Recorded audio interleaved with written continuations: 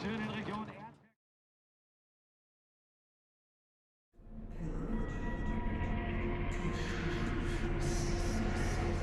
thousands of years, humankind has pilgrimaged to sacred places.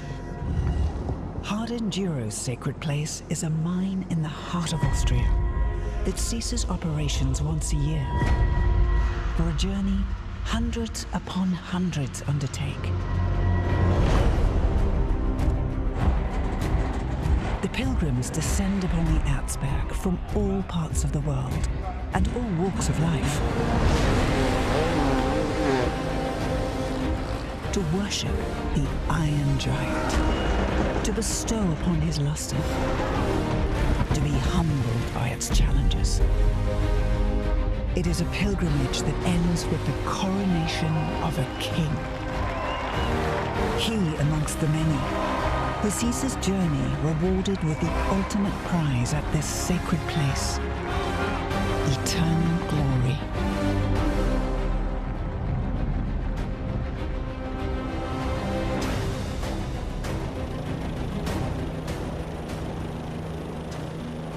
Challenges in all of sport.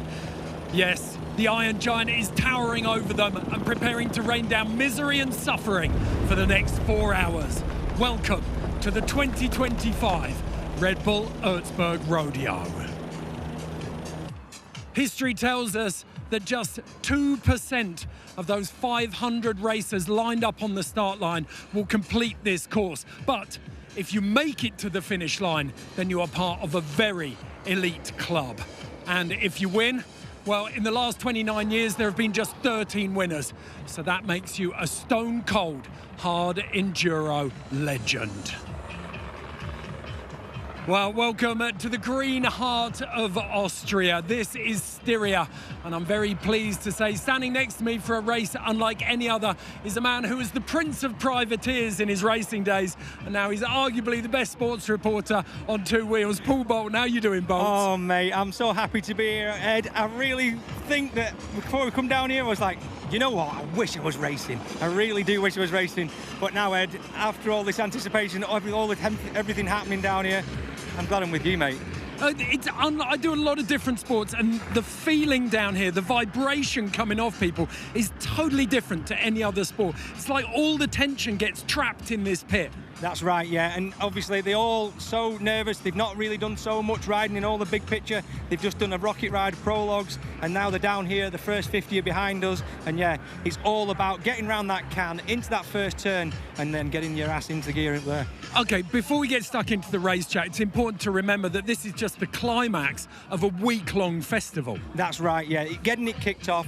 Rocket ride kicks everything off on the yeah, and then we're straight into 2 runs on the prologue. The fastest guys go onto this front row, and yet now it's a completely different attitude. We're down here, the guys want to get going. Yeah, and you see, like, all the stars are out there. You've got almost 30,000 people coming through the mine through the week. Yeah, and obviously all the fans, all the spectators, they want to see what's going on. They want a piece of the action. They want to go and have a chat with the guys. They want to see what's going on, the press conferences around. They want to see all the new bikes, all the latest kit, get the photos of the latest tech on all the bikes. You know, there's so much going on around the festival. Well, if you take a look at the numbers as well, the statistics behind the Erzbergrodeo, you can see just how global this is. We've got almost 1,100 competitors, but they've come from 41 different countries. Yeah, exactly. And this is where Hard Enduro at the moment is really, you know, at a pinnacle point of its career. I've been part of that evolution of the sport, and I'm so proud to be a part of it. But yeah, you can see that all the countries around the world are constantly getting better. Some are really a little bit behind, but they're trying the best and they're getting there, and it's going to be so good to see where some countries really start stepping up. Well, one of the other big numbers that comes in, we've got 30 factory riders, and that's, I think, a reflection of the fact that the biggest names have to come here. They want to ride here, and it can change your career if you do well here, can't it? Yeah, Ed, it made my career, and obviously this race was so important for me. The sponsors want to see it, and it doesn't even matter if you're finishing first on the podium or just getting to the finish. You know, even the guys who are just getting to Carl's dinner, that's enough for some people. Next year they can try and get a bit further. But yeah, you're right, it can totally change people's careers, and it has done for so many riders.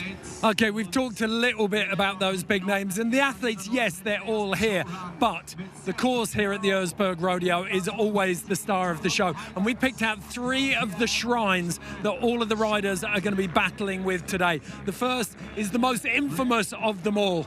It's Carl's dinner.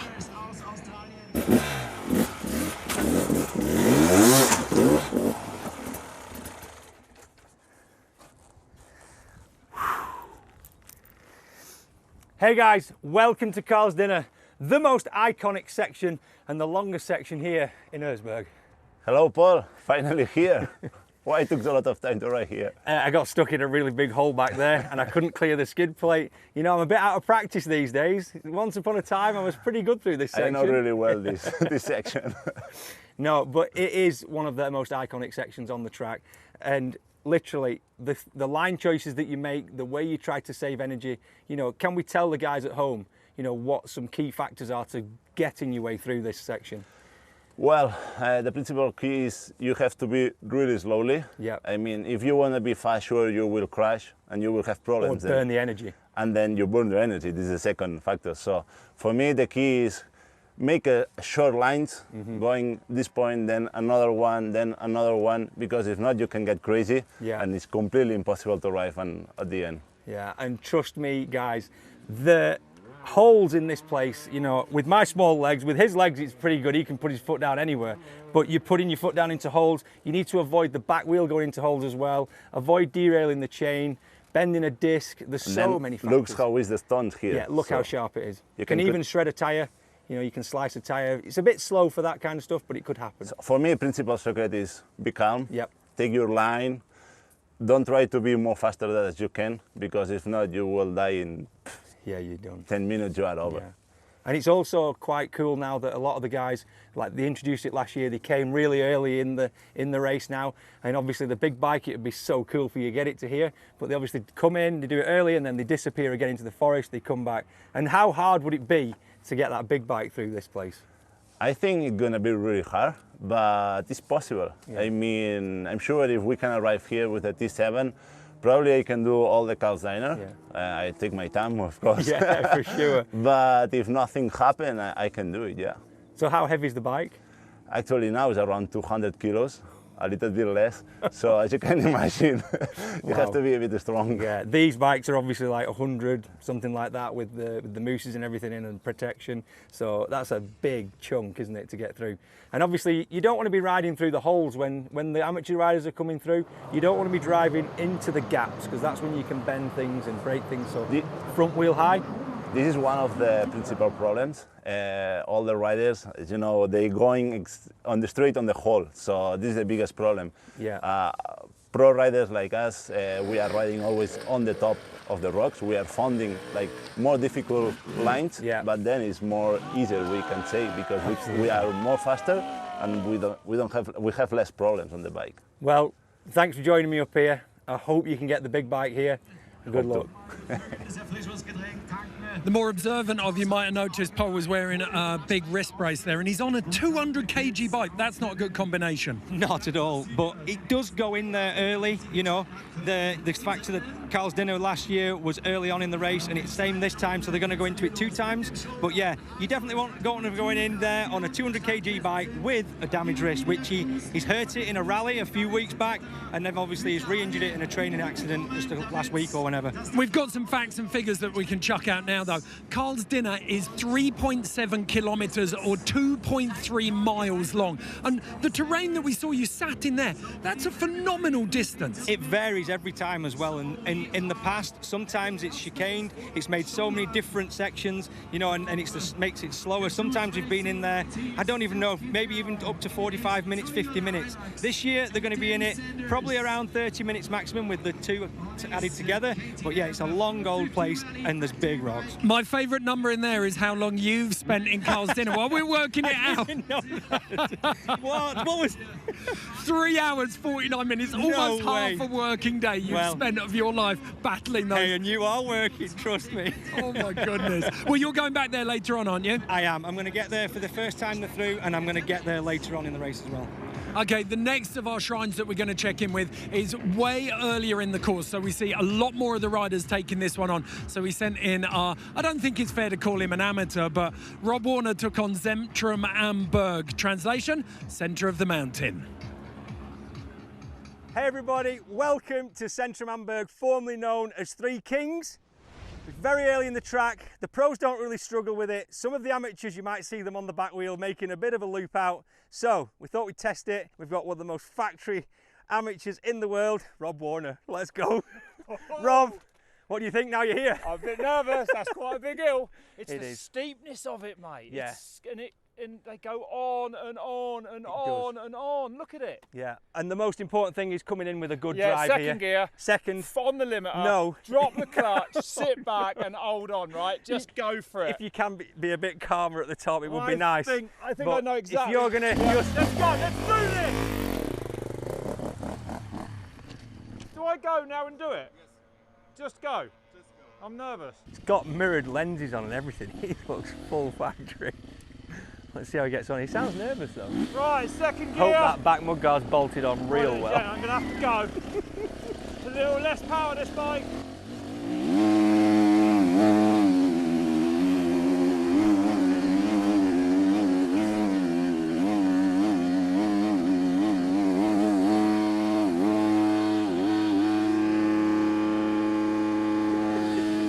That's what trials does for you when you're a schoolboy and you saw it there. He was using his legs really well. Yeah, he had it in the bag really, he knew what he was doing. What a ride. Looking all factory and he's proud as punch with himself. Well done, mate. How brilliant. Lovely. Faultless exercise, huh? Got right on that right side. Faultless dealt with it mega. Mate. Yeah. I think that was maybe a bit too easy for you though, Rob. So I think we should maybe get the full experience here at Zentrum and Berg, and I think you should try the left gully because that's also a line. There's no way out of them though. And we need to show the viewers at home how hard it is to turn around in there. I'm not sure you're going to... And it's not straight, so the gullies are harder. Yeah, there could be a step as well, I'm not sure. You feel safe when you're in the gully and you get stuck though, because you can't fall as far. Yeah, maybe that's why. Am I doing it? I think you should give it a go. You need the full experience. Just be wary of the step, make sure you rev it even harder than you did last time. Well, bolt. Yeah, remember, on the limiter, lean back, hold on. There you go. We got this. Make it eat, baby! Let's see how he gets on with this one. May you have got to get out under the Red Bull arch as well, otherwise you're going to have to come back down and another go. I know this is going to be harder. It's not straight, but I'm going to go with the same tactic and just build as much speed as I can and just keep this thing revving. Right, did you put that rock? Get that, you put that there. Get out of the way, I haven't put... This is serious stuff. Listen, rocks are everywhere. You've just got to deal with it. Get that one out of the way. It's psyching me out. Right. This, I don't even know what's in the top of that gully, but let's find out.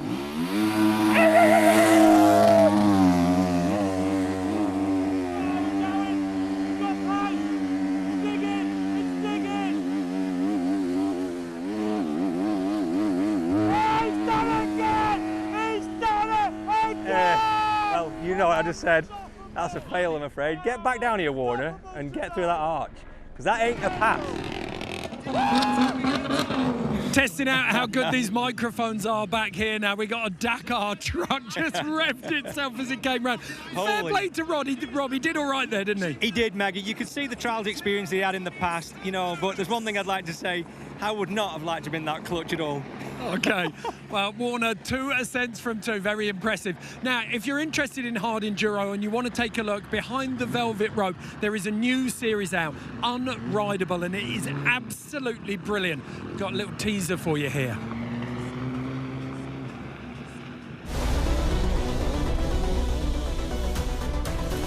You look at Formula One, MotoGP, Enduro GP, it's more of a cookie cutter. It's like the same format, but hard enduro that's so diverse.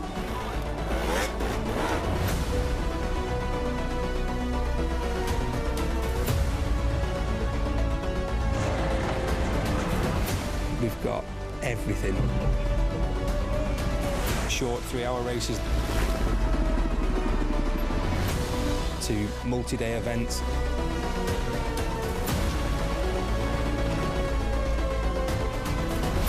We put a race on anywhere in the world. Doesn't matter the terrain.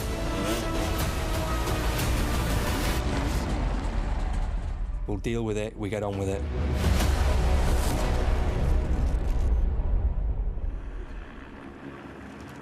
Go and have a watch if I'm rideable. Have you seen it yet? Not yet. I'm waiting till I get home to watch it with Lisa and Zach. Your passion is clear in it. It's really rad. You know, the hairs on my face are standing up on end watching it. It's so good. I've been such a part of the evolution of the sport, and as well as so many other riders. But yeah, this sport's got so much more to give. The riders are they're not given what they need. They're not sort of recognised as well as they should be, and the sport just needs to keep going higher and higher.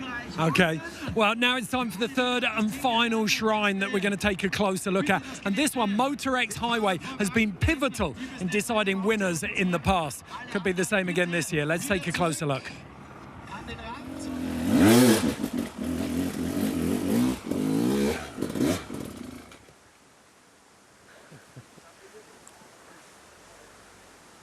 Welcome to Moto X Highway, one of the most iconic places on the track at Erzbergrodeo. Literally, there's been so many position changes over the years. The track builders have had some surprises for the riders. So Mike, what are we in for? Hey Paul, this is going to be interesting. So, as you can see, they're in the same area as we were the last couple of years, but they've tweaked it and they've moved a few of the hill climbs around.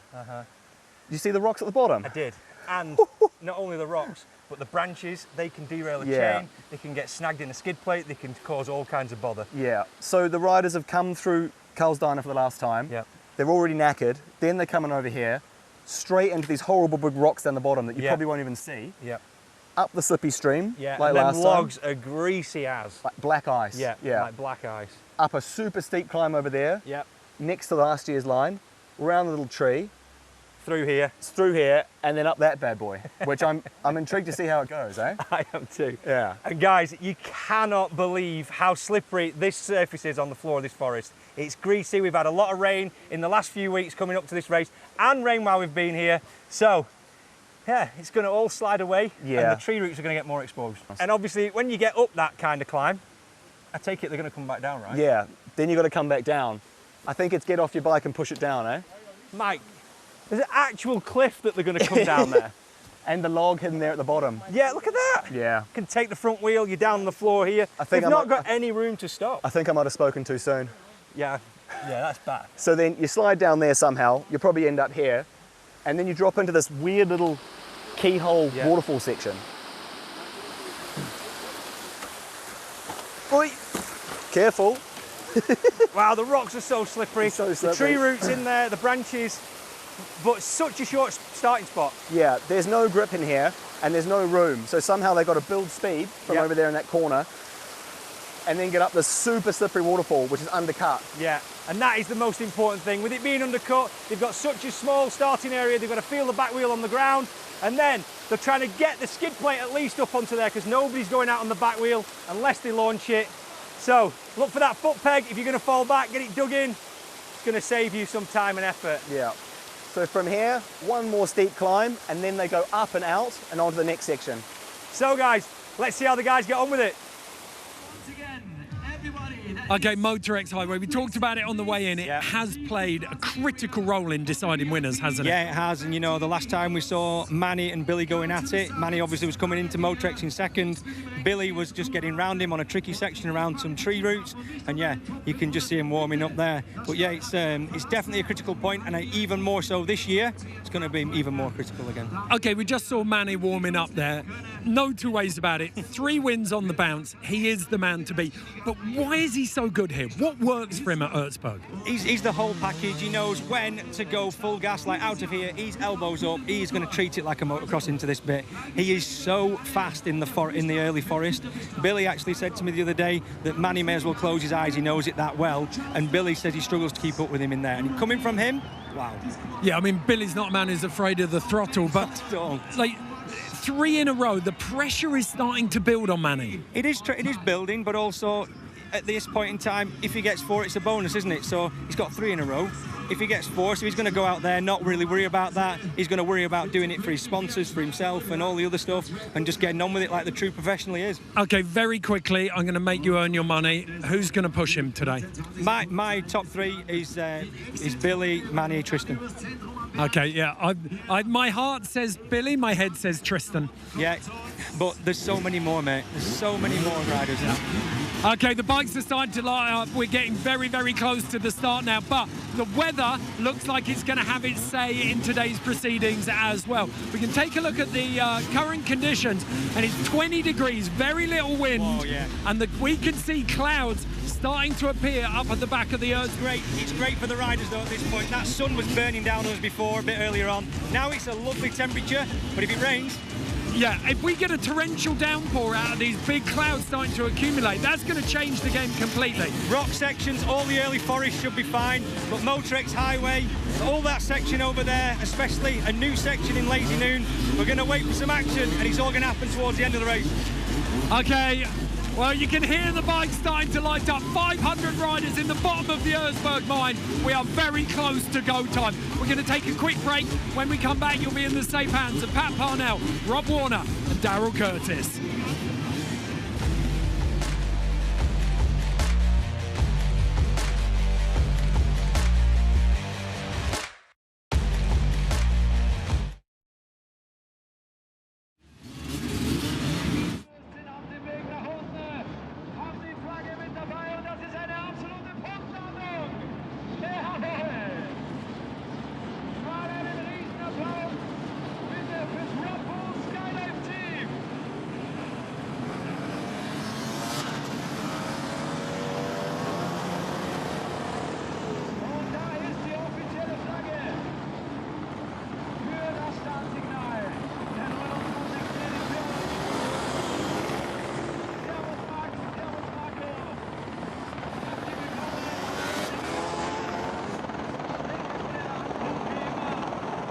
For thousands of years, humankind has pilgrimaged to sacred places. Hard Enduro's sacred place is a mine in the heart of Austria. The pilgrims descend upon the Erzberg from all parts of the world and all walks of life. It is a pilgrimage that ends with the coronation of a king. He amongst the many. He sees his journey rewarded with the ultimate prize at this sacred place, eternal glory.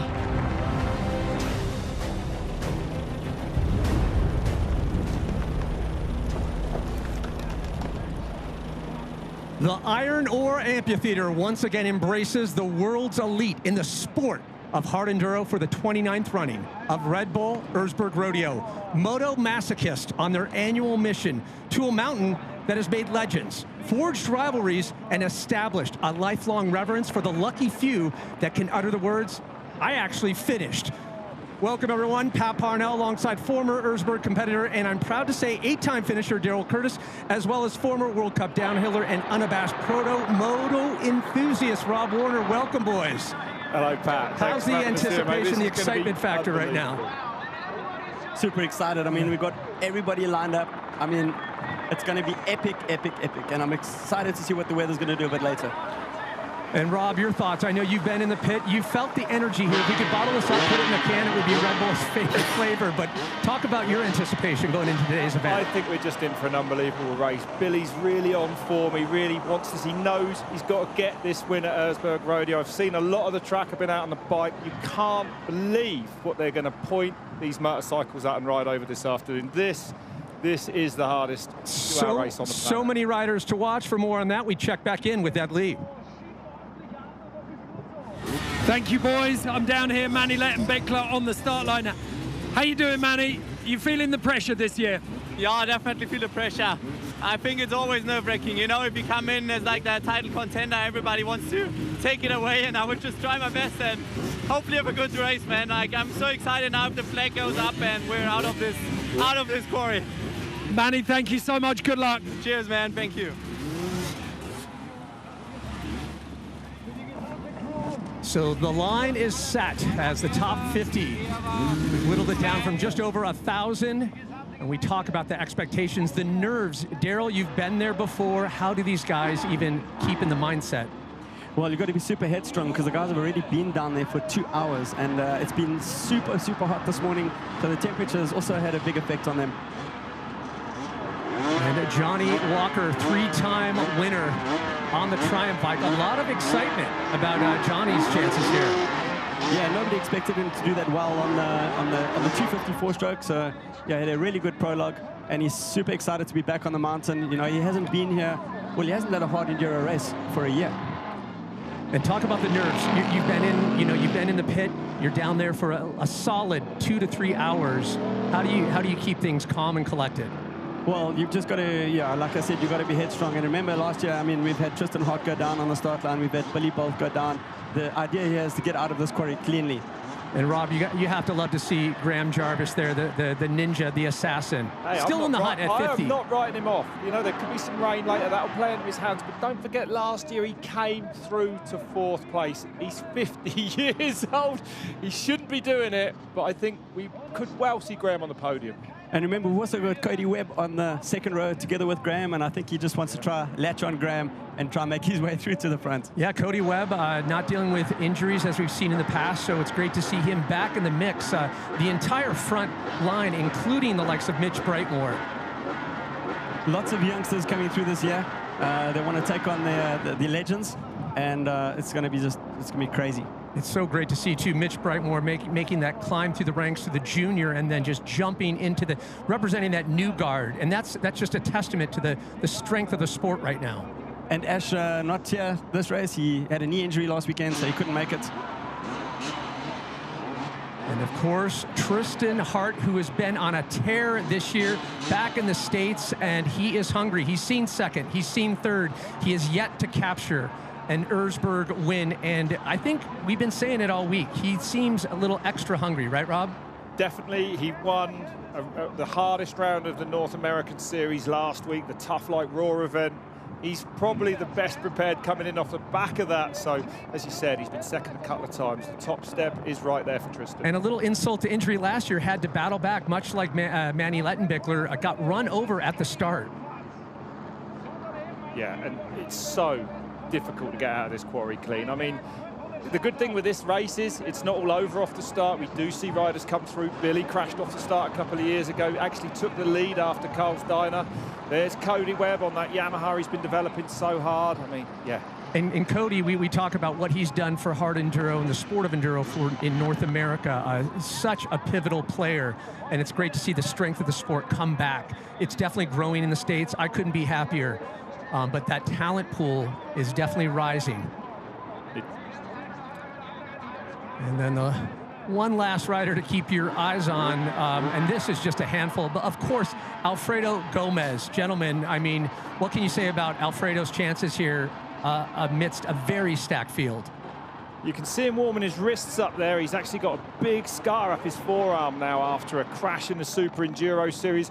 I don't think he's going to be pushing for the win today. He didn't at the Valleys Enduro a few weeks ago. You know, let's see what he can do. It's a long race. If he gets a good start and gets into it, maybe.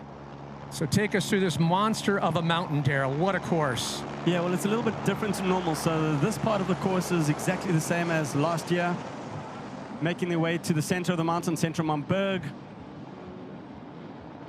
Into a little bit of a forest section before they head over to the other side of the mountain and they head into Carl's Dinner Light, which is the first part back along the top level.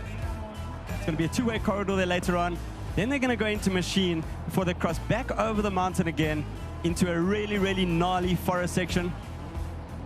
Big off-camber here, making their way back down into Carl's Dinner along the top level. They're going to go back down into Moto X Highway. Huge surprise in store there. On the way home, last little surprise, after Dynamite, Lazy Noon. A new lineup there is going to be super interesting before they make their way back down into the arena. So permission to speculate. How about underdogs? What are we thinking here, guys? There's so many dark horses. There's so many of them, but I don't think anyone will crack the big three, really, of like Manny, Billy. I think, you know, Tristan, those are the guys I'm going to be looking. Let's look for Johnny Walker on this 4-stroke 2, though. I haven't seen him so buoyant yet. So much is written about the chapter off the start. So 30 seconds away, kicking off the 29th running of Red Bull Erzbergrodeo. And you can feel the tension. Once again, that electricity just amplified this first 50, whittled down from just over 1,000 competitors, 27 checkpoints, have to finish within 4 hours. All the big names right next to each other there on the inside line. Who's going to take the whole shot? A few puddles down there as well. Problems with the vision. So critical to get a good start. And we are off. Manny got a really good start there. It looks like Johnny Walker's out in front on the Triumph. He's running a little bit wide. Out on the power though, Walker through that big deep walk there. He's dropped a few spots now as they head towards the ramp out of this very bottom of this quarry. So much carnage here last year, as you can see, a little bit smoother on the uptake. And Jarvis fast off the line and establishing. Now Johnny Walker challenging, and Billy Bolt back and forth, but still anybody's lead at this point. Look at it, those big rocks there. Everyone fighting to put some power down, the dust coming up. It is carnage. If you're not at the front, you're really going to be feeling it back there, not really able to see what you're hitting. Big plumes of dust everywhere. An interesting line choice. Things bottlenecking right out of the first 50. And once again, just 4 hours, 27 checkpoints. Great pictures here as a battle ensues for first and second.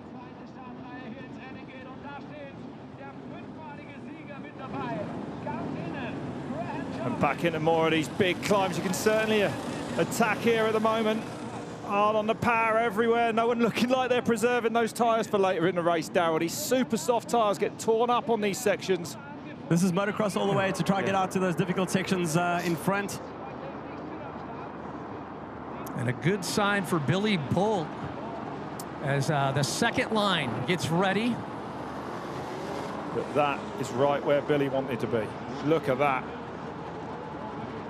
You know, Billy's always said, in terms of battling Manny, it's all about that first 10, 15 minutes. If you can stay on point, on step, and in this case, even take the lead, this is going to bode really well for Billy Bolt. Yeah. Still hunting an Erzberg title.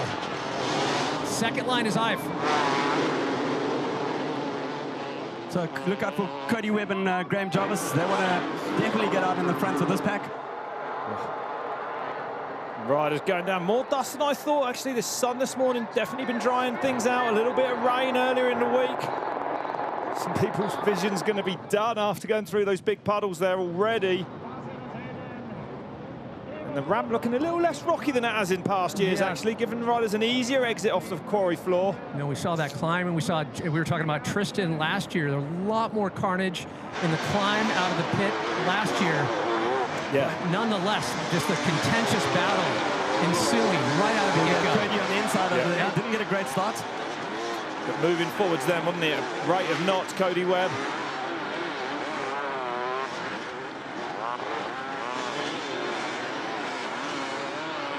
And visibility now starting to play a factor. And this is exactly the start he was hoping for. Oh, this is a dream start, and yeah. Billy might be hard to catch from there as well, you know, like Manny Lettenbichler could be as well. Already heading into the forest now. A few steps there, it gets slippery in a minute. On the stream beds they're about to hit. But attacking, aren't they, here? But you look at the distance here, still incredibly elastic with the top three at this point. Yeah. Looks like we've got Manny in third. Oh. We couldn't, this is the kind of the start we dreamt of, and we've actually been given it. You know, it's incredible. You can't write a better script. No, that's right. And You know, Manny did fall earlier in the week. He has got a swollen, a damaged thumb. Hopefully it won't bother him too much on the bike, but he said later in the race, as he has to start pushing, he may notice it. And Paul Terrace here on the mix on the big Yamaha. Third row, and it'll be interesting to see how he goes down! Two guys have gone down. Hard on the power. He just donutted round there. Wow. Whoa, laying down so much power. Never a dull moment at the Erzberg. No matter the line. Yeah, I mean, we talk about that lead. It's going to be really interesting to watch, not just the lead, but the battle. And we talk about Billy Bull. He was in the announcing booth last year, and I feel like maybe just spending that time in the announcing booth is even like extra fire. Like, I'm not going back there with you guys. But Billy told me as well, you know, he hasn't done an Erzberg for a year. He skipped a year, and he feels like he has to relearn the mountain all over again. And I think the big thing is, you know, it's the first time he's been here fit as he can be since 2021. So we know that Billy, he's up for it. He needs to win the Red Bull Erzberg. Looking back at the start, here's where things are. Wow. Row number 3, and that was the start of the first of 5 riders going down out of the third row. Carnage. Looked like Paul Terrace, looked like he managed to keep it up on 2 wheels. Look at the pace of Billy down there, though. The leader, absolutely. The speed, that descent is so steep, and they are lit up down it. But, Daryl, you know also the importance when you're trying to reel something in, just when you have vision on who you're chasing down. Yeah, I mean, that's, at this point in the race, I think the guys are just basically trying not to make any kind of mistake. And then mistake, but how much do you keep in the reserve, you know, in terms of using too much energy early on? Well, I think your energy has to be managed, especially on a day like today when it's so hot throughout this whole race, like the first running cars down and then going back the second time. So if you burn yourself up, you're not going to be able to be quick on the second line. So that second trip to Carl's dinner is going to be a buffet of misery if you don't have anything in the tank. And when you're in the front like this, you can control your race. You can look back and you can see who's behind you, especially when you start getting into those tricky climbs. And Billy, we're going into some streams soon, slippery streams, and it's got to be an advantage to be in there first for Billy. You know, he's not going to have to get around anyone. He's going to fight hard to stay there, I think. And Manny is definitely going to fight to be right behind him. We were talking about it. We ran into him at one of the local lakes last night. He was going in for a cold plunge, but he just seemed a little bit extra, just in almost a zen. Agreed. Yeah, a little bit different. Johnny Walker there on that 4-stroke in 4th place as well. Then we've had, I believe, Billy said there's been 3 4-stroke finishes in the past at the Red Bull Erzbergrodeo. 4 strokes have come a long way, and Johnny Walker is feeling competitive on that triumph, and is competitive. Well, Let's see what he can do. He is in that League of Legends. It doesn't matter what you throw him on. He has so much innate talent. Incredible trials, and just so fast when he needs to be. Oh, it's quite cool to see Carson Brown away in 9th at the moment. He had a good start. Our Supercross rider. We've got also Valentino Hatter there. He's a 17-year-old kid from Austria.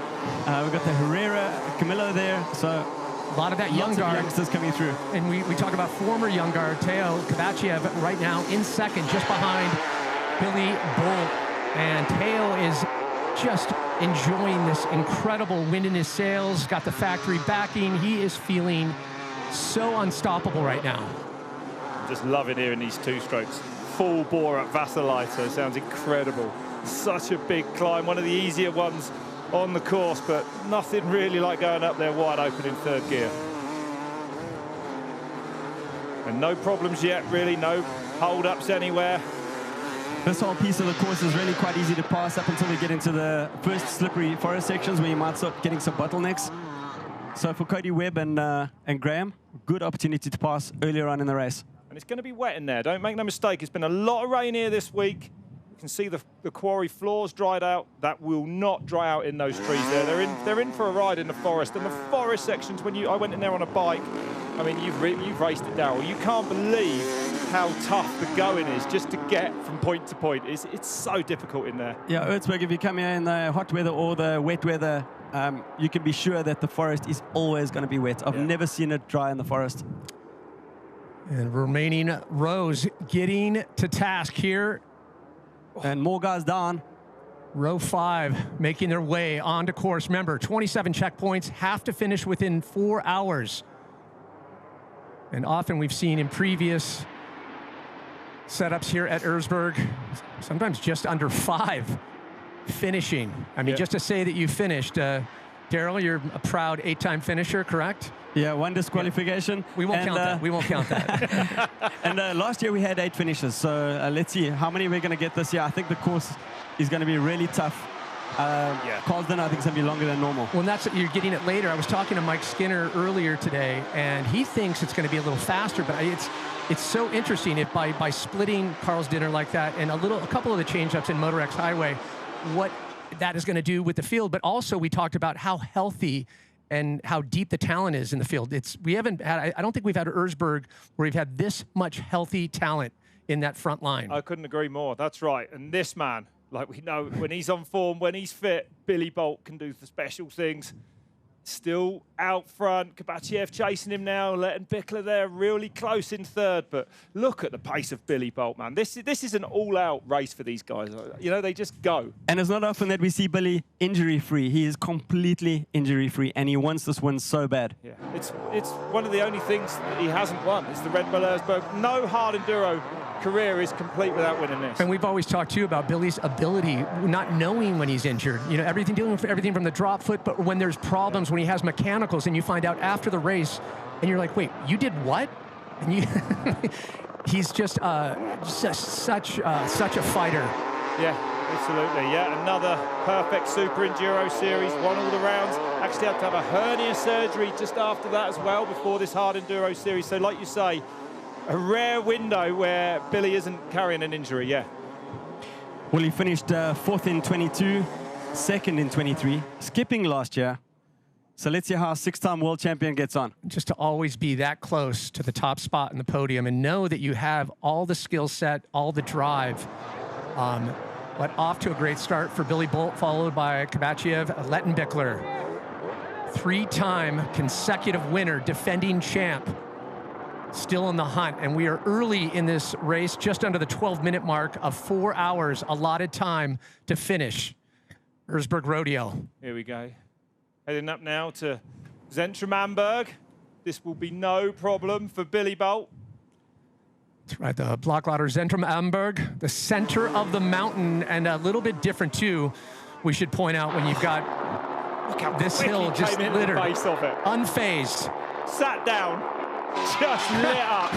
That is absolutely nothing. A little bit faster than you, Rob. Yeah, I'm going to say a little bit more stylish, a little faster. Yeah.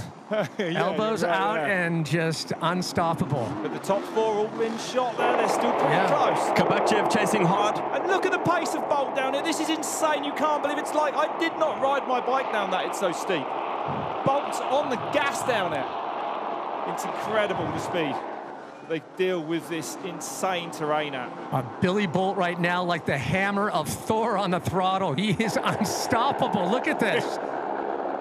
And you know, he's been close to winning this a few years ago when he crashed off the start, you remember? Then he came through in Carl's dinner, took the lead, overtook Manny, flattened his front pipe, had no power and had to finish the race in first gear. So, you know, he can do it. I just heard the 4-stroke sound coming off Johnny Walker. Yeah. A long time since we've had a 4-stroke up in the top 5. Long time, yeah. Will be interesting too. Yeah, if anyone can, you know, put the 4-stroke to the test, it's Johnny Walker. Yeah, and he is loving it. It's a new challenge for him. I don't think we've seen him ride as well as he is on that Triumph in a long time, right, Darryl? Would you agree with that? He was insane on the prologue on it. But it's Billy leading at the moment, heading back into the lush green trees. So this just happened. Row number 4 in the entire row jumped the start, and the entire row disqualified. What? That's a Erzberg first. Carl Katak. So interesting. The entire row disqualified. Incredible. So adding breaking news here from Eiseners. An entire start row got DQ. It's the first time I've seen that. If Carl Katak's not happy, I'm not arguing. Oh, you don't want to be on the bad side of Carl. That's we all right. know that. That's right. Some more riders enjoying the relatively easy Vasseliter. Early stages of the course are really easy. when they get into that forest section, that's when they're really going to start feeling it.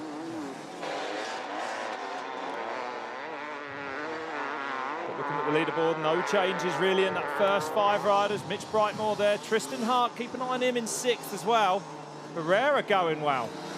So one of my favorite aspects of this competition is, without a doubt, is the amateurs and the privateers, but the amateurs really driving the strength of this sport. We're going to be checking in, getting to know a few of our AMs throughout today's competition in a bit. And it's interesting too to watch the Wasserleitung and then Zentrum and Berg without the bottlenecking, which we will see as we get to the remaining lines. Then there's a lot less options to get out of the top of them, that's right. And it's super easy to get into the sport, Rob. I mean, you know, just contact your local club, and yeah, there's so many places to go and ride hard enduro out there. Yeah. So I was talking about the AMs, and they are the force behind so much. Let's get to know one of them. Here we are in Eiseners. Ich heiße Gerhard Kerschbaumer, komme aus Südtirol, Italien. In 2 Wochen wäre ich zum 3. Mal Vater. Noch hat die Frau nicht angerufen, dass es soweit ist. Ich bin immer auf dem Mountainbike gewesen, bis vor 3 Jahren. Profimäßig tätig. Letztes Jahr war ich das erste Mal da am Erzberg und ja, es ist gut gegangen. Da habe ich mir ein Blut geleckt. Ja, ich war als Mountainbiker oft am Limit, über dem Limit. Und vor allem auch in Karlsdinner oder wie morgen wahrscheinlich wird es richtig heiß. Da hoffe ich, kenne ich meinen Körper noch wie damals. Der Spaß am Sport ist alles. Ob das jetzt Endurosport ist, in 10 Jahren ist vielleicht ein Marathon, was ich mache. Der Spaß ist jetzt im Vordergrund. So Gerhard, cool. Yeah, and I know him from mountain biking, of course. A silver medalist in cross country at the World Championships. You know, overall, 5th overall in the World Cup. One of the big dogs. What I don't know is how he went from cross country mountain biking, where you wear lycra, to something like this. I haven't connected the dots on that yet. It's a bit of a leap. That's what downhill I can see, but they are truly the lifeblood of this event. A man who loves a very physical Sunday afternoon. Clearly, the people that come to this event and they willingly take the punishment. They love, I call it a suffer fest, because you have to love the pain that's involved with hard enduro. Yeah, you don't love it at the time, but sometimes it's a good feeling later afterwards, right? Don't want to talk about how it goes. Oh, wow, Manny on the move. Such a cool pass from Manny there. Look at this. Johnny Walker has to go back down. He didn't make it. Wow. And kind of the downside when things start to get a little tighter just on these broken up sections. Hey, Manny looking like he wanted to get to the front there, though. That was a move. And Mitch Brightmore coming through there, one of our juniors, in 5th overall. Mitch is so well placed, and Tristan Hart is chasing hard. And I want to point out, too, cracking into the top 10, Reardon. You've been talking about Reardon all week, Carol. Little excitement, obviously, what he's been able to establish the past, I'd say, 2 years. Definitely finding some momentum, but some young, hungry talent. And we're not talking about that big of a time differential between Billy Bolt and Rudolph Reardon, kind of rounding out the top 10, right? Yeah, and Will is an Australian, but he's running in the US Hard Enduro Championship. He's running 3rd overall at the moment, and he's got 7 podiums already this year. Yeah, so that's called, that's when you're in your flow. Yeah, he came here last year to go and suss Erzberg out, and this year he's gonna go and see what he can do. Wind in his sails. There's Wade Young. Wade Young, we talk about Wade and his just focus, trains so hard. I remember his first Roof of Africa, I believe it was the last one you won. Am I right? No, so Wade was born there. Wade was born. I'm giving you a couple extra years. I think I just added 10 years on you. Yeah, I think you have. Wade is looking so good at the moment. Yeah. He's put on some muscle. He's been training really hard. And I think he's got one of the strongest guys out there. It's got to be so cool for you to watch these riders come up just as young kids and watch them become the top of their sport. And Wade, of course, finishing 2nd in the 2024 Hard Enduro World Championship. Yeah. So he's just the runner-up there behind Manny.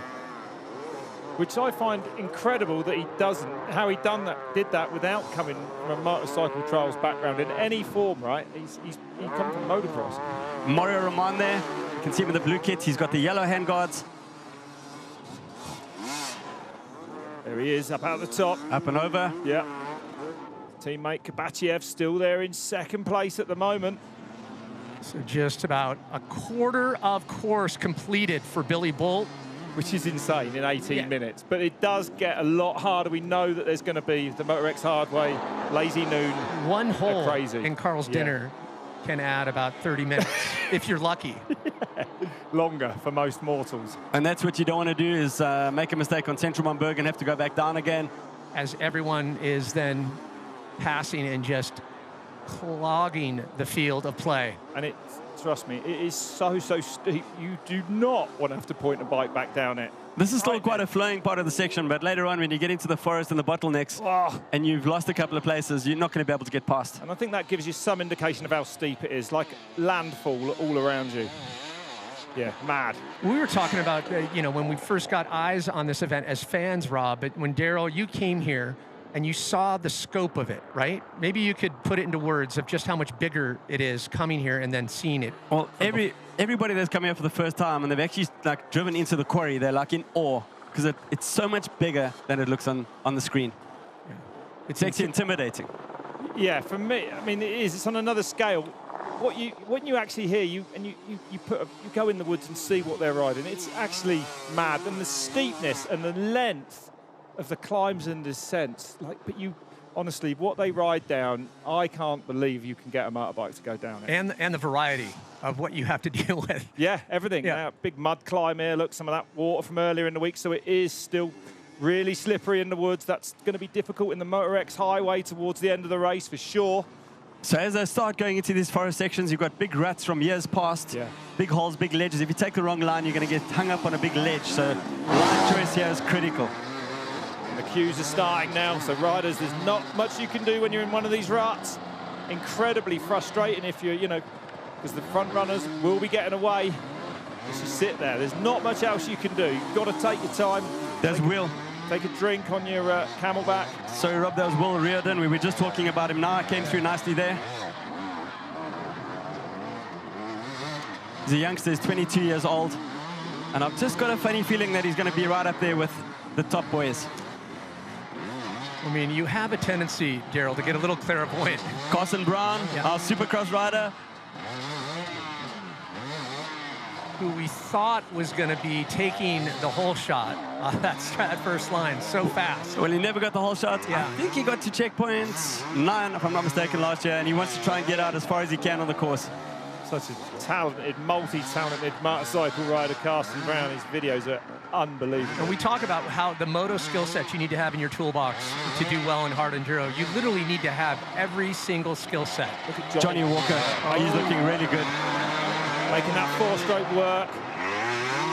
It's the enduro bike, full 6-speed gearbox in that Triumph there as well. Mitch Brightmore is not going to let him get away. No.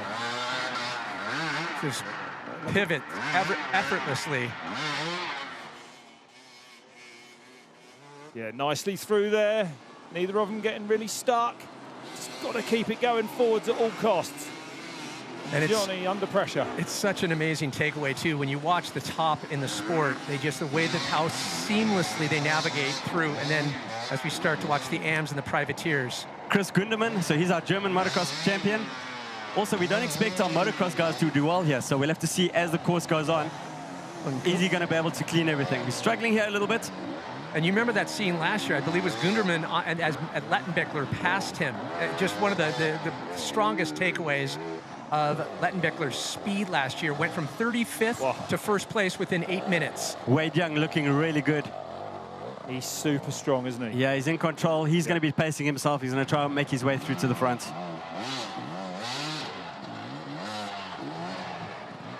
Yeah. Big Alps forming. Already going to get worse. The bike already, that's the first one we've seen steaming up today. The bike overheating now, the water cooling. There was overheating on it. Milan Schmuser there. All the riders running fan kits behind the radiators, trying to pull some cold air and keep those bikes cool. But Manny's saying even the factory bikes overheat in these races. Like, it's impossible to stop. And you lose performance right when they get that hot. Yeah, we talked about too, weather-wise, the upside of the sun coming out yesterday and today drying things up, but just the temperature the difference that you're going to experience when you're out on Carl's dinner. It's going to, up by, 30, 40%. Yeah. And now Billy's progress looking like it's slowing down. 31% now. Matt Lettenbichler up to second place. Oh. So here we go. The big two, we thought. The indoor and the outdoor world champions are head-to-head at the Erzberg. This is it. We are still standing right now. The Billy Bolt, Manuel Lettenbichler rivalry alive and well. Both 1 and 2 right now. We've seen incredible back and forth with these two riders in the past. Kabachiev still in that hunt. A little bit of elasticity there with Kabachiev. And just an incredible, incredible speed. Bolt still laying down that blistering pace. Absolutely lit up, risking it everywhere through deep puddles. Nothing will stand in his way, Billy Bolt. He will attack start to finish of this thing today. Bolt is lighting it up. Keep your eyes on the screen as eyes will be focused. Where is Lettenbichler? Okay, so they're on their way to the crossing at the moment, and then they're going to drop down into Carl's Dinner Light. Just a little over, just under about 35% of the course. If Mike Skinner's right, we're going to be a little faster, and I'll tell you what, if this is a harbinger, it's definitely watching the speed with Manny and Billy right now. Okay, checkpoint 9 out of 27. This is the crossing. Here we go, full power. If this is any indicator of Bolt's hunger, finesse, perfect, fortitude personified. He made that look easy, didn't he? Wow. Yeah, speaking of his mechanic before the start as well, Billy's mechanic, they almost went with a harder compound tyre. Everyone here today will be on a super soft compound tyre, a super soft mousse. The mousses actually will expand with heat anyway, but Billy is so aggressive, Stan said, that by the end of the race, very often the knobbles are completely gone, and he said they were so close to starting with a slightly harder compound. They did go with the soft, and let's keep an eye on that later in the race, because if he's on a slick, he ain't going anywhere. We've seen it in previous matchups where he shows up and you're like, how did you just do what you just did on that? It's unbelievable. I'm not sure Billy's the best at looking after a rear tyre. Teo Kabachiev just going through crossing, and where is Manny? Has Manny already been through? It looks like it on the checkpoint on our monitors, doesn't it? Camera's missed him. Yeah, and hats off to our timing crew, keeping things on point as we're eyes on the crossing. Billy Bolt, followed by Lettenbichler, Kabachiev in third. 12 seconds only now, it looks like. So Lettenbichler looking like he's gaining. We're going to see him. There he is. So they're in the same shot together. And Manny has now got eyes on Billy. Well, That's encouraging. We've seen this before. They like to get warm and fuzzy. Just, keep eyes on each other, make sure they know what, one is doing. But such an incredible rivalry and mutual respect with these two riders. Somehow, through it all, they're great friends. Yeah, that's so much respect between them. Uncanny. It's amazing. But look at this. Yeah, great to see. This is what we dreamt of. This is playing out better than I think we could have written it. And we're just getting started. Yeah. There's chapter 2, chapter 3, chapter 4, and then onto the 27th checkpoint. I expect a lot of back and forth too. You look at Kabachiev, Walker, Brightmore, Tristan Hart now gaining ground, Wade Young in 7th. A lot of movement. Cyprian, Roman, just in the top 10. Look how fluid those two are, though. Well, it's that calm and collected. We always talk about Lettenbichler and his ability to do stuff. He finds that flow state where he's just exerting the least amount of energy. Bolt does that too, but we've seen in the past where Bolt, comes in maybe a little hot and heavy, and kind of overworks himself. He is more aggressive. I mean, it's in it. But that's what we love about him. Yeah, that's right. I mean, he's spectacular. And that's why you love the sport of hard enduro. You've got your heroes. Yeah. And you relate to them for different reasons, but. It's just these two, the back and forth. It has done so much for the sport of hard enduro, and it's great to see, Billy back in the seat and just riding strong, putting on just a clinic, and Lettenbichler having to follow. Watching the first season of Unrideable, it was so good, and Manny and Billy are such good friends. But and Billy, make no mistake, he's happy for Manny, but he wants to beat him so badly. And this is where he's going to push hard, because Erzberg is such a big place to do it. And imagine, too, that you're one of the top, competitors in a sport, but you're also living through history. What we're witnessing with Lettenbichler in terms of where his level and what he's doing for the sport, and you have to compete with that. It pushes you, but there'd be a lot more podiums that Billy would have ended up on had it not been for Lettenbichler. But it's that, like I said, the push that they have on one another. It has done so much. And I think they've pushed each other so much, which is why they are hard to argue that they are head and shoulders the best two riders on earth. Billy's the indoor world champion, Manny's the outdoor world champion. I do love watching Billy. Yeah, look, Manny's close. Oh, and these are the sections where if you get stuck, Manny is going to be on that back wheel of Billy right now. I didn't even know how you ride this stuff under pressure. Keep your eyes on the screen and just look at the close proximity. Lettenbichler starting to reel in Bolt. This is going to be a motocross fight with rocks to the finish. That's exactly what it is, yep. About 100-yard difference between these two riders. Yeah, rocks are allowed. What else? In terms of weaponry, 2-stroke. Look at it. Wow. Just got to keep that bike going forwards at all costs. Try and not sink either wheel in a hole. How much does Billy... Manny's off quickly, just toppled over. And those big sections there, like Billy just got a long way up there. That's amazing. And looking back on the amateurs, quick recap so far. Those back rows where the fire runs hot, the passion runs deep. So much talent. Just even call yourself a competitor at Erzbergrodeo to make the coveted 500. Lots of tangle ups.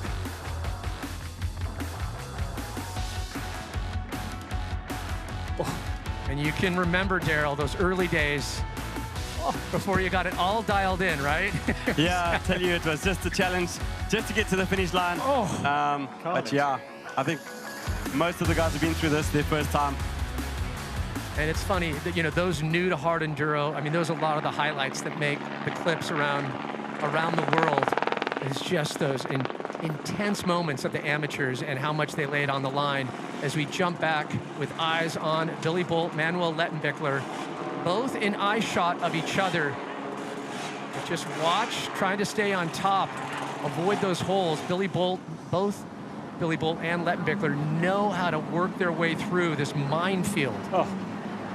So just to put it into perspective, Manny finished his first Erzberg. He was the youngest ever finisher, 16 years old, in 2014. I'm talking 10 years ago. Yeah, and he's considered, he's getting old. No, but it's incredible how long he's been at the level. Look how tech this is. How do you find a route through this? Run, wrong move, take the bike in the wrong direction, it's over. You've got to pull it back. They're under so much pressure in here. One mistake could be so costly. Yeah, and Rob, you come from the trials background, and I know, when you talk to Paul, Boltz, he's able just to finesse it, stay on the top, but it's so much more difficult than instructed. Am I right? Yeah. Trials is the ultimate skill sport. It gives you the best basis, definitely for hard enduro. It's a little bit like this, but these guys on these bikes, it just blows my mind where they take them. And I just look at Billy. I mean, Billy, he rode trials to a junior world championship level, Manny to German national level as well. So that's their route, and that's why they can ride through it like this. And someone like Graham Jarvis, I've seen him go through Carl's Dinner, and it's like he's skating on ice. He's another level, isn't he? It's just unbelievable. He's able to actually gain and make up for a lot of ground in this section. But he had an entire professional world championship trials career before he even got on a hard enduro bike. These guys opted out of trials earlier to become the superstars they are of this. But Manny, the goggles are off. That's Tristan, excuse me, the goggles off now, so he's cooking up in there, getting super hot. The fight is very real now. No feeling better than taking your goggles off and having some air on your face. Okay, then we've got Mitch Brightmore. So Johnny has made that move on Mitch. Yeah. And those that have already checked out Unrideable, great story with Mitch working with his dad doing masonry. But the good news is no longer having to do that, now focus on riding alone, but just good kind of vision here of the challenges of Carl's Dinner. And this is the Carl's Dinner Light. caloric intake. And that's Wade Young at the back, and he's caught up with Teo Kabakchev. Looks like Teo's got himself into a bit of trouble. Yeah, so we expect to see a reshuffling at the next checkpoint number 11, which will be double fault. Theodore's lost some time in this rock section, hasn't he? For sure. But I've just been amazed at Teo, watching him in last year with Romaniacs, and his intensity and tenacity for such a young rider. It's really unnerving and promising at the same time. Yeah, speaking to him yesterday, it's his full-time career. He's just riding. He wants to be at the top of the sport. He's 100% committed. And to come out of Bulgaria, when he was trying to tell his dad, he's like, yeah, I know no one's done this in Bulgaria, but I'm going to be the first. Wade has been training for this. He is so strong at the moment. We're going to touch on Carl's dinner now. We're going to go do some more forest, and we're going to come back into this section. Yeah. And I want to see who's the strongest when we come back here. Well, physically, I think we can all say Wade Young, he's the strongest. If they were going to do like a Marvel or kind of a superhero, the only thing he's missing is a cape. He is so completely cut and just ripped right now in terms of the training, the physical component, but then there's all the mental and then the time that he spends on the bike. I mean, Wade Young is definitely in step right now. Bit of a traffic jam there. And this can work both ways, right? You can see where someone's going where you don't want to go. It can play both ways if they're going at a good pace. Yeah. But realistically, so hard to overtake there anyway. Mario Roman in the middle of the screen with the yellow handguards. Up to 10th now, still a long way back. This race always feels like it might be a little bit short for Mario Roman. He likes the longer, really big days. Yeah, well, Roman too, in last year's matchup, was able to come in, stay steady, and he was able to grab the third place finish just behind Tristan Hart and Manuel Lettenbichler in 2024. Still a long, long way to go. That's for sure. And this is, I'm going to be curious to see when we finally make it back, as we're splitting Carl's dinner in two. This is just the appetizer, but when we come back later, where things are going to be, because there's a little bit heavier section that it's going to really challenge to see how much these competitors have in the tank. How good are they at keeping things reserved? Is Carl's dinner like the starter and Carl's dinner the main? Yeah, a little appetizer, aperitivo. Just to get you a little, get the juices flowing, so you know what's coming next. Look at the rocks. Look at that climb into that forest. It's just insane. I don't even know it's possible to get these bikes up them. And I will say, we are a little lucky just getting that extra cloud cover. It makes all the difference. I mean, how overheated do you get when you're out there, Carol? Well, it's I think the clouds are starting to form a little bit now, but if it was as hot as it was this morning, then it's absolutely going to take everything out of you, and hydration is going to be key here. And Mario Roman on the hunt, a contender, a podium finisher here at Erzberg. The rocks don't look massive, but when you're actually walking it, you actually struggle to walk it. The rocks are massive. This is called a light, so the rocks here are a little bit smaller than the top level, and when they get to the top level, you'll see exactly what I mean. You can put a whole motorcycle in between in those big holes. Are you surprised that so many years have gone by? You know, there's a lot of things that remain the same with the course, but are you surprised that they never run out of new things to kind of change it up and challenge kind of the progression in the sport? Yeah, they're always looking for a new line, and Will Riordan, we were talking about him a bit earlier. Nice pace there. Quite well placed at the moment, 22 years old. Beautiful feet up riding. When you've got your feet up, if you can keep your feet up, of course you have got more control, but you know, it's so treacherous. You can put your foot in a hole at any moment there. You've got to look where you're putting your feet the whole time, where the wheel, you've got to know where the wheels are. Put them in a hole, you're going to be pushing. And we've seen guys break levers here before. You tip the bike over, break a lever, break a gear lever. So there's a lot of bike management that you need to do as well here, besides the physical fitness. There you can see the double line at the top there, top layer of Carl's dinner. Later on, in an hour or so, they're going to be coming along on the right-hand side of your screen, going in the opposite direction. It's finesse versus force, perfectly illustrated. Yeah, you can do so much damage to the bike that we've seen. Johnny last year broke a lever somewhere around here, and he stopped and then dropped back to, I think, to 7th. You know, you have to probably get a lever out of your airbox, get a spanner out, a couple of 10 mils, change that lever. Depends where it breaks on the blade, but if it's up towards the master cylinder, forget it. Yeah, there's no pit crew waiting for you. No, you've got to do it all yourself, no outside assistance. We had a glimpse there of what's in store for them as, you know, Billy, we saw him just out of shot right now, still in the front. Interesting, LeBlanc just out of the top 10. Dan Peace there as well, 16th for the Brit at the moment. Notable mention, Matthew Green in 18th, trying to move up. But Ryder LeBlanc's been doing great in the US series. What's that? Ryder LeBlanc really like a rising star of the US Hard Enduro series. There's been a lot of discussion this week, yeah, in terms of the strength. Finally, like, I believe that the North Americans, or Americans in that respect, starting to wake up to the strength and just how amazing Hard Enduro is. Yeah. no shortage of terrain in North America. So this is Billy.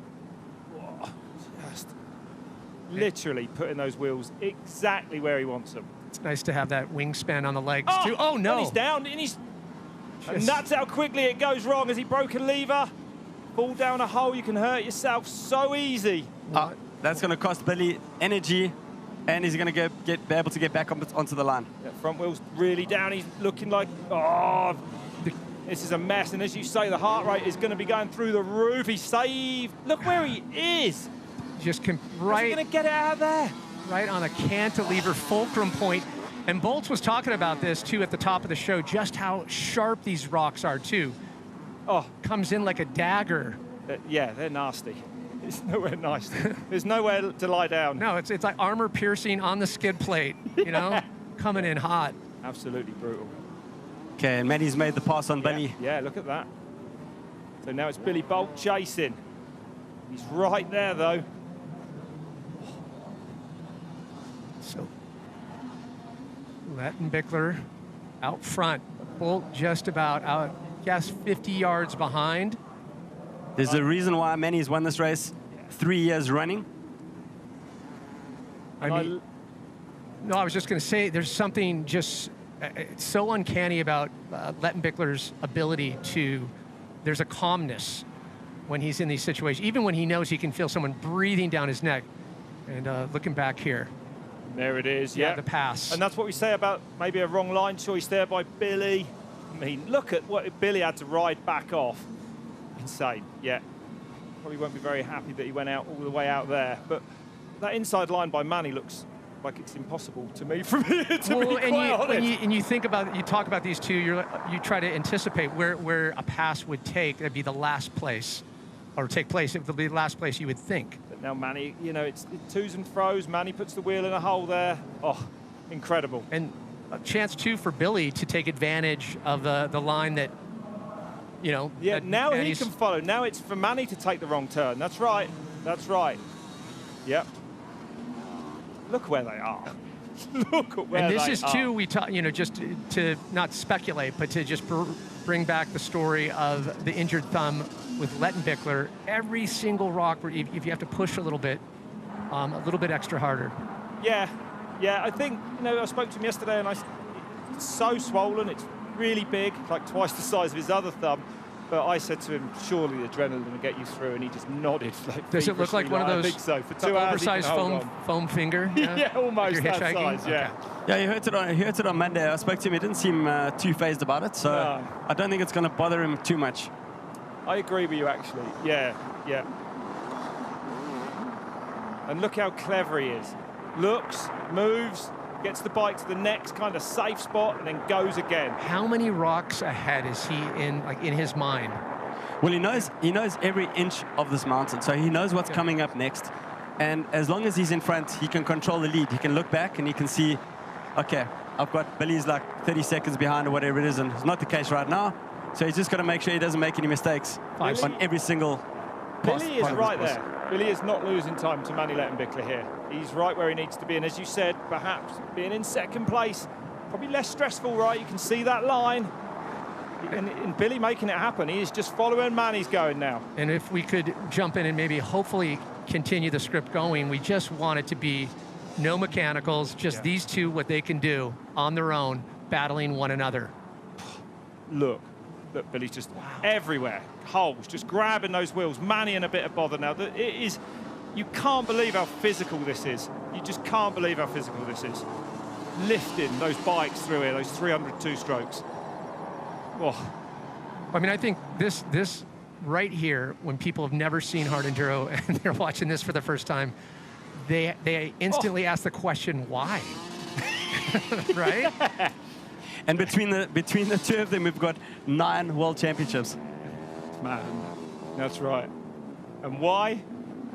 Because there's no better feeling than completing something like this. Yeah. That's why. Well, not that many will. Well, we talk about it. It's obstacle immunity in the simplest of way. You do something hard, you know, next week when you're dealing with anything in life, you're like, I got this. I just finished Erzberg. Oh no, I didn't finish. I just won 3 times in a row. Definitely puts serious wind in your sail. Tristan Hart. Don't write him off either. Not at up all. To 4th place now. Coming in off a win at the Tough Like Raw round of the American Hard Enduro Series last week. The toughest round, they said. So he's well prepared for this one. That wasn't Tristan. That was still Manny Lettenbichler. These two fight. So the sports top riders still charging Lettenbichler, Billy Bolt. Nothing in it. We'll get eyes back on them as we check in with another amateur here showing passion and the love of Hard Enduro. Moje ime je Tjaša Pifer, stara sem 28 let, prihajam iz Slovenije in s tem športom se ukvarjam že v bistvu od malih nog. Ko sem bila stara 6 let, so me prvič podali na motor, tako da to me spremlja zdaj že v bistvu celo moje življenje. V bistvu želja po Erzbergu je izhajala v bistvu že iz otroštva, ko sem gledala vse te posnetke, vse fante, ki so dirkali, je pa seveda moj velik idol in navdih Laja Sanz, tako da ona je v bistvu res ikona tega športa. In si želim, no, da bom jaz enkrat nekomu, neki punci ikona in zaradi tega športa, zaradi te dirke, v bistvu sem spoznala ogromno ljudi, ki so mi priskočili na pomoč, ki smo postali prijatelji in to je en taki dogodek, ki tukaj te pač ta kamnolom te poveže in vsaki dan je nekaj special, no. Such a good story there, and she mentioned Sanz and of course Gomez Cantera, just inspiring. She would have been the fastest female had she not been disqualified, but these are the stories that just kind of get your chicken skin and you get so excited for a Hard Enduro as we take a look at the back and forth, and it's great. You were really excited when you saw the line that they were going to take this year, Daryl. Yeah, because they're going to have to come back later on to do that whole top line again on the right-hand side of the bunting. They're heading right now to double fault, called Graham missed the checkpoints many years ago and got disqualified. Billy's still right there, look. 1 and 2. Billy right on Manny's wheels. Still, maybe a little bit more of a gap now. It's so tech. But nothing really to worry about for Billy Bolt at the moment, I would say. Johnny Walker still in 3rd, and Tristan Hart made up 2 places, up into 4th overall. He's going to be one to watch. He wants this win so badly. I would expect, too, a little bit of a mix-up as we get into that 11th checkpoint. I mean, all eyes are focused right now on Lettenbichler and Bolt, but expect some shuffling and a lot of challenges. It looks like now Tristan Hart moving into 3rd, a little back and forth with him and Johnny Walker. And Brightmore rounding out the top 5. Tristan's the danger man here. Manny and Billy better watch out because I think Tristan's coming and he's going to come hard. Look at that, you're right. Yeah. Did you guys pick up too at the press conference, and we watched them, you know, when they interviewed the riders and they came into the ring, there was a kind of a fire in Tristan's eyes. It's always been there, but a little extra hungry. I don't think he was happy getting 2nd last year. If there was another hour of race, I think he thought that it could have been his race. Yeah, he's got 3 podiums, so he's got 2/3 and a 2nd. He wants the win. Manny out of double fault. Billy looking like he's going to... Billy, is he going to have to go back down? This is some serious time lost, so he hasn't made this climb in 1 like Manny did. That's how the gaps open up. These are the little things that make such a big difference. And this will be flustering Billy now. And that is, I mean, you can kind of like get the angle on the camera, but it is almost unwalkable. It's so steep. Agreed. And it's loose. We had a lot of rain, but it's really, really dry. That piece of the course has been in the sun the whole time. Here we go, So then. loose. On it this time, and again, he's got it wrong again, Billy. Ah! Wow. Up over that rock. It's like he hit the sump and lost traction there. Oh, struggle fest then for Billy Bolt. Heart rate going through the roof. Yeah. Flustered. Not where you want to be. And what all Manny Lettenbichler's competitors say is that he makes no mistakes. And we've just witnessed it. Like, he rarely puts a tyre wrong. He did last year, didn't he? And Sea to Sky and a couple of, you know, it does happen. And admittedly, too, you asked, well, what's the keys for success to build, to beat Lettenbichler, and it's just that. To be there on, you know, on his tailpipe and, like, you know, just basically waiting for a mistake to happen. Yeah, this climb, it must be ludicrous. If Billy's struggling like this, it's going to be so difficult, like you said, Darryl, so loose. I'm waiting for Tristan Hart to come into our screen now. He's got to be really close. That's right. That's going to be a little kind of extra nitrous in the tank watching Hart and Bolt go at it. And again, oh, what? No way. Yeah, but no way. And I'm hoping Billy's rear tyre's still in good condition. Surely it's not exhausted already, is it, Darryl? I mean, he is hard on those rear tyres. Lettenbichler continuing just to charge ahead here. That's Manny going up checkpoint 12. That's George Avenue on his way to Machine. Look at the clouds. Look at the clouds. Dark clouds ahead. We might get some rain yet as well, just to make it a little wilder. It's still no Tristan Hart, which just shows you how big the gap was that Manny and Billy had. I feel like Carl Kadek. I think he maybe orders those on demand. Oh, let's. There we can already see there at the bottom of the screen. That's George Avenue going back out away from Carl's Dinner towards Machine. Yeah, and just like that, you look at that distance, Darryl. Isn't it just incredible how quickly, and just under an hour of the 4 hours of allotted time that you need to finish Erzbergrodeo. This is a perfect place now. Manny can just get his heart rate down a little bit. He'll be looking over his shoulder, and he's going to see no Billy Bolt. The perfect place he could be in, controlling his heart rate, just getting his nerves calm. Recovering, recovering, cooling down. Billy on this climb again. He looks like finding a bit more drive this time. Different line. I think he's got it now. Yeah, but lost some time there, though, didn't he? Good couple of minutes. Yeah. So Manny now is going to go back over the top of the mountain, and he's going to go back into the really difficult forest sections. But we know Moto X Highway's got some big climbs. Manny's going to be first in there. He could easily get stuck as well. Oh. Patrick Riegler there. Another one of our Austrian riders. How to damage your motorcycle with one easy move. Just throw it into Carl's Dinner. Artyom Kutsevich. He's looking, he might have had enough, this fella. He's not looking quite that keen to carry on. The body language says it all. You know, when friends ask me that have never been the Red Bull Erzbergrodeo, they say, what's it like? I'm like, you will see grown men cry and vomit in the period of 10 minutes. Just it's because they're doing something they love, and they can't understand it. It's just so brutalizing, and it challenges everything, every fiber in your body. Everything in your body is telling you stop. But he still had a big smile on his face, so I guess he's having fun. Yeah, see, it's still there. There we go. I think he's gritting his teeth. I'm not sure if he's smiling, huh? Maybe more of a grimace. Yeah.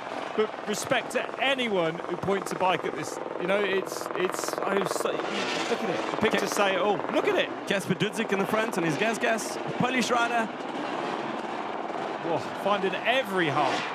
Showing us just how good Billy and Manny are. Yeah, this just really highlights the difference in the skill set, right? They ride this with a little bit of pace, you know, like they're fluid across it. Yeah, that momentum can definitely, if you know what you're doing, help you stay on top. Okay, Billy going out of George Avenue now.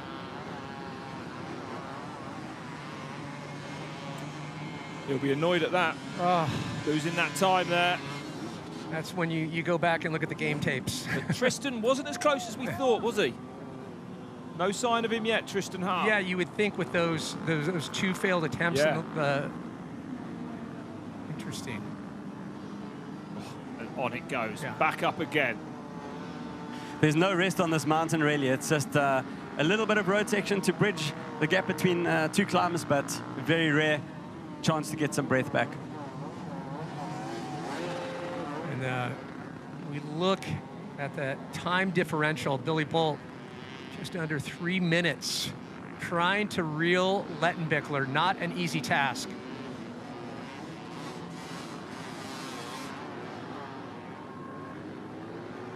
Already through checkpoint 12, they'll be on the way to machine check 13. That's Manny into the bottom of machine. And this probably won't bother Manny, but we will see a lot of riders. This will be the resting place for a big part of the entry this afternoon. It's so tech in there, big holes everywhere. A resting place. I think it might be. Well said, bikes are just abandoned. People just walk. Yeah. They just leave everything. It's been used for many years, so there is a bit of a line there, but there's some big holes and steps on the way up. It'll take them about a minute and a half to get up. But for the mere mortal, exactly 10 minutes. But this is where Manny just really shows his prowess, where he'll stop, quick assessment, and just completely just doesn't think about it. Sit right in rear mudguard, right on the back of that seat. Just get as much weight on that back wheel and just his clutch control. The way he sets off, he's again amazing. Veritable clinic. His on grip machine. He finds. And he's already out before Billy's in. So tallying that. Johnny Walker on the Triumph. Still in the hunt. Yeah, still in the top 5 conversation. Back down he goes. Went to an 11 front sprocket on that bike, which I guess it'd be a 1350 standard gearing. So for the Erzberg being as hard as it is, they've gone down 2 teeth on the front to lower that gearing. But he'll be thankful of that in Carl's dinner. That's for sure. Yeah. 3-time winner. Through George Avenue, Billy had dropped 3 minutes and 4 seconds to Manny. Not unrecoverable. Not at all. And I think we're going to see more and more 4-strokes come in. Of course, there's always the emissions talk with the 2-strokes. Why not 4-strokes? I don't think they're going to be as bad as everyone thinks they are. They're a bit heavier, a little bit less power, but they do find traction. They do run ever so hot, though, but they make them work. They're going to make them work. They are making them work. Conversation is starting to change for sure. Yeah, that's right. Yeah. Absolutely. We've also got Tristan Hart was through double fault, 3 minutes, 14 seconds behind Billy, and Johnny Walker only a minute behind Tristan. So these top 4 are going to spice things up a bit later. Oof. Beautiful nice. riders.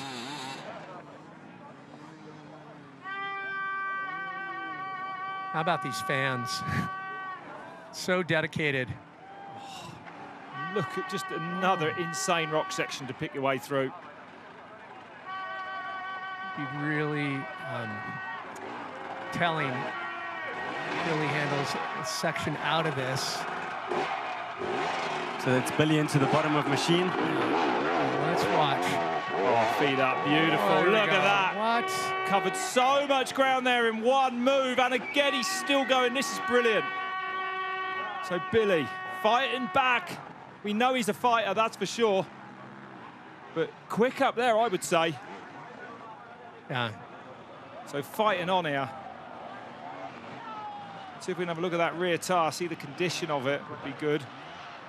This is where you have to be quick, concise, and committed in those pivots.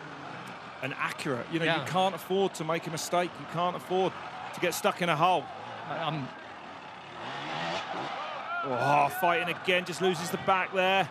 Puts the power down. Finding a quick go around for Billy Bull. In second. In close pursuit of Manuel Lettenbichler.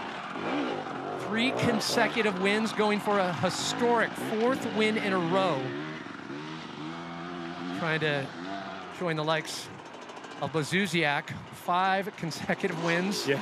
This is unbelievable. Mad, absolutely mad, yeah, that's right. I believe Taddy might be jumping in here. We'll hope to hear from him in the booth here later in the show.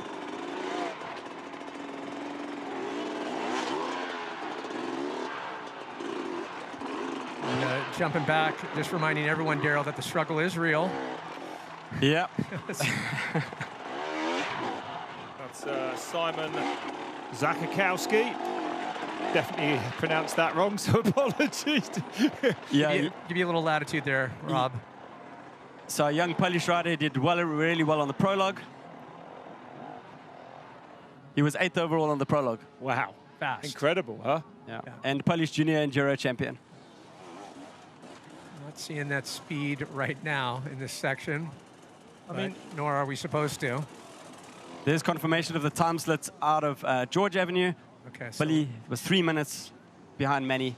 Tristan another 3 minutes behind. wow, Johnny. but look at the gap between Walker and Hart right now. Battle. It's going to be a battle. And do you know what, Johnny? Do you know what Johnny's aim is this weekend? A podium. So keep an eye on that. Yeah. He knows he's capable of getting that triumph in the top 3 today. Yeah.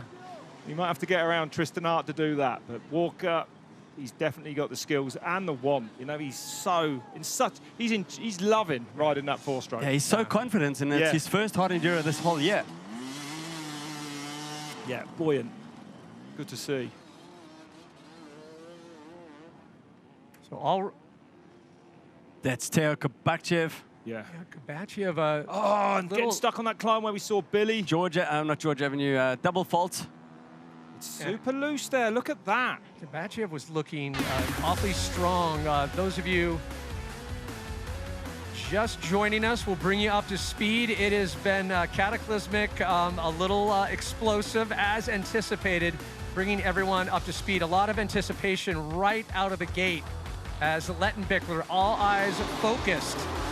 But once again, Lettenbichler didn't get the whole shot. It wasn't as bad as last year where he had to climb back from 35th place. But what was your takeaway, Daryl, from the Well, I start? think Billy Bolt got the start that he wanted. Out, he got the whole shot, and he was out in front exactly where he wanted to be. Didn't see that pile up on the ride out of the bottom of the quarry. But it was up to Lettenbichler to reel in Billy Bolt. Slowly, methodical, calculating, taking his time. Oh. And Billy Bolt, that was the first mishap of 2. Yep, that's exactly right. Just a quick, slight chink in the armor there. Manny took full advantage of that, took the lead. Manny whipped through that gap, didn't he? Unbelievable. And then this is what's cost Billy around 3 minutes. Yeah, and it was on that section where it took him about 3 attempts to make his way up, which was really surprising. So George Avenue right there, Manny cleaned it, and Billy lost 3 minutes. At the back of the pack, the story is all about Tristan Hart, Johnny Walker, some back and forth with them for that top 3 spot. As we get eyes on the mountain here and a great visual, as you can see the distance between Bolt, Lettenbichler, and then Tristan Hart just behind that, currently in 3rd place. But the animation here really shows you the scope of this mountain. This is super interesting. So they've crossed over onto the other side of the mountain, and they've got Devil's Kitchen, they've got Elevator, Cuckoo's Nest, one-way train, and then going into Chris's Stony Party and Udo's Playground, which are extremely difficult. Ludwig. Okay, and you can see this is the bottleneck that we talk about when you're farther off the lead here, and this can add not just 2 minutes, sometimes 10 minutes, maybe more, 15 or more. Yeah. And this picture's from Ludwig's Land, which is quite earlier on in the day. It's the first forest section. So Johnny Walker heading into the bottom of the machine now. And the 254 stroke. Triumph looking really, really good. And Walker just has that deft touch as well. Able to smoothly navigate such a treacherous line and just makes it look like no big deal. Beautiful rider, yeah, absolutely. I don't think this will stop him either too much. So I've got confirmation out of the top of machine. Billy's managed to claw back about 20 seconds on Manny. This is what we want, just slowly but surely, just down to that last battle that we saw 2 years ago. And if it does rain, and it's looking like it's getting darker and darker out there, then the mud climbs in the Moto X Highway will become more difficult Manny will be in there first, and you know, setting off, he'll dig a drier line, so he will put a line in. It is easier for the following riders, you know. I like when you put your meteorological crystal ball in play here. Call me Michael Fish. Yeah. Mitch Brightmore looks like he's pretty close to Johnny. This brings up to, you know, the grizzled veterans, the younger riders. How much more energy do you have in the tank just because you're about 15, maybe 10 years younger? Brightmore has the hunger, definitely has the age advantage. And he's already a 3-time junior world champion. Yeah. And now with the big leagues. And he is in the big leagues. Oh, yeah. Junior no more. And full time this year, first time with him and his brother, pro deal, and they're getting so much better. You know, they're not laying bricks all week. It's so cool to Unrideable, the series, the Red Bull series, and watching him have to do masonry work with his dad, but just keeping him real, keeping him grounded down to earth, and it shows in his approach. And his brother Ash won the first junior race at Valleys, and unfortunately he's injured his knee, so he's not going to be not racing Erzberg. No, we wish him a speedy recovery, sounding to me like it might be an ACL he's done or something, saying he's looking like he's out for the season, so all the best with the recovery, but Mitch doing the family proud today. Sky has definitely changed colour out there. So great vision from above as we watch. Looks like Lettenbichler. Okay, I'll check in with confirmation, but this shows you just when you come to this side of the mountain how it drops back down at the start, just below there on the other side, and then we'll wrap all the way to the other side. So it looks like Billy Bolt. Has Billy got a load of stuff wrapped around his back wheel there? Yeah, I think so.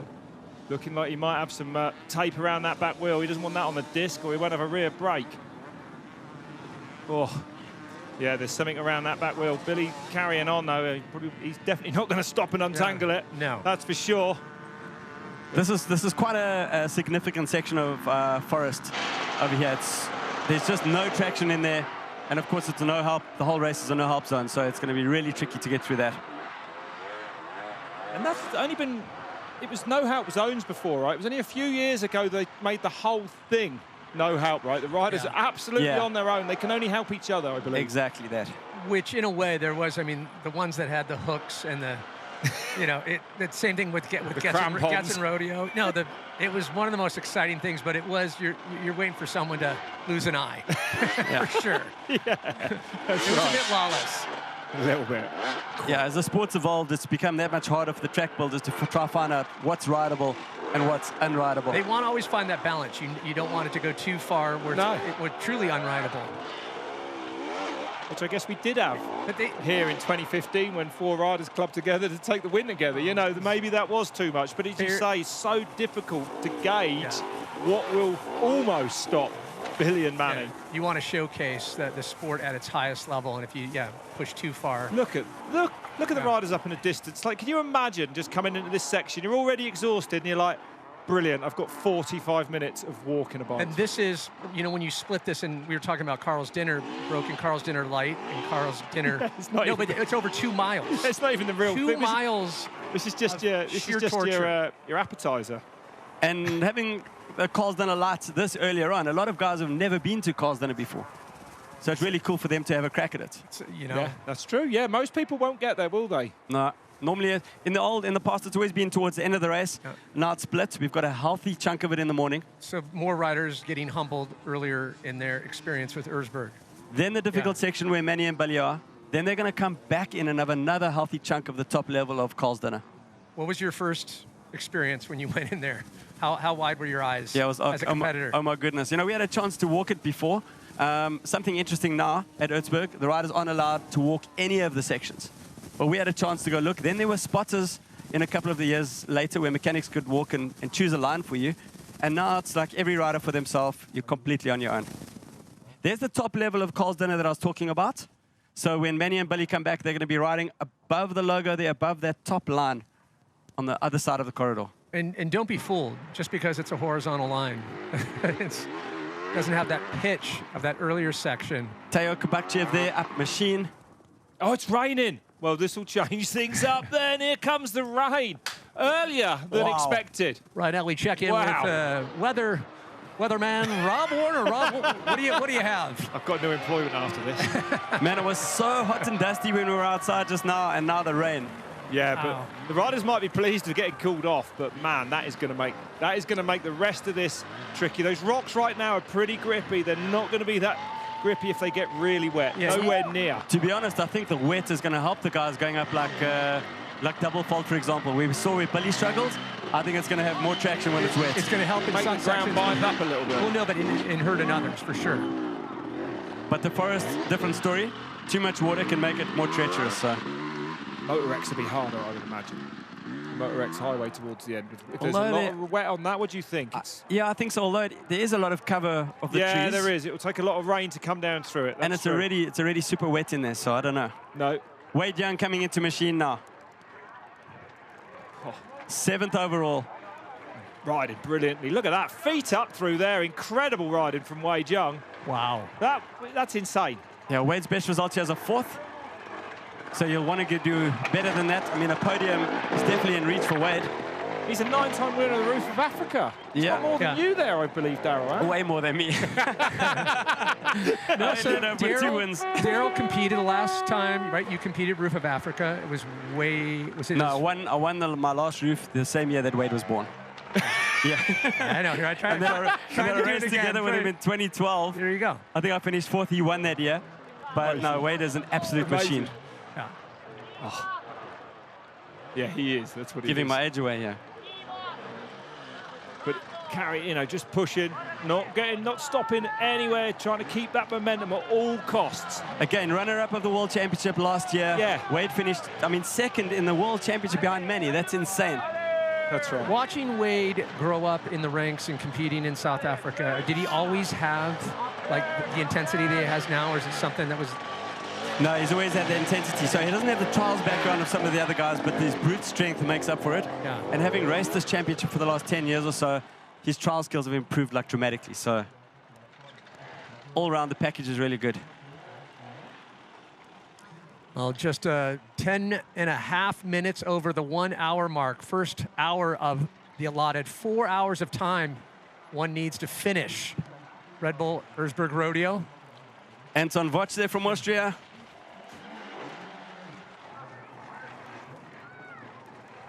And it's... that looks like it might be Alfredo Gomez. Maybe I'm wrong. Yeah, that's Alfredo.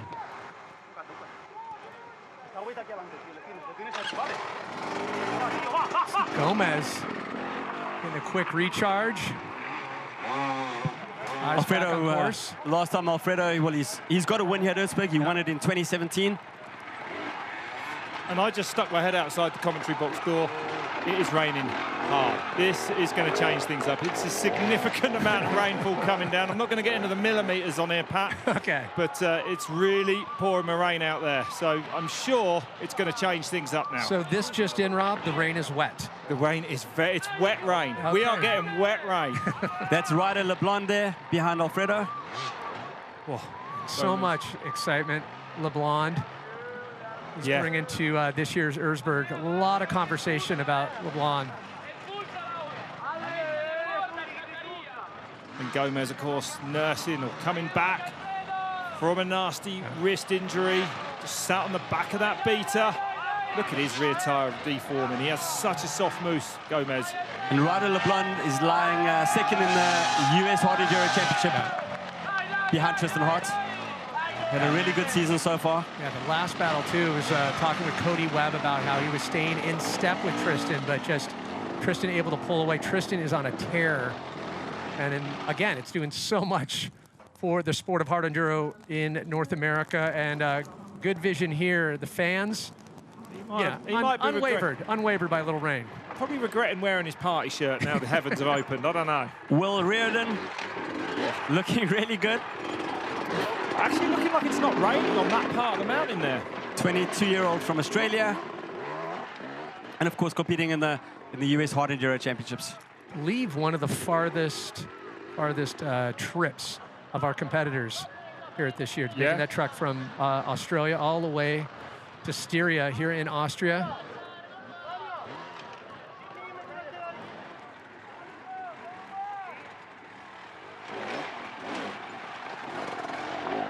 Yeah, just getting to see so many more riders. Mario Roman coming through there.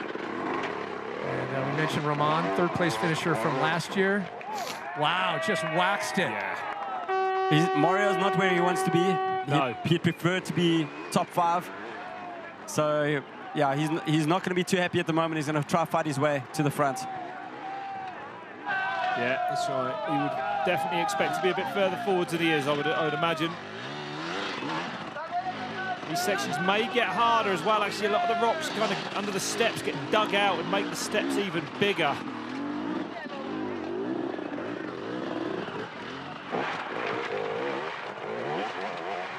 Oh.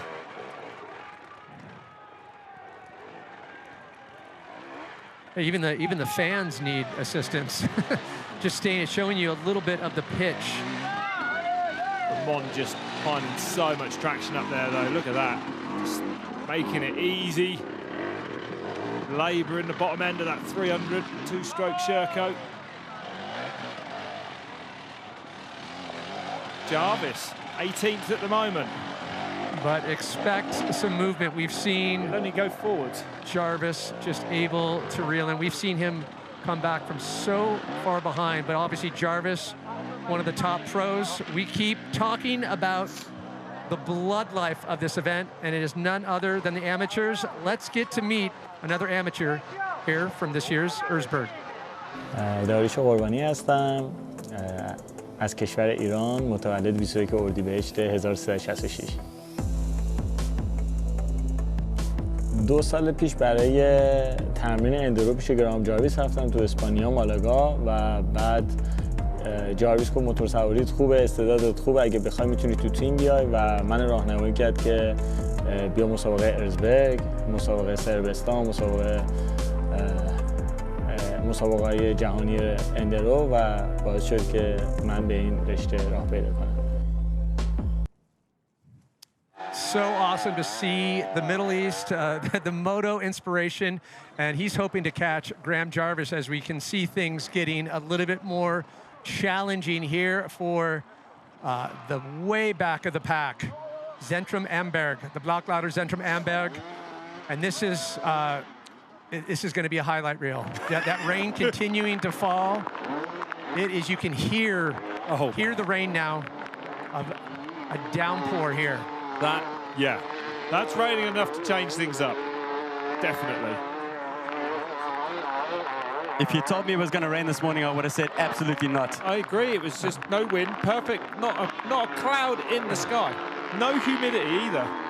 We've talked about it a little bit, Daryl, but just a great amateur profile there, but it shows you the fact that you can bang bars with the top pros if you have that ability. We always talk about it every year, but how cool is it that you could be an amateur and you can come and you could actually be on that first line with the sport's best riders. Yeah, absolutely. And all you would have to do if you want to get into the sports is go down to your local enduro track, start riding a little bit of enduro, enter a race or two, and find out who's riding hard enduro in your area and get into the sport. Because, I mean, don't you want to come do hard enduro? I think a lot of fans say when they see this, maybe. The other part, too, I think, Rob, you have the trials background, but there's so many riders that come out of that. Dan Peace? Dan Peace is one of those, yeah. Wow, this is going to change things up a lot. It's absolutely bucketing down there. Oh, man, that is unbelievable amount of rain out there. Look at that. Wow. Yeah. A tsunami of rain coming down here. We'll be used to it more coming from the UK than most. Yeah, this is insane amount of rain. This is definitely going to change things up later in the lap. Has to now, Darren. There's so much rain coming down. So for the moment, Lettenbichler still out front. Bolt in pursuit. Tristan Hart rounding out the top 3, but watch that elasticity between Johnny Walker and Tristan Hart for 3rd place. Mitch Brightmore holding strong in 5th. And a nice back and forth with Tabachiev and Wade Young in 6th and 7th. Yeah, can he get that 4-stroke on the podium? Still very possible. Well, things have changed here faster. You can't believe what we're seeing. Eisener's delivering everything it has in its clip of play here. Hard to see through the... There's so much rain coming down. Incredible. Oh. Okay, and then we've got Mehdi Green. So Mehdi had knee surgery in November last year. He had 4 months off the bike. And last weekend he won the first Italian round of the Extreme Enduro in Rome. So he was feeling quite confident coming into this round, but he hasn't ridden for a while. Yeah, feeling strong. It's getting back to that 100% mental. You don't want to baby the injury, but you do need to get back slowly but surely. Again, it just depends on what kind of starts did Mehdi get, you know?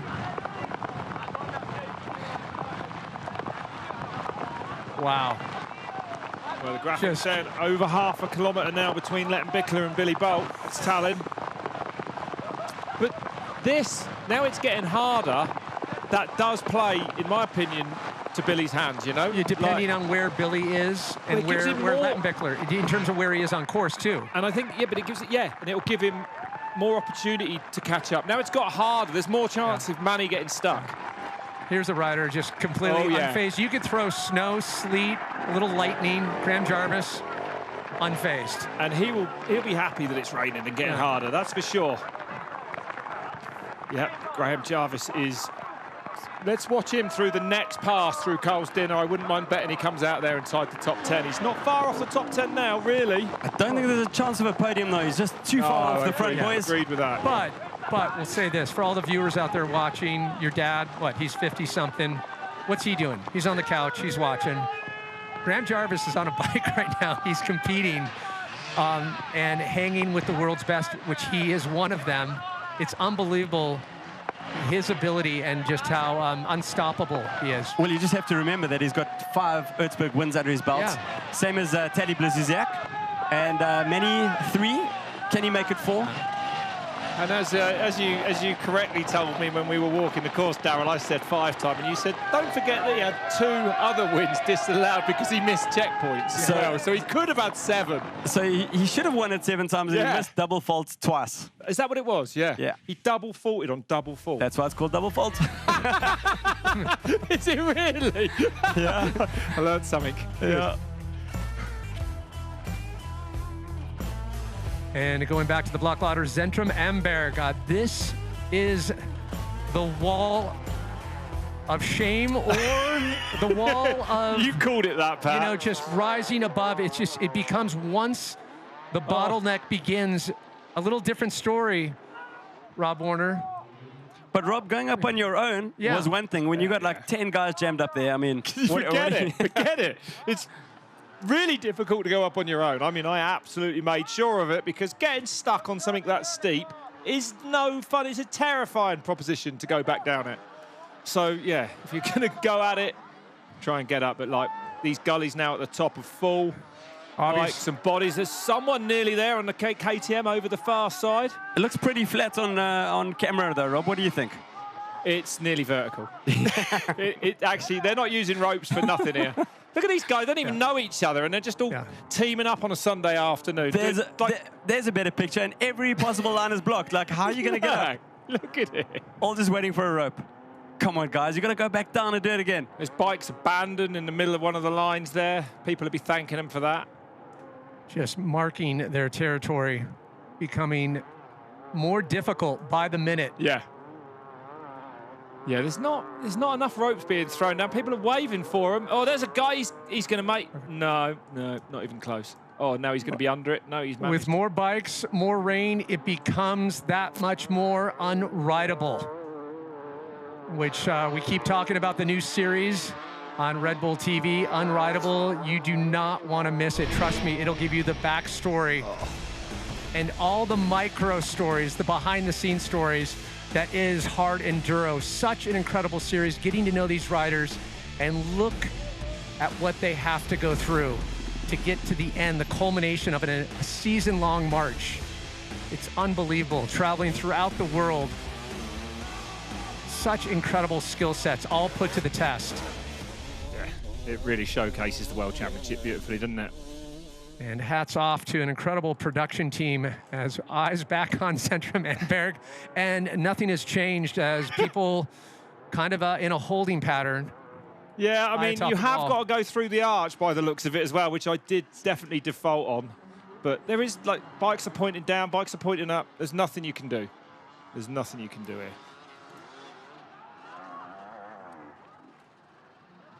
So nearing the 1 hour, 30-minute mark here, the 2025 Red Bull Erzbergrodeo. Lettenbichler still out front, followed by Billy Bolt and Tristan Hart. And checking back into Cuckoo's Nest as South African Wade Young taking his time to navigate through. Look how slippery. And now you can see the difference now with that extra water in here. We had a little bit of traction before. Manny and Billy, them are all clear, and Wade's got to have the slush to deal with. Yeah, look. Full chat, not going anywhere. Greasy as can be. Yeah. Wow. Yeah. Where would you say, Daryl, where would Wade, where does he flourish condition-wise? On the rocks. So roof of Africa conditions, hard, dry, pretty much untouchable there. So Cuckoo's Nest at the moment, I've got eyes on some timing here. We've got Manny extending his lead on Billy. He's now at 3 minutes 50. Tristan Hart is now 7 minutes 30 behind Manny. Oh. But we look at this too. Lettenbichler had it's over a 20-minute gap last year. I mean, it was huge by the end of it. But this, I don't know, surmountable for Bolt. Lettenbichler would have to falter. He would have to make a mistake. Yeah. Oh, look how many riders are at the bottom. Oh my goodness. Take a number. They're not. Wow. It's the amount of abandoned bikes there that I find most surprising. You hope they're still around, or do they just leave that they'll come back on Monday? I think they should just abandon everything and go up top and have a tug of war. Divide into 2 teams, get the rope, and just forget the bikes now. It's over. They're not getting out of there today. Followed by a cage match. But the poor guys at the bottom, they've got no chance of having a run at it because there's no line open. I think you need to get involved. You need to try and get up there. But you're right. There's not much space. Not much space at all. And bikes in trouble everywhere around this huge quarry now, around this huge mountain. Just having to navigate that on itself is a huge task. But this really does kind of embody the spirit of in the old days, rodeo, yeah. I don't know if you remember the Badavana, the bathtub. In the old days, it was just a challenge to get out of the bathtub for most guys. And I think if they can get past Zentrum on Berg, it's already an accomplishment for most of these guys because that is a monster climb. Yeah, there's all these levels of accomplishment as a privateer, as a fan. Rob, you were saying you were intending to compete way back when you first got eyes on it, right? Yeah, I think when everyone was sort of first saw the pyramid, the carnage, you know, in the early days, and you had to wait when the entries went live to try and get an entry. And in 1 year I succeeded, and then I was coming and I managed to break my femur just before it. So, yeah. Okay, there's Alfredo Gomez going into Cuckoo's Nest. And the same picture that we got. Turn there. No, he needs to go up to the right, I think. Then he rode into those 2 bits of tape. So the track builders, what they do, they get quite creative and they block off sometimes the good lines or really unrideable lines. That caught Alfredo also. But the rain is definitely making it more difficult. Well, we were worried about that. Had it rained last night, I think there would have been even more changes, right? We've seen that they do an audible right before the race. Moto X Highway was one story where we saw it just what we thought was way too difficult, but of course Lettenbichler, Bolt, was able to go through. And you know, the fact that it's all been laid out in the dry and now it's rained means we might be in for an incredibly difficult end of race. Mario Ramon there. Up into the top 10 now, 9th for him. So we'll keep an eye on Mario, you know, because he will get better as the race goes on. He's super strong. Yeah, he cleaned that section, got out there really smoothly.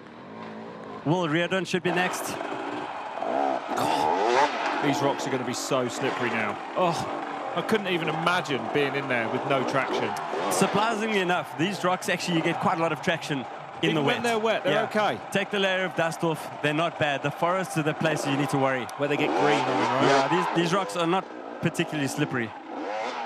Good traction. And you know, the tires are so good these days. They've got super soft mousses, and the compounds of these extreme tires are so, so good at the moment. David Cyprian, first time we've seen him. Czech Republic rider, also very well known on the hard enduro scene. It's some really good results. See if he can fire up there. No,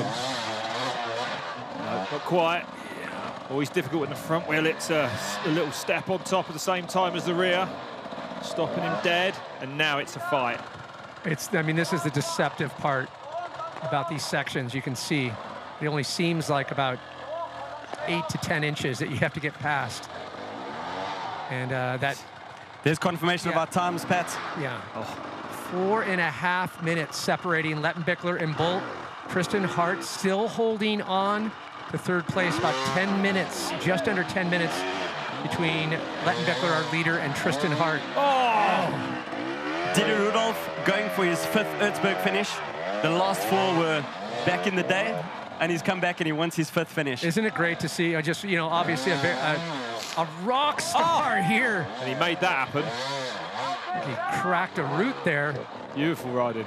Yep, aggressive.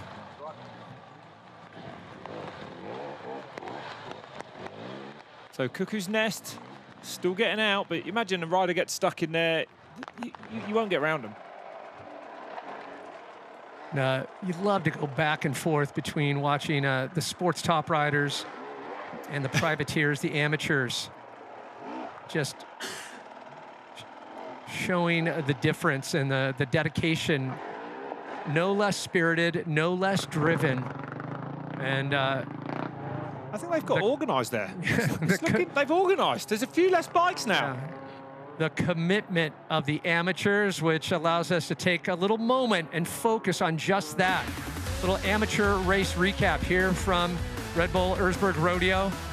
And these are the moments that we just remember every year. Conditions earlier on, dry, tacky, but still Erzberg delivering a challenging, humble blow to these enthusiasts.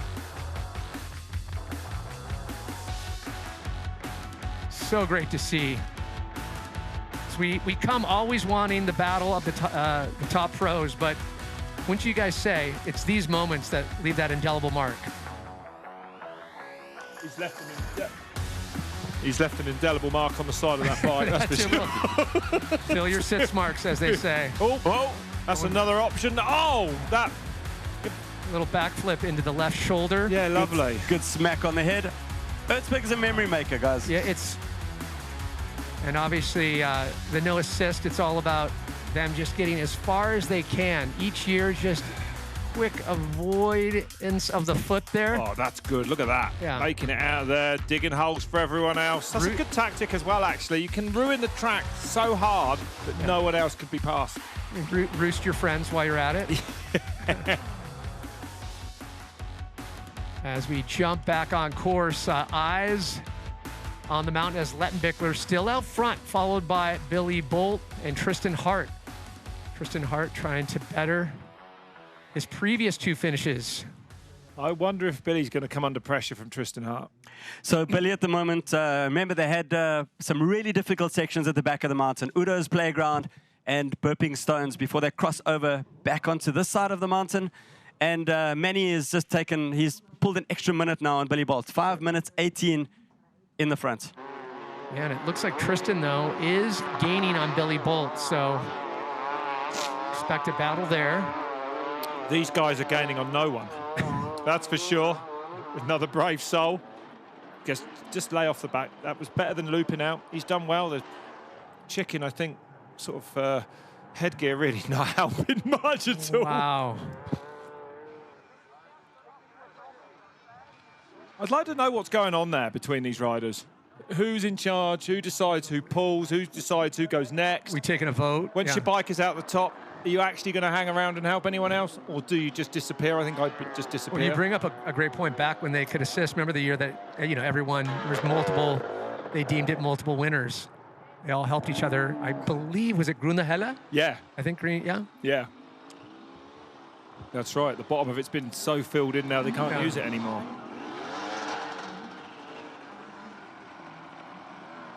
And it perfectly illustrates just how steep Zentrum am Berg is. Yeah, it's ferocious. It's so steep. You can't believe it, actually. But still riders going forwards, encouraging to see. He could do with a new set of riding trousers, that fella there. And the ruts are just getting deeper and deeper. I think I'd probably go back home and have a beer. Be a bad option. Well, yeah, bigger question, what's in the Camelback at this point? Yeah. Is that like a, Zillertal, a nice lager? Well, I can't wait for the guys to get back out into Carl's dinner. Well, yeah, see the gaps. This course is so huge, and we'll get eyes back on our leaders. They disappear in a couple of different sections, and we will get eyes back on our leader, Lettenbichler, Bolt, and Hart in our top three. But also, still in the conversation, Johnny Walker, Mitch Brightmore, Kabachiev, Wade Young, Roman, Alfredo Gomez, and Will Reardon. We were talking a lot about Reardon and how many shockwaves he's been sending into the sport the past season. So all contenders, it's all going to be how those leading the charge, if they can go unfettered and go flawless. All right, there we go. There we got Manny has popped out now onto the road at the top of Carl's dinner. He's got a steep descent, and he's going to get back into the rocks. And that's not second place. That's Paul Bolton filming him, I think, right behind. It looks like, look at Manny on the gas. Yeah, there's Bolts. That's our cameraman doing his best to keep up with Manny. Intrepid reporter. We hope to be checking in with Bolts a little bit in the program, as we're just an hour and a half into this 4-hour slog that is Red Bull Erzbergrodeo.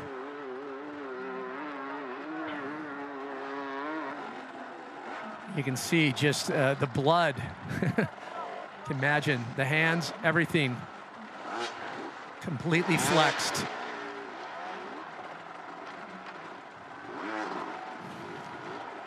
It just illustrates kind of Finn Hauf here, German rider.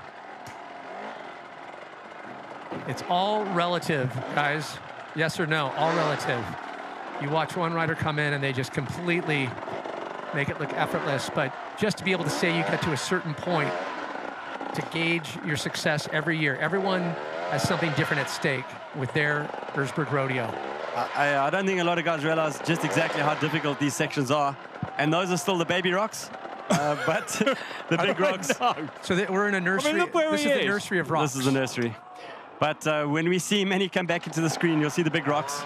And so hands going numb at that point? Really, really. I can't wait to see the guys come and do the top level of Carl's dinner. The relief to get out the top of these climbs. At this point, a lot of guys know they're not going to make the finish. So they're pretty chilled. Try to get as far as they can. But the course is relentless. There's not just one difficult section. Every section is difficult. Very few breathers in between. If there's one theme, I find it repeating itself no matter who the rider is that you're talking about. It is the humbling factor of this event. Every single rider is humbled. Doesn't matter at what level.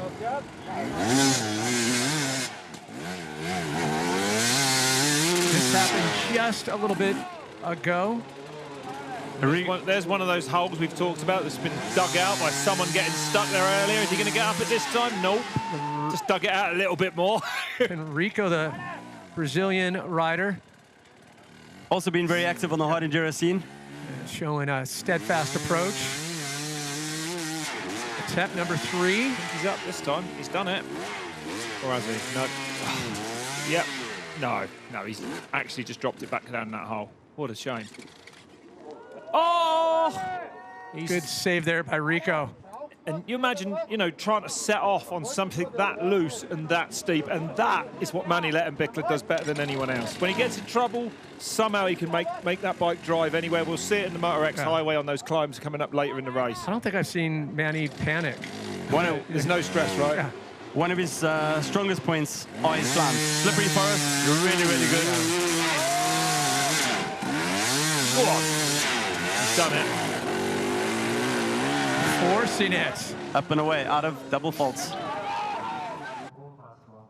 All right, I think we can expect to see many Lettenbichler now drop down off that road back into Carlsden. He's already gone down the downhill there, you can see it, and he's making way around the top. And the rocks are going to start just behind the Red Bull arch. And so this is the big question. We were trying to speculate with weather. Now that this section of Carlsden a little wetter than it was, or actually a lot wetter, is that going to allow a chance for Billy Bolt, Tristan Hart, the rest of the field, if he faces difficulty early on? I don't think the weather's going to play too much of a part on this stage of the course, but I think later on, when we get into Moto X Highway, depending on how much water's been dropped there, we might see some action. Back to Zentrum and Berg and the amateur assault of this ascent. Just carnage littered. Bikes and bodies everywhere. Perfect. The ropes are really helping, actually. Yeah. 2 or 3 on that rope there, giving the... Here it is, teamwork, making the dream work. Another guy in the pink's got another idea. He's done all right there, though. They're still coming up. The falling rocks are such a problem here as well. It's so steep. The rocks, when they get going, you've got to be careful. You will see these competitors still trying to make it up on hour 4, right before we hit that point. Chris's Stony party, Lettenbichler, Bolt, and Hart still in the top 3. Tristan Hart. Oh, on the sump on there. Look, I just can't even believe where he is on a motorbike. It's just not right. It's just ridiculous. This is one of the most difficult sections. Is this Carl's now? Yeah. Is he in there now, Daryl? Is this Carl's dinner, second run through? Or just coming into it? Oh, I believe it's the traverse that we talk about. That's that upper section. Just based on where he was. It's that upper, like it's basically a traverse across the lower section. They were going the opposite direction. There's the tape on it. But look at the he just keeps it going. Effortless. Yeah, he just keeps it going. That's right. Clever. The least amount of energy exerted, that flowetry approach. We talk about it. He gets into this flow state, and once he's there, that's where Lettenbichler just becomes unbeatable. And don't forget just how much. Look at the ground he's covering here. You know what I mean? Poltara's there looking like he's giving him a bit of advice from the side, but yeah. Well, Poltara's steep downhill. Look, he's just put the front wheel in a hole there. So there, Billy's starting to drop into Carlsden. Around a 6-minute gap at the moment. So the gap climbing a little bit. Does Bolt have enough to pull him in? So checkpoint 20 coming out of Udo's playground, the gap between Manny and Billy is 6 minutes 52, which is a huge gap at this point in the game. So where are we expecting things to land time-wise? I know last year Manny was just under 3-hour mark. What are we thinking here? I would say more or less the same kind of time. And he won by 20 minutes. I expect, I mean, it's going to be interesting here. Look at this. It just does not get any more tech than that. And look at him devouring it. Just getting that bike a little bit further than anyone else will in one go, you know? Oh, there's all that tape still wrapped around Billy's back wheel. Doesn't look like it's on the disc or slowing him down too much. He's got some of the course markings in there, locking that rear wheel, so it looks like the rear brake's still working. It would want to be working down there, to be fair. If Billy's going that slow, I promise you that's nearly vertical. No, that'll be so steep. Still has the tape. I wouldn't ride down there. I've seen it. No. It's mental. Well, look at the rocks falling. Well, let's see how many guys do actually ride down there, but it's insanely steep. Yeah, you stand at the top and you would never believe anyone be able to ride a motorbike down it. It is insane, that's right. Looks like he's got a little bit of a scrim, the fence wrapped in the back there. Yeah. Should be fine. The only danger is always on the disc, but I don't think the tape's going to worry him too much. No, it would have probably worried him by now if it was going to, I would have thought. But then again, Billy Bolt consistently surprises us what he can ride through through mechanicals. So mentally now, Billy might be able to have eyes on Manny. You know, they'll be on the rocks on their top line together, and that, you know, what's that going to do? It could be just a shot of adrenaline. Look how hard this is. Look how hard this is. That's what I was talking about. The big rocks on the top line of Carl's Dinner, completely different to Carl's Dinner Light. Your hungry man portions here. Loose as well. Look, crumbling under Manny's feet. Wow. I don't think I've ever seen sections like that in Carl's Dinner. Is it always that difficult? Wow. It's a fight, even for the world's best. And such cool camera angles this year. I mean, just don't get better than that. Lettenbichler being precise, forcibly having to take his time. There's no other way. Making his way through Carl's Dinner. And you were right, the rain doesn't seem to have made it too much slipperier, does it? No, the rocks are good with the rain. Later on, it's going to be really tricky, story. I think. When, the mud appears, the mud gets carried everywhere. And don't forget, a new line on Lazy Noon. Completely new track going out. It's going to be pretty tricky at the end. I think that will, especially with that extra rain. A hidden section, really. Guess who's coming to dinner? Billy Bold. Nice approach to that double fall line. Wow. Seen Billy make one mistake already. Don't want to tip it over. Think about levers, gear levers. And there are massive holes between the rocks. Slight ding in that front pipe. Not enough to affect the power, but he definitely tapped it. Oh, that was wild down there. When his feet are down, remember, you haven't got a foot on the rear brake either. You're on the front brake down that steep stuff. It's all horrible. And great vision of just what these competitors are dealing with. Obviously leading the charge up here on Carl's Dinner. And in the morning, the left side, you can see there's riders coming towards us. And on the right side, many of them are so far ahead. Literally 12 checkpoints between the left side of the tape and the right side of the tape. And they are the best, which allows us to switch the conversation to the My name's Wade Ibrahim. I'm 33 years old. I'm from Australia, Melbourne, in a little town called Hillsville. And I'm at Erzberg for my 5th time. Erzberg, I've been here, 5 times. Now, you do get used to it, but it is pretty surreal. They just defy gravity here. The people that ride, especially the top guys, watching them ride is pretty insane. Sitting at the bottom of the quarry, you look around in the perimeter and there's thousands of people looking down at you. It's pretty cool. I'm loving these stories, and Ibrahim back on machine a moment ago. Great to see his push, his hunger. No less hungry than Lettenbichler, Bolt, or Hart. You have to love these amateur stories. Like I said, it's the backbone, the cornerstone, the catalyst that is Red Bull Erzbergrodeo. I think a lot of these guys have been watching Hard Enduro, and it's just something that they want to come and do. Pretty easy to get into the sport. Buy yourself a dirt bike. It's not that difficult. It's only difficult when you get the bike you've bought and put it somewhere like that. Yeah. And I just can't get over these images. I just can't get over. And, look how far they've got to go still. Look at the top of the screen. Still not the end in sight. Unbelievable. So in the old days, we used to do Carl's Dinner once. They're effectively doing it almost 3 times because you've got the lights at the bottom and then the 2 rows at the top. And you can imagine all of these guys here watching many coming past and they know how far ahead he is on the track. Making it look easy. It must be heartbreaking. Just watching Manny Lettenbichler go effort. Look, seemingly. It could do one of 2 things: throw you into a shame spiral, or inspire you to go, I got to step up. I think I'd just start crying. Billy's still moving as well. Still absolutely riding with intent, keeping that bike, that Husqvarna going forwards. Well, he knows following Lettenbichler, you cannot let up. No, not for a moment.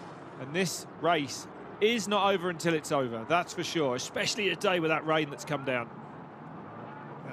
Billy with good pace through here, I would say. Bad news for Bolt at this point now, just nearing the 2-hour mark, running out of time as we're checkpoint 22 of 27.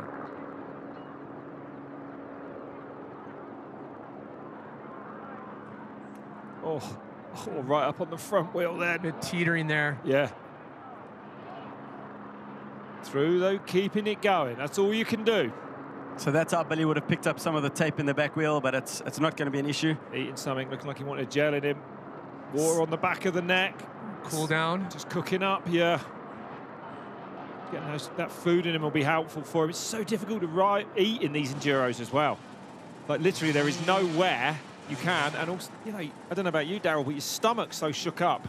It's hard to take anything on board, usually. Yeah, the most important thing is liquids. Yeah. And the guys have got gels in their bars. But there you can see the enormity of these rocks. Entry point is ridiculous. Just kick that back. He didn't even take a proper run-up for that. It's just like, boom, up. At this point, our podium positions are separated by 17 minutes. Wow. So Tristan Hart right now 17 minutes behind Manny, and Billy is around 6.5 minutes behind Manny. Fighting it. Johnny Walker at the moment, 5 minutes behind Tristan. Oh, brilliant ride for Johnny Walker, debuting the Triumph 4-stroke here. Incredible. I mean, incredible. They've been working so hard on that bike and already delivered the Enduro version for Johnny here. Look at that line, too. Look at the line. The queue is officially formed. I think those guys are going to be happy. They're all just chilling. They're like, I can't go forwards. I just got to sit here. I think that's pretty good for a Sunday afternoon. I would take that. Yeah. And look at the climb out. Look how mad that climb up out of there is. It's insane. So what are we? And it starts the conversation. What are we anticipating the finish? But the bigger question: how's Carl's dinner light versus Carl's dinner full menu? So the bottom of the screen where you saw the guys queuing, that was Carl's dinner light, and at the top end over here is Carl's dinner proper. So the guys at the bottom have to ride through the forest on the left side of the tape all the way down, and many of them are now on the right side of the tape heading out to the end of Carl's dinner, and then they're going to be going after that into Moto X Highway, and that's one of the key points that I'm looking for. It goes down in the history books, Billy and Manny, the back and forth, and what we saw go down at Moto X Highway. But again, Bolt is going to need some type of falter, and he's able to capitalize on that by Lettenbichler. He's still looking good, though, Billy. He's not looking tired. He's looking, he's still pushing, definitely. For just under 2 hours, I'd say looking rather spry. Yeah, definitely. And he knows what's left on this lap. He knows how hard it's going to be later on, so he won't give up. Well, for the win, it's all about Moto X Highway and lazy noon at the end. If Manny falters, Billy will be able to catch him. That's right. And am I correct in, there's a little adjustment with lazy noon? Did they make an adjustment there, or is it the same? Completely new line going on. Okay. Big rocks at the bottom, covered in moss, steep uphill. They'll have to make a bit of a zigzag line out of there, but it could little sting in the tail. It could be a massive push. It's, like you said, green, mossy rocks in the forest. Totally different to this. An unbelievably steep climb with no run up on it. They turn left, so they won't have any pace into it. Yeah, I think it's going to be definitely one of the stoppers. Just so many variables in hard enduro. Impossible. Billy just pivot turning. And the rain has stopped for now, but we had a huge dump of water just now. We certainly did. And this is good perspective on the backup. Really kind of halts any momentum. If you get that lucky push and you get a little where you're staying on top, you're not able to continue. Tristan Hart coming into the screen now. Dropping down into the dinner. So third place for the Canadian, yeah. Yeah, and it gives you a good idea just how far back. That is crazy steep. Yep, insane steep. But he rode down it. Kind of shredded that line, actually. That was pretty epic. Tristan Hart now trying to catch Billy Bolt. And Tristan last year, second place finish, was hoping to catch that top spot. And that would have been just so big and difficult. But Manny straight up it. It's the lack of setup time these guys take as well. They don't really even get straight for it. They don't roll back and forth. They just straight in. Wherever they are, they make it happen. And Tristan, of course, will be excited to get into his home race later in the year, the Outliers.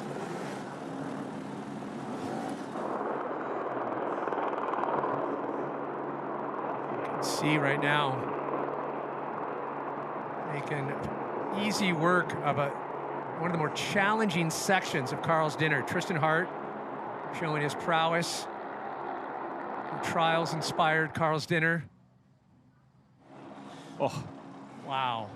But Lettenbichler must be a good way through it now, surely. This will give us a good idea. Looking back, where do we see We even have no eyes on Billy. He's that far back.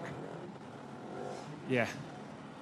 I'm sure Manny would have looked behind him at some point and seen that he's in the clear, and he'll just be managing himself now.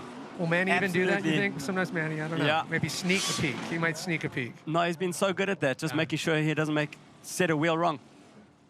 So here we go, a little better, just taking a look from above the vision as Bolt right on the other side, that entry into Carl's Dinner, the top section, more challenging section, bigger rocks, and having to take that traverse across, which is also, you're dealing with that, the secondary fall line, the angles are a little off. And the distance-wise, we're only at 300 or 400 meters, but it's a good 6.5 minutes. Yeah, such a challenging camber. Wow.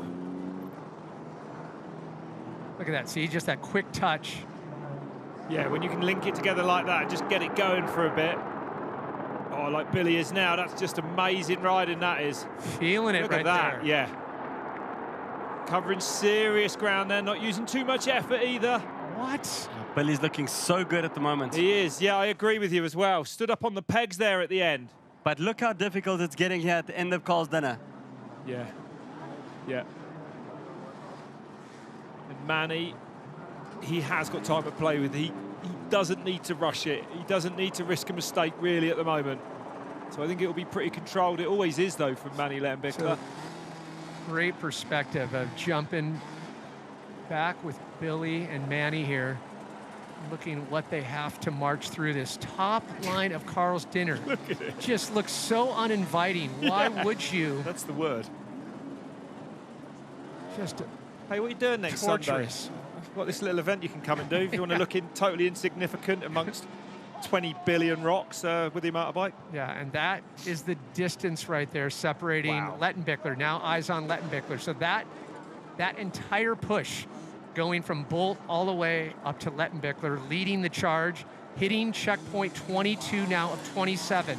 And this is a difficult exit from here right up to the road now, this exit out of Carl's Dinner. Yeah, it's going to get muddy in a minute. It's going to be slippery up. Really steep, very loose as he gets out above the tree line before he gets up to the road. But no doubt this man will just wax it. I think, don't you? They might even go up to the road. Maybe they cut left around the trees. Let's have a look. I think they looked to me like they were going to come out on that road up there, but yeah, you might be right. Yeah, it's just when he's in that state, that comfort, he's just so poised, and just that light, deft touch, where he's able just to glide through things. That there's our camera making it look all flat for us again. Yeah, it's so steep. So steep there. But he's so deliberate, I would say, Manny, right? Everything's just done as he wants to do it. If he doesn't get it right, he doesn't panic, he doesn't rev, he just rolls back a touch and goes again. He's so, just so in control. It's all about traction. No here's wheel that spin. Exit. That's no problem for him whatsoever. Wow. Yeah, that you can't believe. If you look down that, you can't believe a motorbike's ever going to come out of it. It just continues to, I think, just surprise, making the impossible possible. I mean, back in 2014, the youngest finisher at 16 years old, and now he's a 3-time winner going for a historic 4th in a row finish. Will he eclipse Taddy Blazusiak? 5 wins in a row. Well, he's not at the finish yet. Well, I'm just, obviously.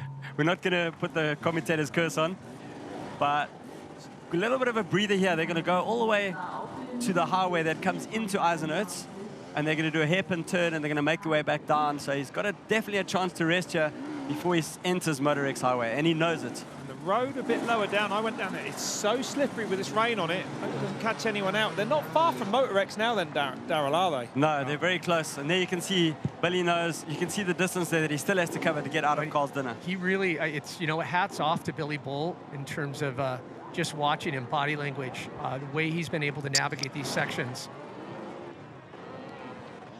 And Billy's been in control. He hasn't been too aggressive. I think in the early days, Billy was super aggressive on the stuff, and he's absolutely making sure that he has made 2 mistakes earlier on that cost him a bit, but absolutely in control. In possibly taking a page out of Lettenbichler's book, I mean, we are seeing a more measured Billy Bolt for sure. Like, just keeping things focused, on point.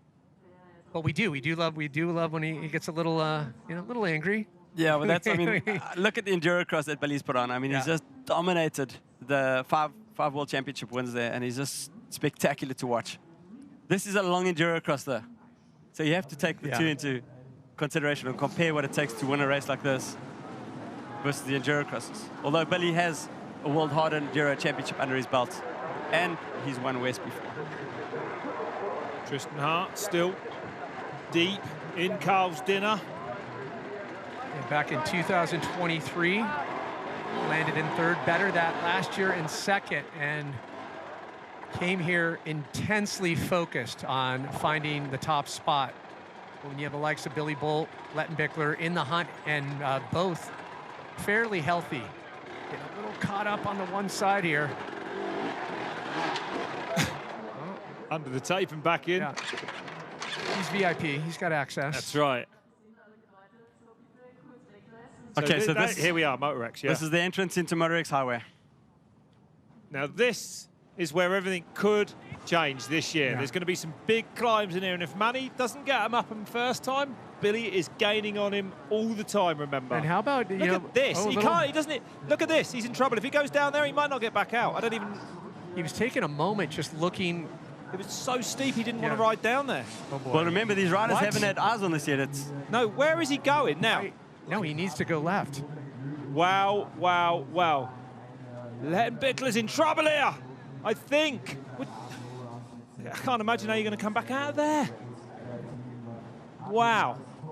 And this is why it's not good to be leading in these brand new sections, right? Well, those of you just joining us, Lettenbichler in trouble approaching Moto X Highway. And if you're just joining us, let's bring you up to speed here at the 2025 Red Bull Erzbergrodeo. Lettenbichler wasn't the leader from the get-go. An interesting beginning as we saw Lettenbichler have to battle. It was none other than Billy Bolt taking the lead.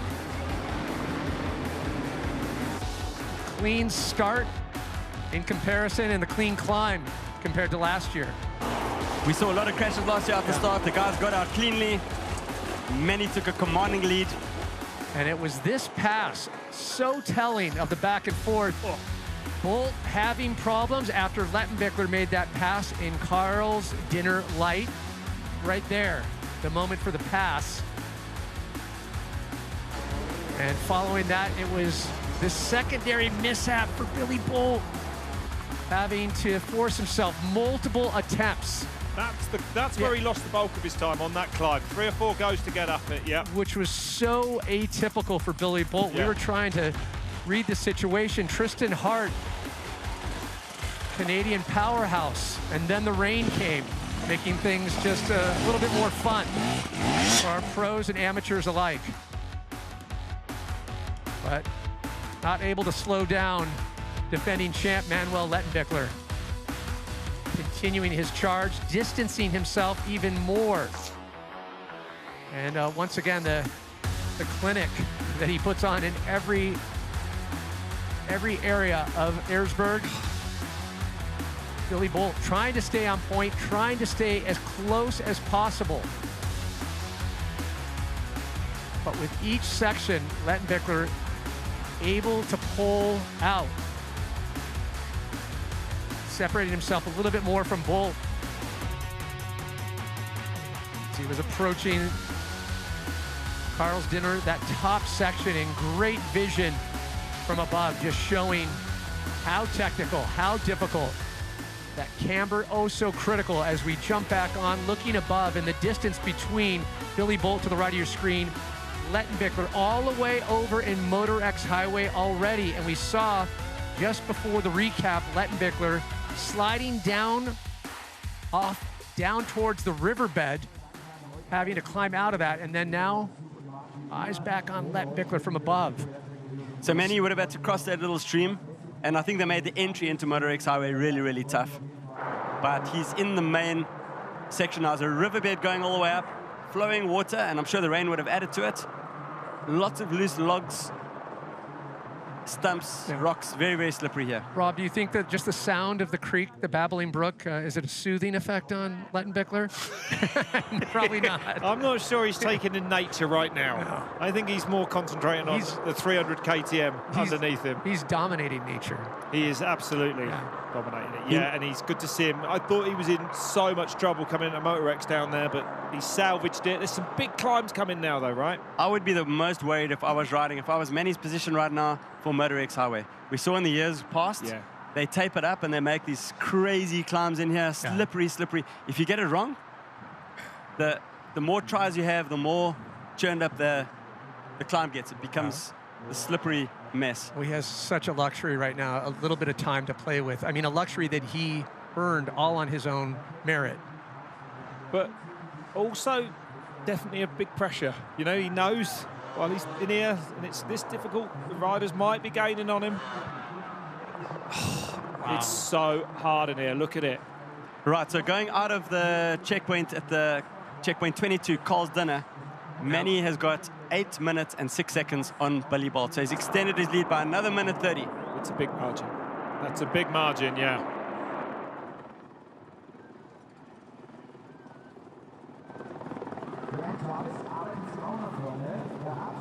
But Moto X Highway slowing Lettenbichler down massively. I wonder if Billy is out of Carl's Dinner yet.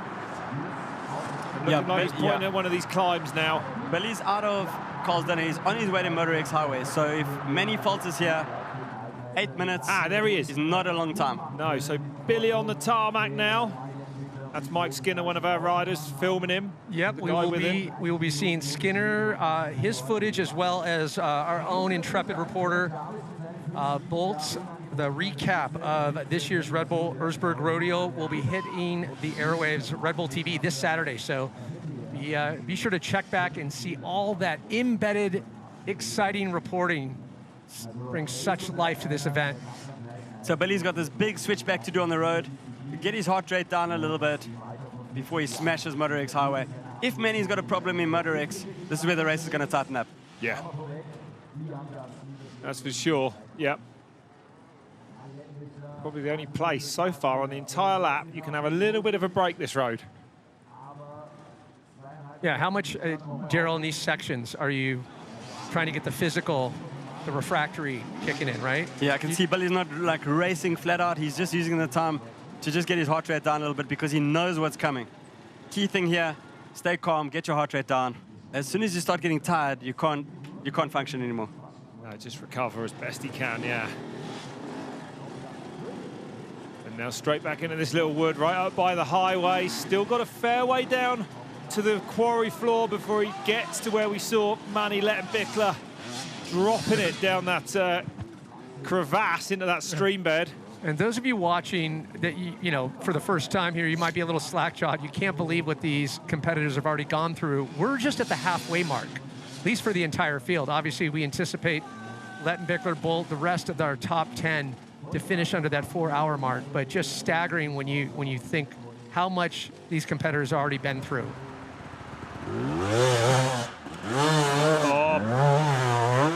So these are the difficult sections we were talking about. Have to clean these. Super difficult. Is he going to go back from there or have another go? He's got a good launch point perhaps from those trees there. But yeah, again, so much control though, just putting the power on where he needed it. And just remember at this stage of the race, all of the Carl's Dinner they've done, the other forests, and now you come in here, Manny has to be tired. He does. Remember, he's got a bad thumb as well, and these are the moments when he said he thinks it might hurt him, when he has to get off and start really pushing on the bike. I think he's forgotten about his thumb, to be honest, Rob. I think so. Yeah. I think if it was a problem, it would have reared its ugly head by now. Smashed it on Monday on a little training fall. He just squashed his thumb. Well, the psych of the serotonin. I mean, here's Billy then. Now, Billy's not far from the start of Moto X now. And he's got that insane drop into the stream right here. Let's see what he makes of this then. This is where Lettenbichler was trying to assess. And look. Oh, so someone telling him how Manny did it, that's got to be an advantage. That's got to help him. That's got to help him. And he does do it a bit better. Look at that. And just with that, Saving a little bit of time in the hunt for Lettenbichler. Bolt making great work. Yeah. Brilliant. Beautiful. I think Manny got stuck on that off camber, went a little bit too deep. Yeah. Billy's kept it tight on the top.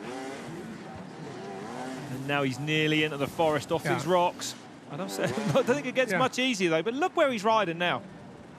It's insane. Yeah, and trying to just figure out this the transfer line right here. Honestly, when you walk that section, beautiful. You wouldn't think that a motorbike can ride there. It's mental. I absolutely couldn't agree more. Look at it. Just look. It's just now ridiculous. Making his way up the throat of this creek, right up the waterfall, defying gravity. Billy Bolt trying to get traction, push his way through. And does somehow, sat on that rear mud guard. And what's this? Is this such a steep descent that Manny is getting off? If he's off his bike, this is vertical. Must be like a cliff. You never see him get off his bike. 45-degree plus. If you look, if he was standing. Well, look at Bolt's behind him. Yeah. And Mike Skinner was saying here that he thought the riders would slide down. Pretty much unrideable this section. And there's a couple of these ups and downs in the forest, and this is what the guys are worried about with Moto X Highway. Yeah. Oh, man. And Manny on and done it. Incredible. Incredible. Yeah, just greases it perfectly, right? That little rev stoke. And look, the crowd so deep in the woods, making their way to each of these pivotal checkpoints and sections. So cool to see, so early this morning coming up. I mean, hours upon hours, like 5-6 hours before the race, the fans were already lining like those hard to get to sections. This is the big ledge, the cutaway that Bolts was talking about a little bit earlier on. Near vertical, ledge is just under a meter high with a cutaway. So, I don't know, maybe a ghost ride or that. Or that, yeah. That's insane. That's so big. And now into another big climb by the looks of it. But just look how quick the assessment. It's basically problem solving in real time. It is so fast. Okay, so from Mehdi's body language, the way he's setting himself up now, there's going to be a massive climb ahead. This is the Moto Matrix I talk about, the beautiful mind of Lettenbichler. Boom. Wow. That's insane. And let's see what drive he can get away from now. The set off, how he sets off is so important. If he can get grip and good pace and he's up there, look at that. Oh, right where he needs to be. So he hasn't had a second attempt at anything we've really seen in here, has he? No, so that's what I was saying. If you make a mistake and go back down again, it just messes up the climb completely. And he's cleaned everything today. Yep. Unstoppable. Manny Lettenbichler.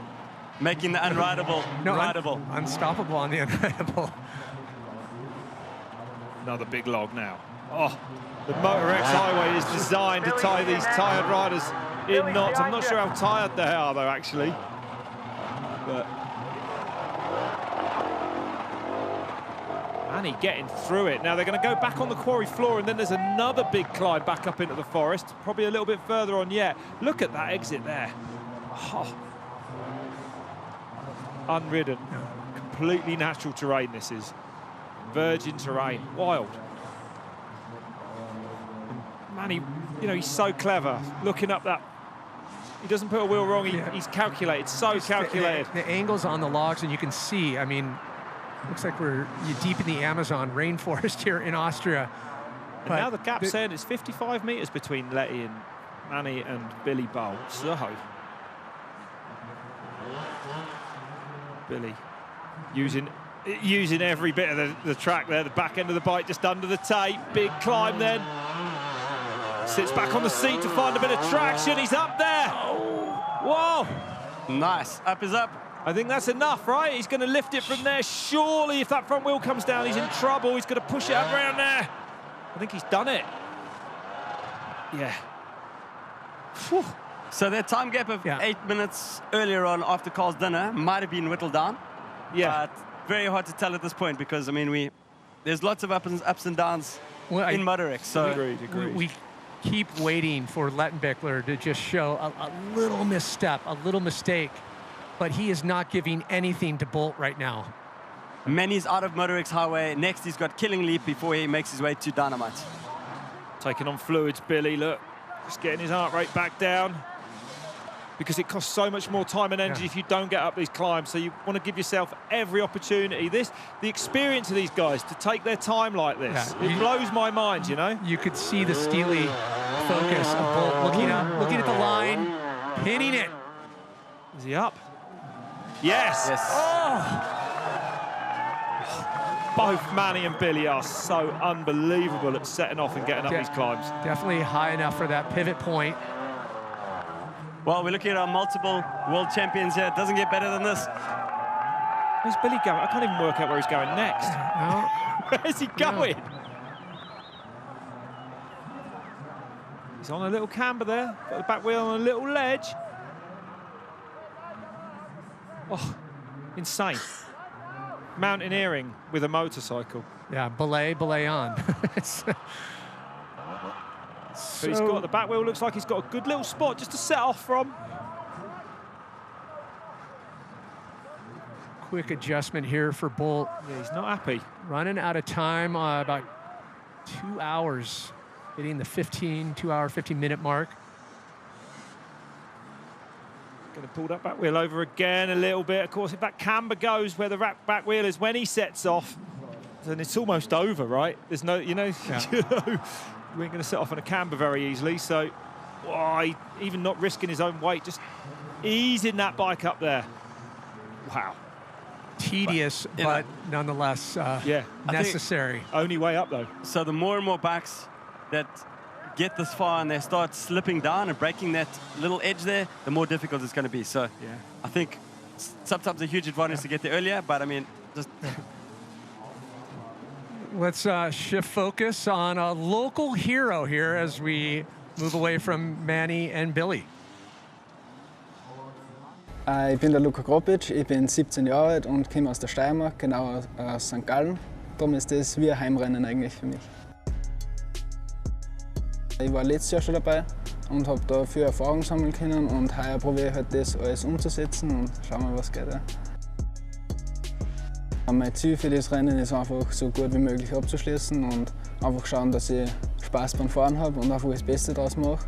Und es ist extrem cool, da gegen die ganzen Profis zu fahren eigentlich, weil früher, wie ich halt nur klein war, waren das meine Vorbilder und jetzt, dass ich neben denen starten darf, das ist richtig cool. Ja, der Erzberg bedeutet eigentlich ziemlich viel für mich, weil ich schon seitdem, dass ich klein bin, also ich habe eigentlich fast herum angefangen zum Moped fahren und ja, jetzt bin ich schon extrem lang herum und ich möchte auf jeden Fall in Zukunft auch öfter Rennen da herumfahren. So Daryl, you've been coming here for a few decades, but like what the fanitude of the Austrian fans, how excited do they get when an Austrian, a local hero especially, makes it to the finish line? Well, especially in Austria, I think they've the fan, that's huge. They want an Austrian to win so badly. It's crazy. Yeah, thousands and thousands of spectators all rooting for. Yeah, and there is a talent pool, you know, here in Austria, but they have to go through the likes of this guy right here, Manuel Lettenbichler, defending champ. He has won the last 3 Red Bull Erzbergrodeos. He's looking for a historic 4th for him. Billy Bolt still in hot pursuit. The Canadian Tristan Hart, who was in 2nd last year, currently in 3rd place, just rounding out the top 3. Mitch Brightmore, a junior no more, battling, trying to pull in Hart and move into 3rd. And notable mention, Johnny Walker on the Triumph in the top 5 conversation. Well, there's that step that Manny made look so easy. Yeah. Billy's up it, but Manny looking like he's in a bit of trouble on Killing Leap. It's a big climb off the quarry floor to where we saw him, and I don't know how far up it goes, but he looks like he might be in for a bit of a push. And Billy... So as always, track builders at the last minute, and it looks like Killing Leap, there's no track there, which means they've cut a new line up Killing Leap. Yeah. So when we get Manny back in frame, we'll see what we're dealing with. I rode over there on my motorbike and I said to the guy, is it going up here? And they all looked away and said, what? And would not tell me a thing. This is one of the restricted areas the riders don't even know about. And the rain is coming down again out there. So definitely, you know, we've still got to go to Lazy Noon. That's not going to be easy with mud all over those green rocks. And just hats off to our film crew here, providing amazing vision. Such a massive course, and getting eyes on our current leader, Manuel Lettenbichler. And how is he riding up that? It's nearly vertical. Look at that. That's unbelievable. This has got to be the sting in the tail. I was thinking it was going to be Moto X Highway, but it looks like they've added this gnarly section in for Killing Leap. Yeah, the technical tacking that he's able to do. Look at him finding traction there. That's unbelievable. Looking pretty dry there. Yeah. Doesn't look like the water's had too much effect on the soil. Nice traction. That shows you the steepness. A couple of nice pivots. Yeah. Definitely has a flattening effect jumping on board. Just from phenomenal above. riding this is. Look at it. Just keeping it going up. Billy still in the Moto X Highway. Another big climb. He did that well, though. Wow. Yeah, nice up there. I think, you know, Manny, we saw push that last bit of that one. They should dig a bit drier, and it might get better where they launch from. So the climbs could potentially get a bit easier. That's what I was talking about there. As Billy came around the top, you see all the soil break away. As it starts getting rid of all of the leaves, it's going to get tougher for the next guys. Up over that log as well. Whoa. Husky taking the abuse. Yeah. Just. Billy's back tire still looking pretty good to me there as well. Definitely hasn't ripped all the knobbles clean off it. When the mousses swell earlier, the tyres get harder and they can actually rip all the knobbles clean off. We saw it in Los Andes Hard Enduro last year in Chile. Billy could not get up this climb. He had just a slick at the, he could not the get end up of it. Yeah, he tried 50 times. He was not getting up it. Yeah, no knobbles left.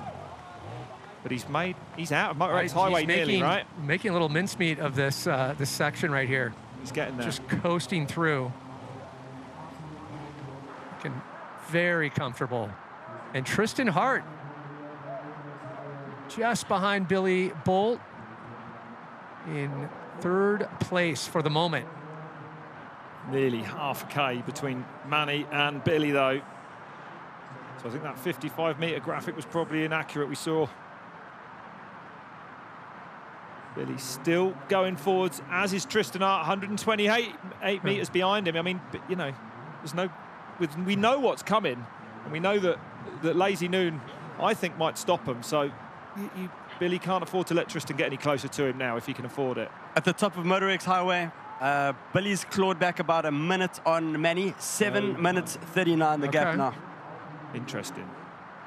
I wonder if that was the entrance to Moto X when he didn't drop down onto those rocks, or whether he rode, you know, the climbs better. Well, not only time loss mistake for Lettenbichler, but you saw those sections that Billy was able to do better, and that's where he's able to gain. Love to see a little bit. Love to see those both in the same vision. Oh, that's the dream. That is the dream. Still some stuff to go, though. Dynamite might be easy either. Huh? Dynamite can be difficult. That's still to come as well. Daryl, how do you keep what's between the ears, the mindset when it's just you, deep in the woods? How do you keep it quiet at this point?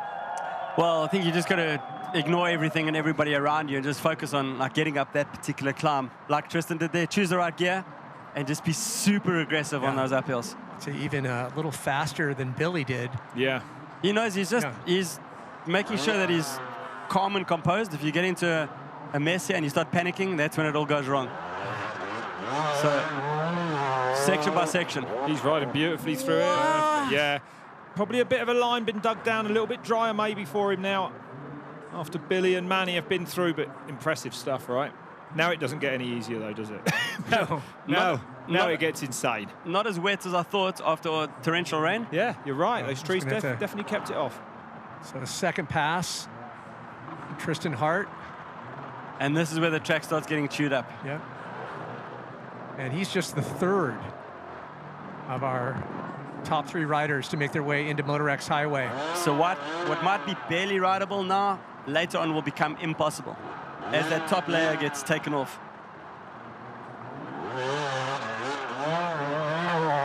I think he wants to try and do that next section in one as well, Danny. He wants to get over to that tree on the left there. Losing valuable time right here. Yep, and then from there he can probably push up that last steep section. Oh, what a difficult position to be in now. Do you push or do you go back down again? And that's what I'm saying, where you might have been able to push it out earlier will become impossible now. So there's Billy with the KT, the Husqvarna, some of the staff around him as well. And this is Killing Leap, that massive climb. You can't believe how steep that is. I couldn't believe a motorbike was going to go up there when I saw it. Wow. And again, freshly cut trail. First time this trail's been used.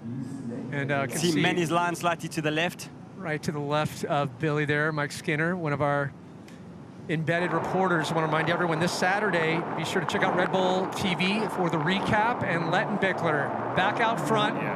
On his way now to Siberia Dynamite. But it's going to be surely better for Billy to follow, at least have Manny's tracks as a reference all the way through Killing Leap now. I mean, the gap is massive. Let's not make any mistake about that. But Billy surely can see where to go on that brand new piece of track. It's got to help him a little bit. It'll help him a bit, but he's not going to be happy. No, that's basically true as well. Yeah, he's a long way off him now. Manny, just like in the last previous editions of this, barely makes a mistake. He is clinical in his execution. Calculated, calm. Oh, absolutely brilliant. So Dynamite, I'm sure they've taped it up like crazy again. Lots of switchbacks. Just when you think you're nearly there. And the only other hard obstacle between Manny and his fourth win is going to be Lazy Noon. Yeah. And that descent after it, I wouldn't have fancied either. The downhill back into the quarry is frightening. And a good look at where Siberia Dynamite sits on the course as Lettenbichler continuing to get that much closer to the finish line. 2 minutes 24 on the clock. Getting up towards last year's winning time again. It's another long one. Imagine all the people still back on Zentrum Amben. They can actually be there for another hour and 35 minutes if they wish. So,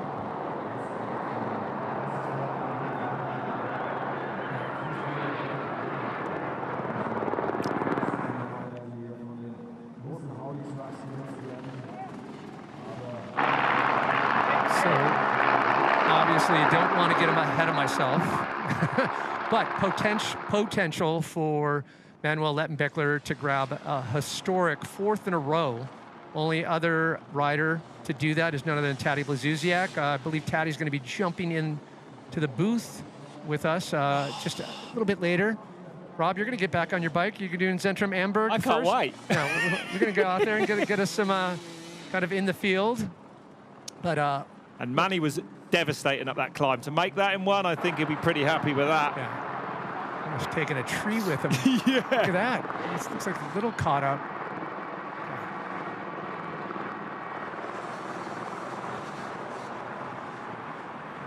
So we're always curious. What are they going to deliver? Change it up, make it a little bit more challenging.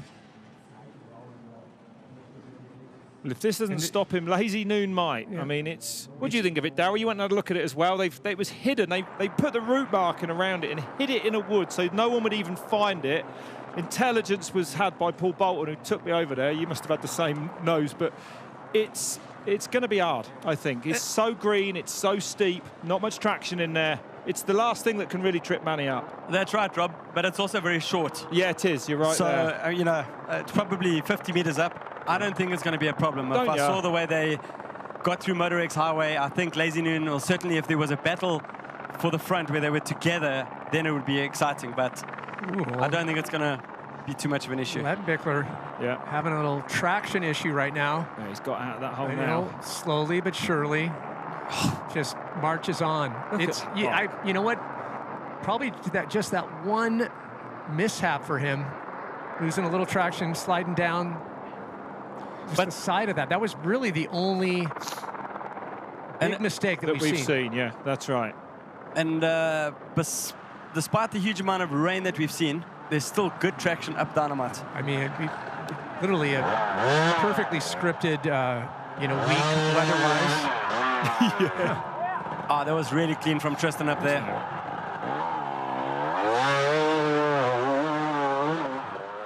Oh, he did well to keep that going.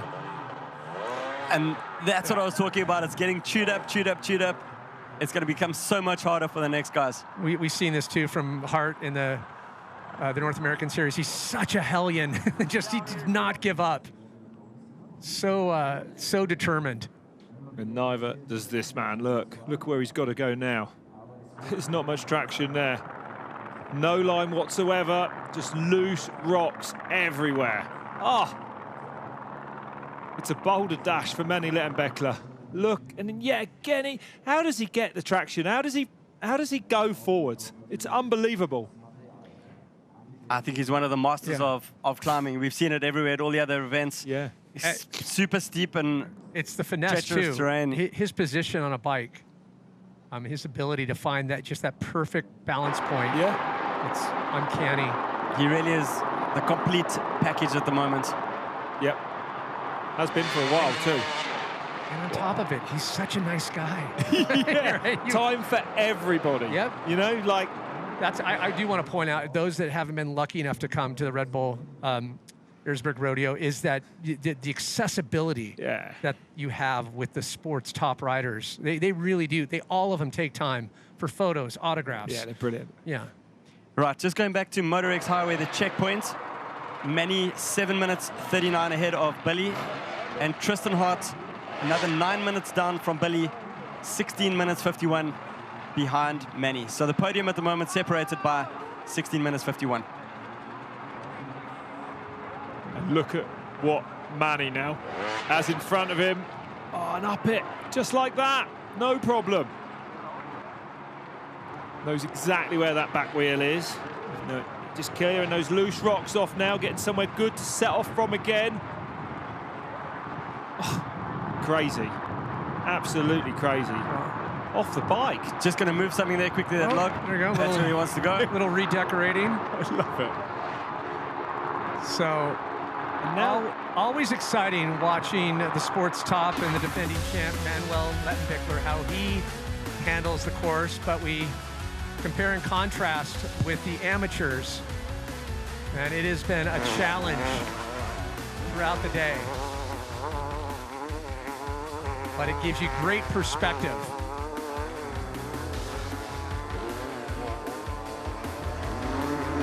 And definitely a different race for every single competitor. 500 entering today's event. 50 disqualified for that fourth row false start, but nonetheless Toby Martin there, determined. Charles champ, giving Hard Enduro a crack. He's got the kettle on. One of the only men to beat Tony Bowen in indoor trial. That's his claim of fame. Great to see him at the Hard Enduros. Oh. And just, do you know what? That shows how hard it is. Toby's a multi-British trials champion. It's just stuck.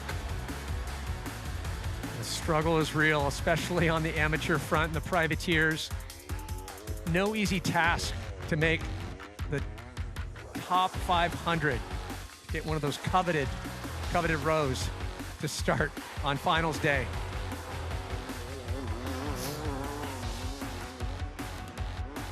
But no less determined.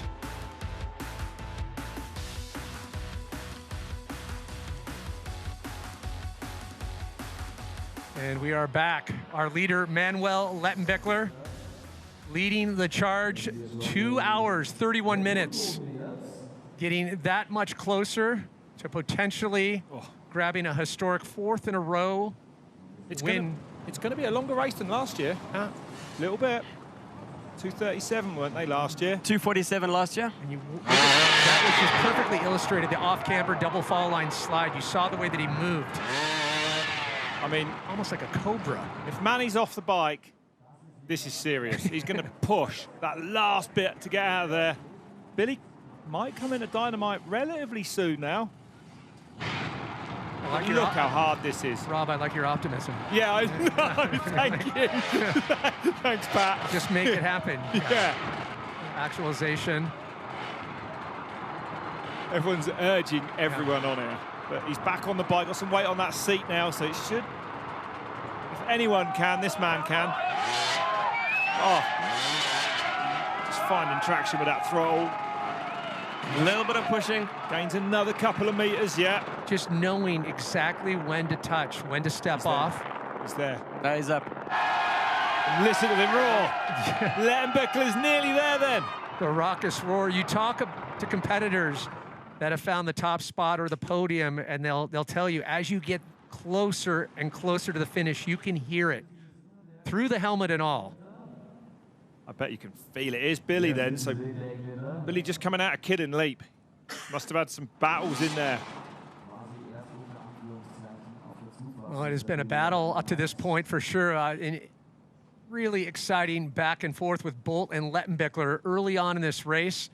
A pivotal clutch move by Lettenbichler passing Bolt in Carl's Dinner Light, then a slight mishap by Billy, and then a second where taking 3 attempts to make it up a section, trying to catch up to Lettenbichler, and Lettenbichler just capitalizing on that and pulling farther away, utilizing that gap, giving himself enough time to really take his time and calculate each approach.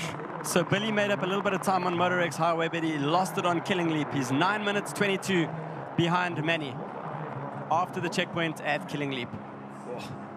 So with 9 minutes in hand, Manny's only got Lazy Noon before the downhills into the finish arena. We know Lazy Noon's hard. I'm not sure if it's 9 minutes hard for Manny Lettenbichler, to be honest.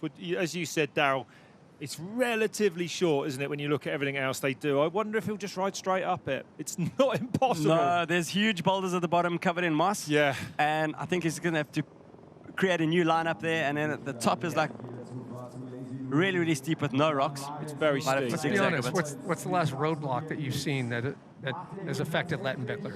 No, nothing. I don't think Lazy Noon's going to be too much of an issue. I think the hard stuff is over. Yeah, you might be right. I thought Lazy Noon was hard, but let's see.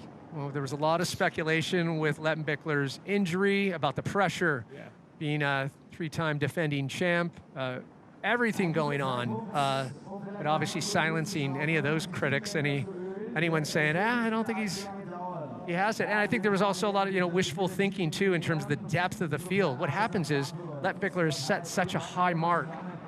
But I will say this, the rest of the talent is staying fairly in step, albeit slightly behind. Valley's Hard Enduro earlier in the year. Manny took a win, Billy was second. Yeah. So, yeah, if Manny takes the win here, second win of the year. Business as usual. Wow. And look at that for Billy. Amazing riding. Now into the deep stuff. Where are you going to go now? Oh, trying again. Oh, look how loose it is. Yeah. I love when Bolt does that, when he outriggers and just counterbalances the bike. But he's also so strong. Yeah. Yeah. Shoulders on him. Wow, look at that. Brilliant. That's impressive. Yeah. And he'll ride across there now if he can get back on board, I think. Amazing riding. Found a nice little divot for that back wheel. He's going to try and make it a little bit better, I think. Or abandon it completely. Yeah. Definitely taking his time. Back in 2023, Billy Bolt grabbed second place. Went in to be a bit higher, yeah. 6-time Red Bull Erzberg finisher, and was so laser focused finding the top spot. Still some time on the clock, but running out of precious time. Quite a big disadvantage to have not ridden here last year as well. Like Billy said to me, he said, he feels like he's forgotten the mountain. Yeah. And a lot of the sections now will be unfamiliar to him going into them again. Yeah, I think a lot of people are asking him too, did you get any insight with being in the booth with us last year? And he's like, I can't even remember what I said. Yeah. But he had to go back and watch and see how things were unfolding. But he was so good in the booth last year, but I hope we don't see him there again. We want to see him right where he is now, on track.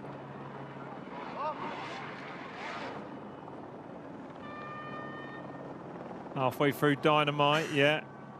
Another big climb out, yeah. Lettenbichler struggled on the climb out, didn't he? So Bolt still in pursuit. Yeah, found a nice little flat bit to fire off from again. But, oh, and it spun just as he left. Rock under that back wheel for him. And man, he must be almost in lazy noon now, huh? He must be there. Yeah, he's got to be pretty close. We'll wait for a camera visual. Oh, slipping back down again. Oh, so difficult. You don't realise just how difficult it is. Well, the wear and tear at this point, even for the likes of Billy Bolt, starting to show the effects. In 2 hours, 38 minutes. Yeah. On the clock. Also just cleaning the line there. Every little bit of traction. Should go now. I see him hook second gear.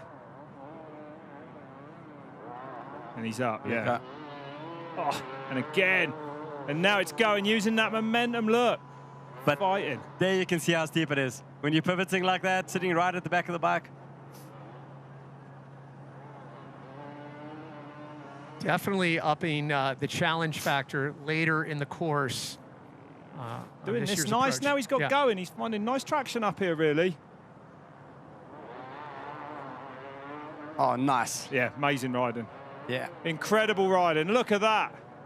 I mean, if you guys stand there and see how steep it is, I mean, that's just like insane what these guys are doing. Yeah, you can't believe it.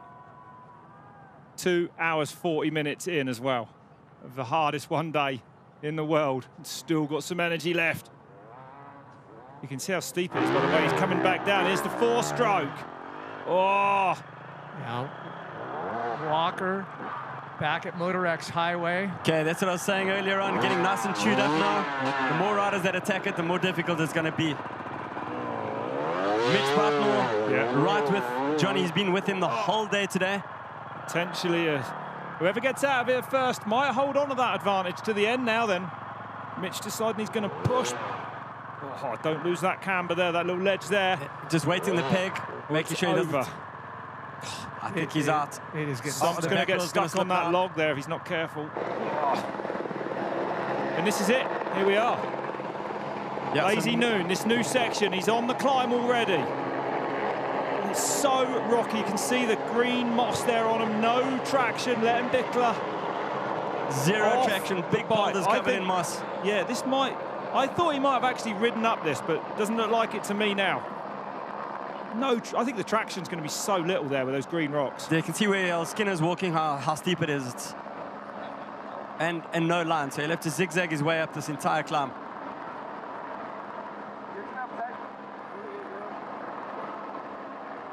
Trying to lessen the steepness by going across it. Tristan Hart, yeah, third place. And the Canadian Tristan Hart was close for a few moments. The elastic back and forth with Bolt in second. Lost some precious time, but currently holding on to third place for the moment. Brightmore and Walker, as we saw, they're all the way back in Moto X. Tristan now, 7 minutes 55 behind Bolt, so and 17 minutes behind Manny. Yeah, a big chunk, even if Mitch or Johnny could claw back. A big deficit with just 2 more checkpoints to go. And he's getting there, getting ever closer to the top of Lazy Noon. One big drop after this is about all that's left. Backing it up against that tree, looking for somewhere where we can just fire off, find a bit of traction to get him going. He's so clever. Same as Killing Leap, making a brand new line. Nobody's been up here before. Yeah, brilliant, absolutely brilliant riding. Oh. Just quickly assessing in real time. Lettenbichler unfettered throughout this competition today. Yeah. I haven't seen him rattled at any point. That might be the point, eh? He's just so calm and collected at all moments. Takes everything in his stride. So complete mentally and as a rider. Still not out of this one, though. But it's, you know, to the viewers that are new to Hard Enduro, it's just, look, this looks innocuous, right? Yeah, but it's so steep. It looks so harmless. But in terms of pitch, angle, traction, all the factors, and then just the wear and tear, how much strength you even have in your arms at that point. There you got a better idea of how steep it is. But I mean, once he's out now, he's got some super steep descents, and then he's going to make his way down all the levels across the prologue and go into the finish arena. He's nearly there, yeah. Man, you can see he's tired. Almost 3 hours, 2 hours 42 in. Man, you've got to be tired after that. You can feel the burn, the cramping at this point, but you can taste. I think you can taste victory now. Taste the finish line. Having a word with Mike Skinner there. Yeah. He knows the worst is over now. It's a trundle down to the finish line. Oh, man. Definitely upping the complexity and the challenge towards the end of the competition. You can feel it. He's just a couple feet away just to get on that last little bit of a climb.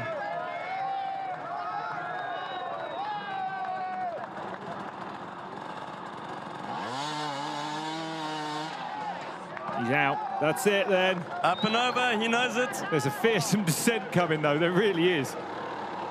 Just around here, he's going to go right and down to it now. I think he knows he's got a big gap. He's got time in hand, and it's not easy. No rush.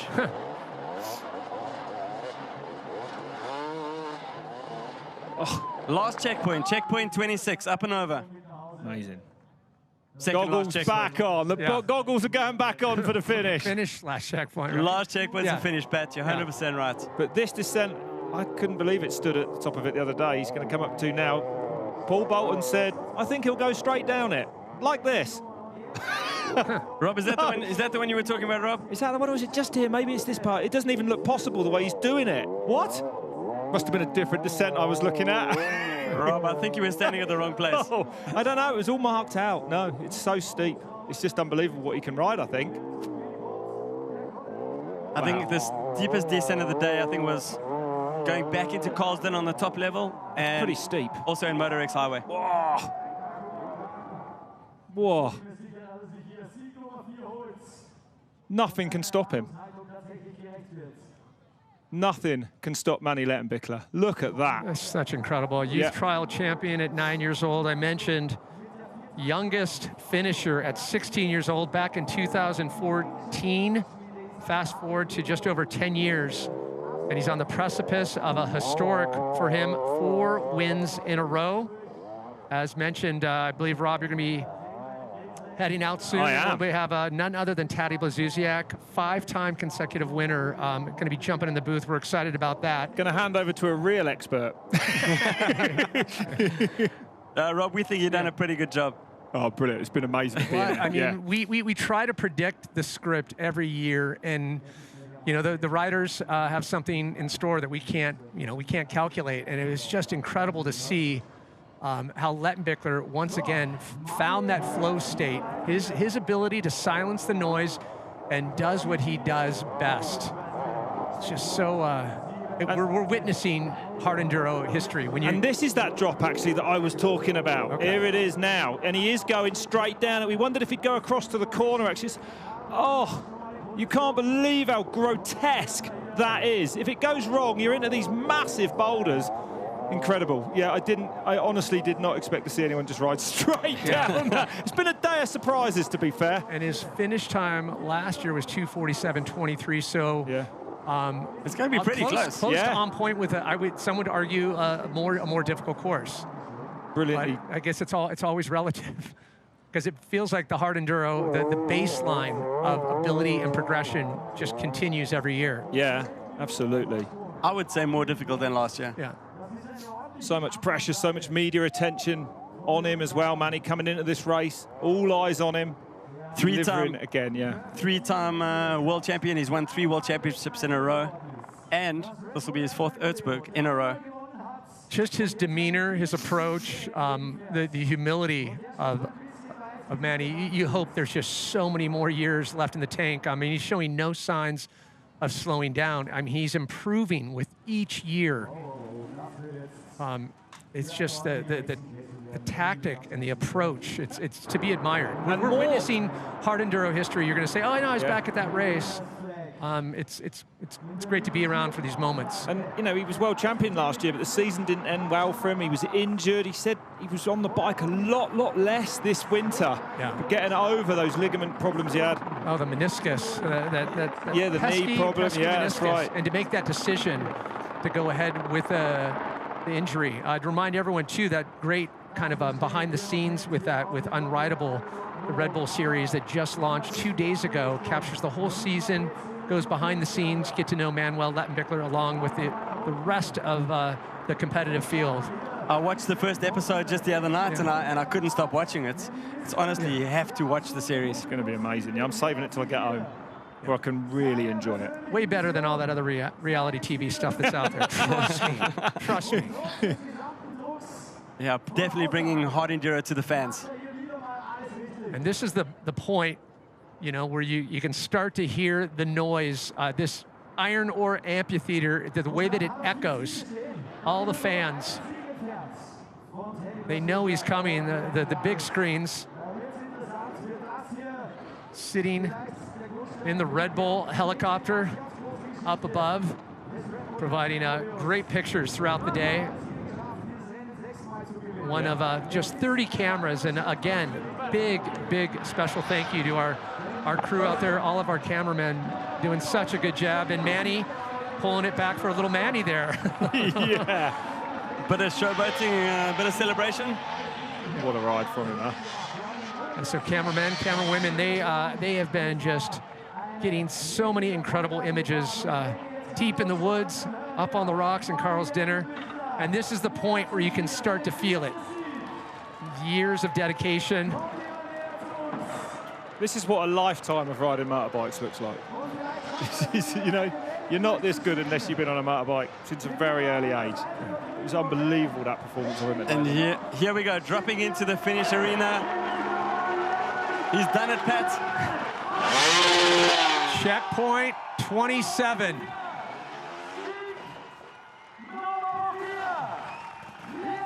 And there it is, Carl Kodak with the checkered flag. It is official. Manuel Lettenbichler, your 2025 Red Bull Erzbergrodeo champion for the 4th time in a row. Unstoppable.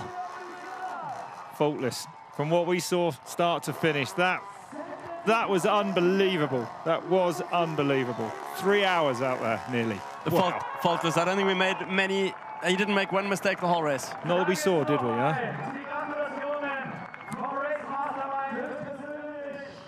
One more and he'll be up with the man set to my left here, Tadej Blazusiak, eh? And big Who Papa also Bear, did him in a row. Papa Bear there, Andreas, previous winner, runs in the family, and always there. The support, the entire team, the KTM family. He's on a FaceTime call already. Yeah, he's doing some sponsor deals. Yeah. Sign this up, sign this up. Oh, he's just, you know, like I said, always there for the fans. It's just incredible to watch. No ego there whatsoever, and just such a powerhouse. Blatchlin fast again. Look at the emotions got him this time, I think. Oh, amazing. Incredible. Well done, Manny. So where's Billy? So a justifiable emotional moment as we shift gears back. Lazy Noon. Lazy Noon now, Billy Bolt. Trying to stay on point, currently in 2nd place. Still some real estate to get through to make it official.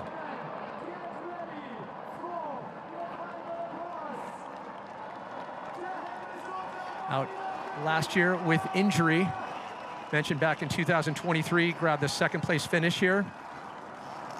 Just behind Manuel Lettenbichler. So a little carbon copy finish setting up as Tristan Hart also currently in 3rd. We might have a mirror finish of 2023 if it were to end right now, but still a lot more time. We've seen incredible things unfold here at the Red Bull Erzbergrodeo. Tristan on set to have his 4th podium. It'll be his third place.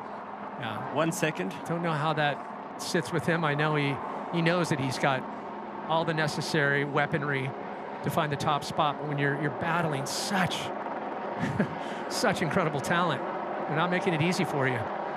And not easy to beat Billy Bolt and Manuel Lettenbichler. Not with the streak he's having at the moment.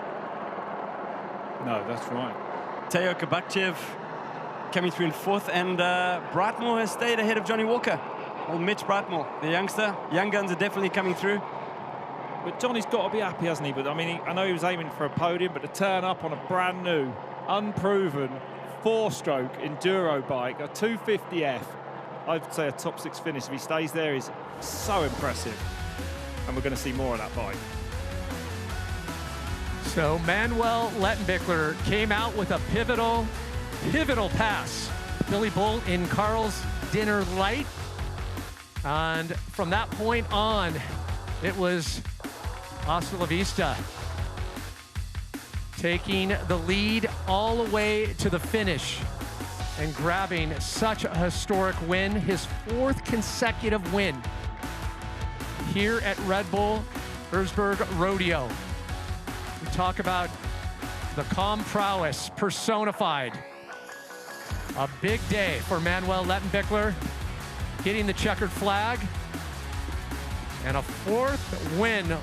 Right now, we send it to Ed Lee with our champion. Manny, we've seen you win 4 of these Erzbergrodeos now. Never have I seen you this emotional, though. This one it feels like it means more to you. Yeah, definitely, yeah. Like, you come into this race and you're like the title contender, and there was so much pressure, like, already before the race that like, you always have doubts, you know? It's a new year, and just like so difficult, and so many good people out here, you know? Like, it was a big fight, and then I was already crying before the start, you know, because I was so nervous. So yeah, really stoked to get this done. I didn't expect that, and yeah, everybody's saying there's no pressure, but at the end there is pressure, and we deliver it. So. Well, you're feeling the pressure in your head, but it wasn't visible in your riding at all. We heard them say it in commentary, and everything that we saw on the screens, it looked like a masterclass. There didn't seem to be a single mistake.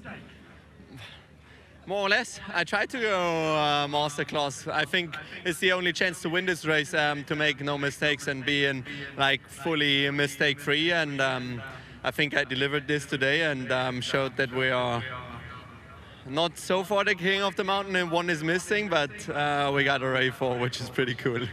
How hard was it chasing Billy through the first sort of third of the race? It was really difficult. Like the pace was so high at the beginning, and Theo was in between, and it was so cool that I passed him right at the beginning, because then I could push on and try to give him a little bit of a hard time, Billy, and he was riding really good in the stones, but I knew in the trees I normally should have him, and yeah, what a journey.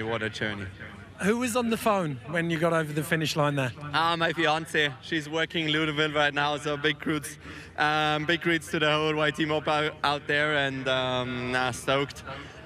And yeah, she's not here, but she was with me, probably my thoughts, and pretty cool, you know, to deliver this win to the whole team, to my fiance, to everybody, you know, like, it's such a big team effort to do this, so huge shout out to the whole Red Bull KTM Factory Racing team. And what does it mean to you now? You're 1 shy of the record set by Taddy in terms of consecutive victories, and you could equal Graham as well. Yeah, we're closer to the history, but right now I'm just stoked to get this out of the way, and I don't really think about next year so far. Cheers. Wow, so great to hear from Manuel Lettenbichler, and Ed paying a little reference to none other than Taddy Blazusiak. Taddy, thank you so much for taking time. Rob Warner, he's out on course. All the sound of the 2-stroke got him a little too excited. We had to send him on his bike.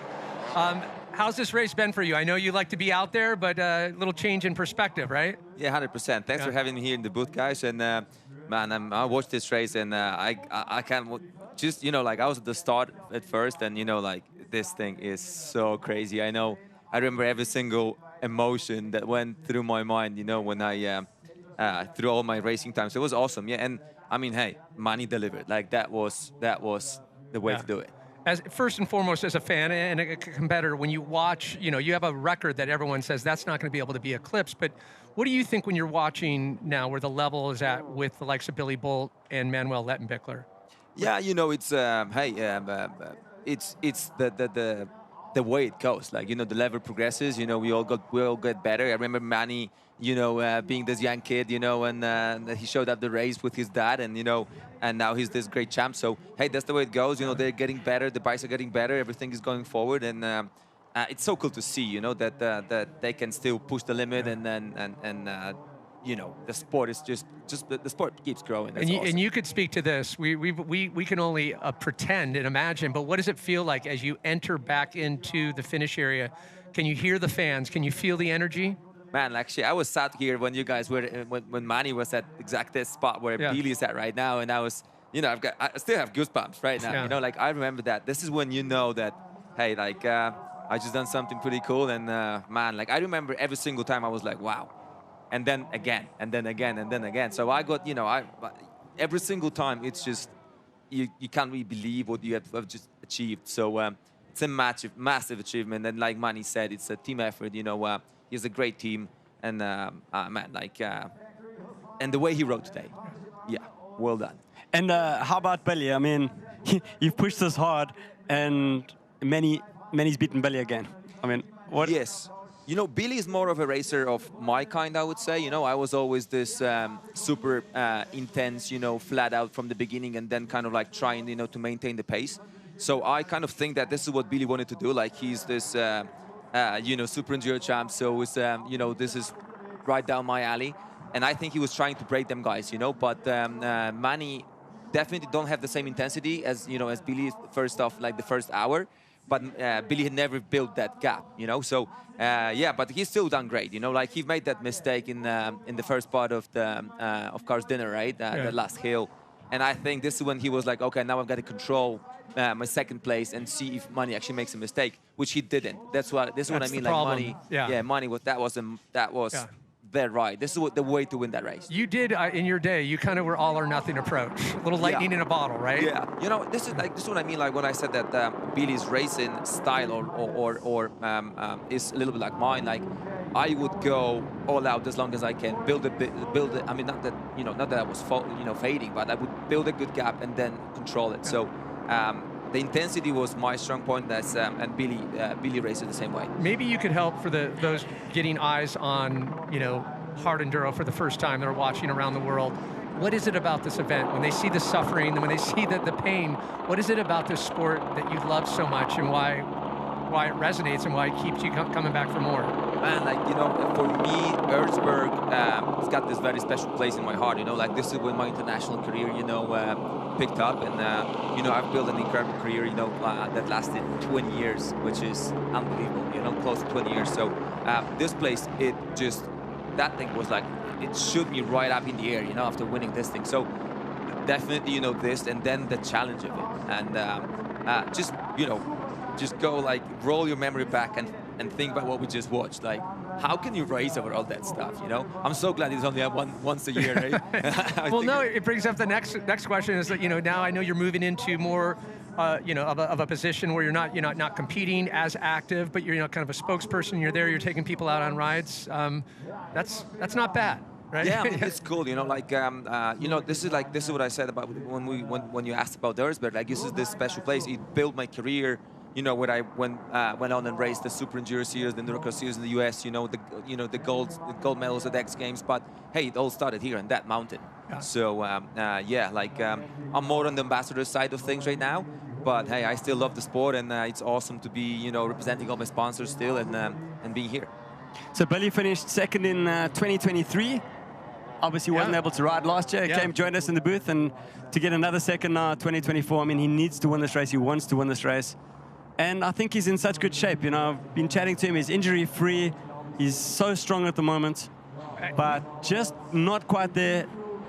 Manny just still one step ahead. Again, you know, when you're in the company, likes of Manuel Lettenbichler, you know, who literally puts on, we keep saying over and over, a clinic, but there's not a lot of mistakes there, not a lot of chances to capitalize, as Billy Bolt, last checkpoint official, makes one last round. You can hear the applause. Such a fan favorite. There it is, the checkered flag, 2025 Red Bull Erzbergrodeo, second place finisher, none other than Billy Bolt. Well deserved. Yeah, you know, adding to what you just said, it was basically about the mistakes. You know, money done. Like, he didn't put his foot wrong once. And that's, you're in the presence of history, the rivalry, the respect. These two are clearly pushing each other, but it does shift gears back to the rest of the field too. You have the likes of Brightmore, and you know, you have this young guard, Kabachi, you have like this new guard, and they're showing they're almost there. They're almost there. It just, it takes time, especially with an event like Erzberg, to get the wear and tear, to get the teeth. 100%. You know, like the sport is really healthy. You know, there's some good young talent coming through the ranks, and you know, enduro is when you think moto, like moto, you know, youth it's so much about youth, but enduro you do have to build that experience. You know, you need to be there a couple times before you're ready for it. Yeah. This is what you love to see. Such incredible friendship between these two. Yeah. The respect and the rivalry. Yeah, but you know, when they're racing, they're racing. There's no love lost in Carl's dinner. 100%. Yeah. They would go in for it, you know. But yeah, there's like on the enduro side of things, you know, there's so much respect, and people, you know, Romaniacs, you know that maybe at some point you're gonna need your competitor to be, you know, to be there for you if something goes wrong. So, winning time here, only 2 minutes. Slower than last year's time. 2 minutes, 2 hours 47 last year, 2 hours 49 this year. And the gap between Manny and Billy, 12 minutes 39 at the end. Yeah, just at the 3 hour mark of the allotted 4 hours to complete a Red Bull Erzbergrodeo. And Moto X Highway and the rest of the field making their way through and then on to Lazy Noon. And just getting slicker by the minute. I think from this point on, the more and more, as we get more and more bikes through, it's going to become that much more difficult to get through. So Billy Bolt out of the gate, leading the charge. And it's what he intended. As Bolt was on a clinic of his own until a little mishap in Carl's dinner light. Lettenbichler able to capitalize on that, getting a bit of a lead. As Bolt, though, persistent as ever, stayed within a reachable distance. But the top spot wasn't to be, as the rider who finished second in 2023 finds another second place finish here at Red Bull Erzbergrodeo. Billy Bolt gets that well-deserved checkered flag from Carl Kadek. We check in with none other than Billy Bolt and our own Ed Lee. Ed? Bill, congratulations, second place. A phenomenal achievement, and the consistency that you showed through all of that race. It came down to 2 mistakes almost in the end. Yeah, it was a tough one. I knew I had to go. I had a good start and couldn't not go. You know, Manny rides this place so well and he just makes so few mistakes.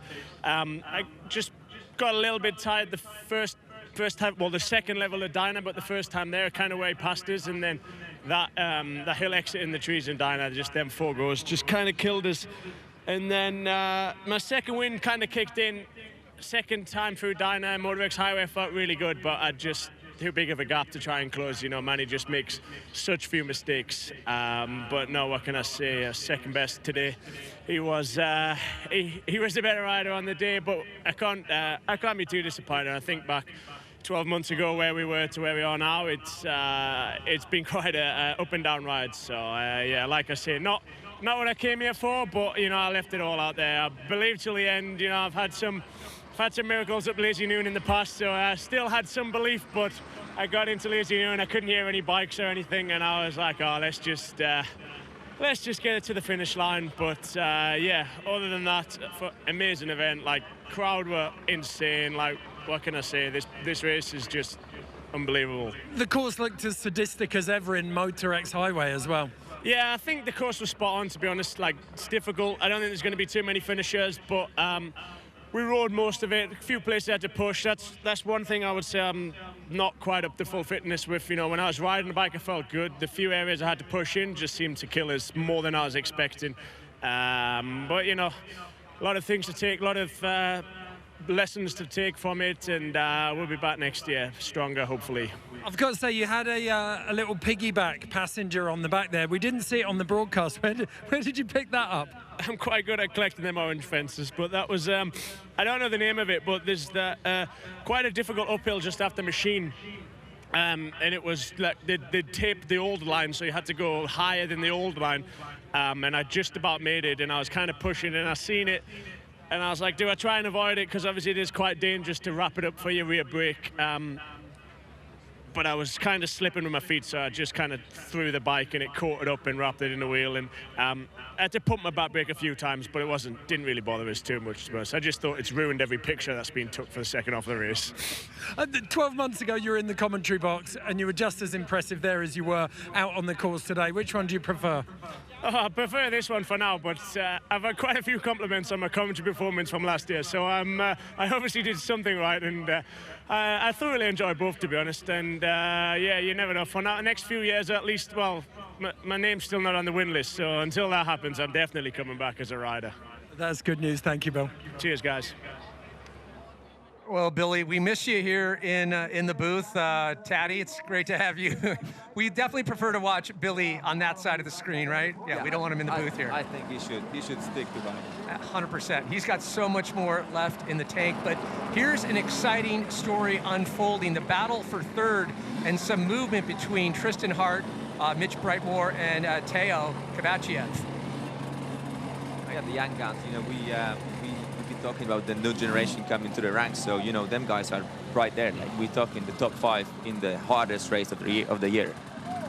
And it's so cool to see, you know, to just seamlessly move from that junior level right into the pro ranks and be a contender right out of the gate. Oh man, and it's a big step. So you know, they've done their homework to the winter, so that's awesome to see. Mitch has already got his 3 junior world championships under his belt, and he's aiming now for the top guns. Teo too, so completely committed. Look how tight this is, guys. Just, you know, everyone right on top of each other. Chatty, is there a part on course? I think it's Carl's Dinner, but it could be that you have a love-hate relationship with this mountain. Oh, guys, Teo's about to pass Mitch. Man, we're talking 3 hours and 10 minutes into the race. Them guys are on it. That's awesome. This is going to be a race to the finish line. It's only a kilometer or 2, and they both want that podium spot. But they're both so tired at the same time. You can see the body language, man. So that's Tristan Hart. He's got an issue with his bike. Mechanical, and you hate to see this. I mean, for so long, Tristan Hart was gotten back and forth, second and third place, back and forth with Billy Bolt. Started to lose a little ground, and then Bolt started to lose a little ground on Lettenbichler. Man, we've got a full-on moto race to the finish. Teo's back in front. We haven't seen this in a while, and you love to see this as they enter back into the amphitheater. And this is for the podium spot, so they're going to be going at it. That's how badly Teo wants this podium spot. I don't think Mitch is going to give up. Motocross style here at the Erzberg. Yeah, either way, we're going to have a new face on the podium between these two for third place here in 2025. Look at the speed and trying to figure out where a pass could take place. Teo, quick look back. He knows that Mitch is coming.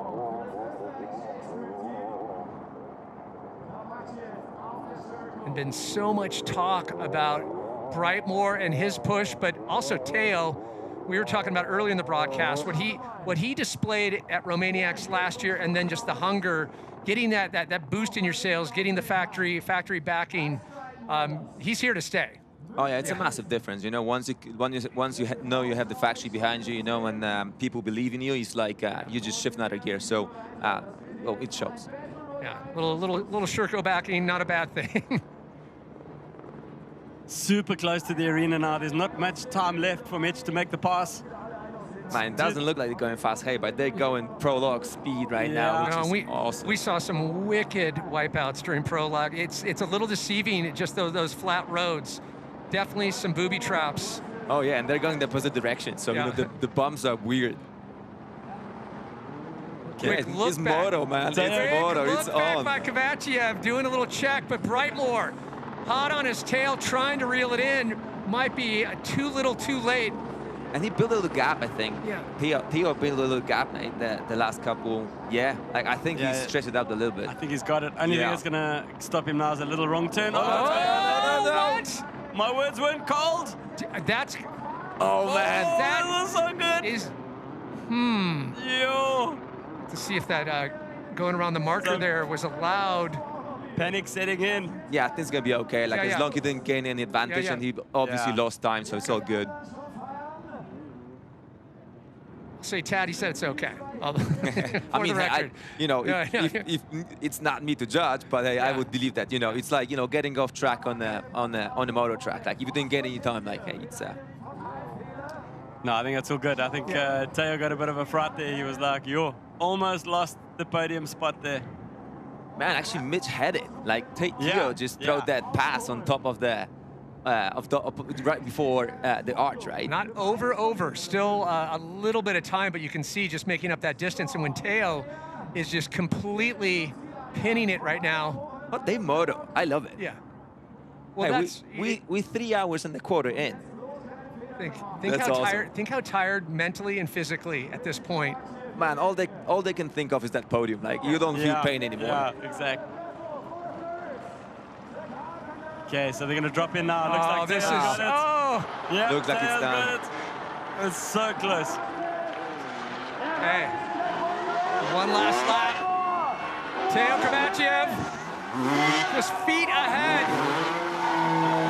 Official. 3rd and 4. Theo Kovachev, his first podium finish. Red Bull Erzbergrodeo. And the body language, Brightmore just out of the top 3 in 4th place.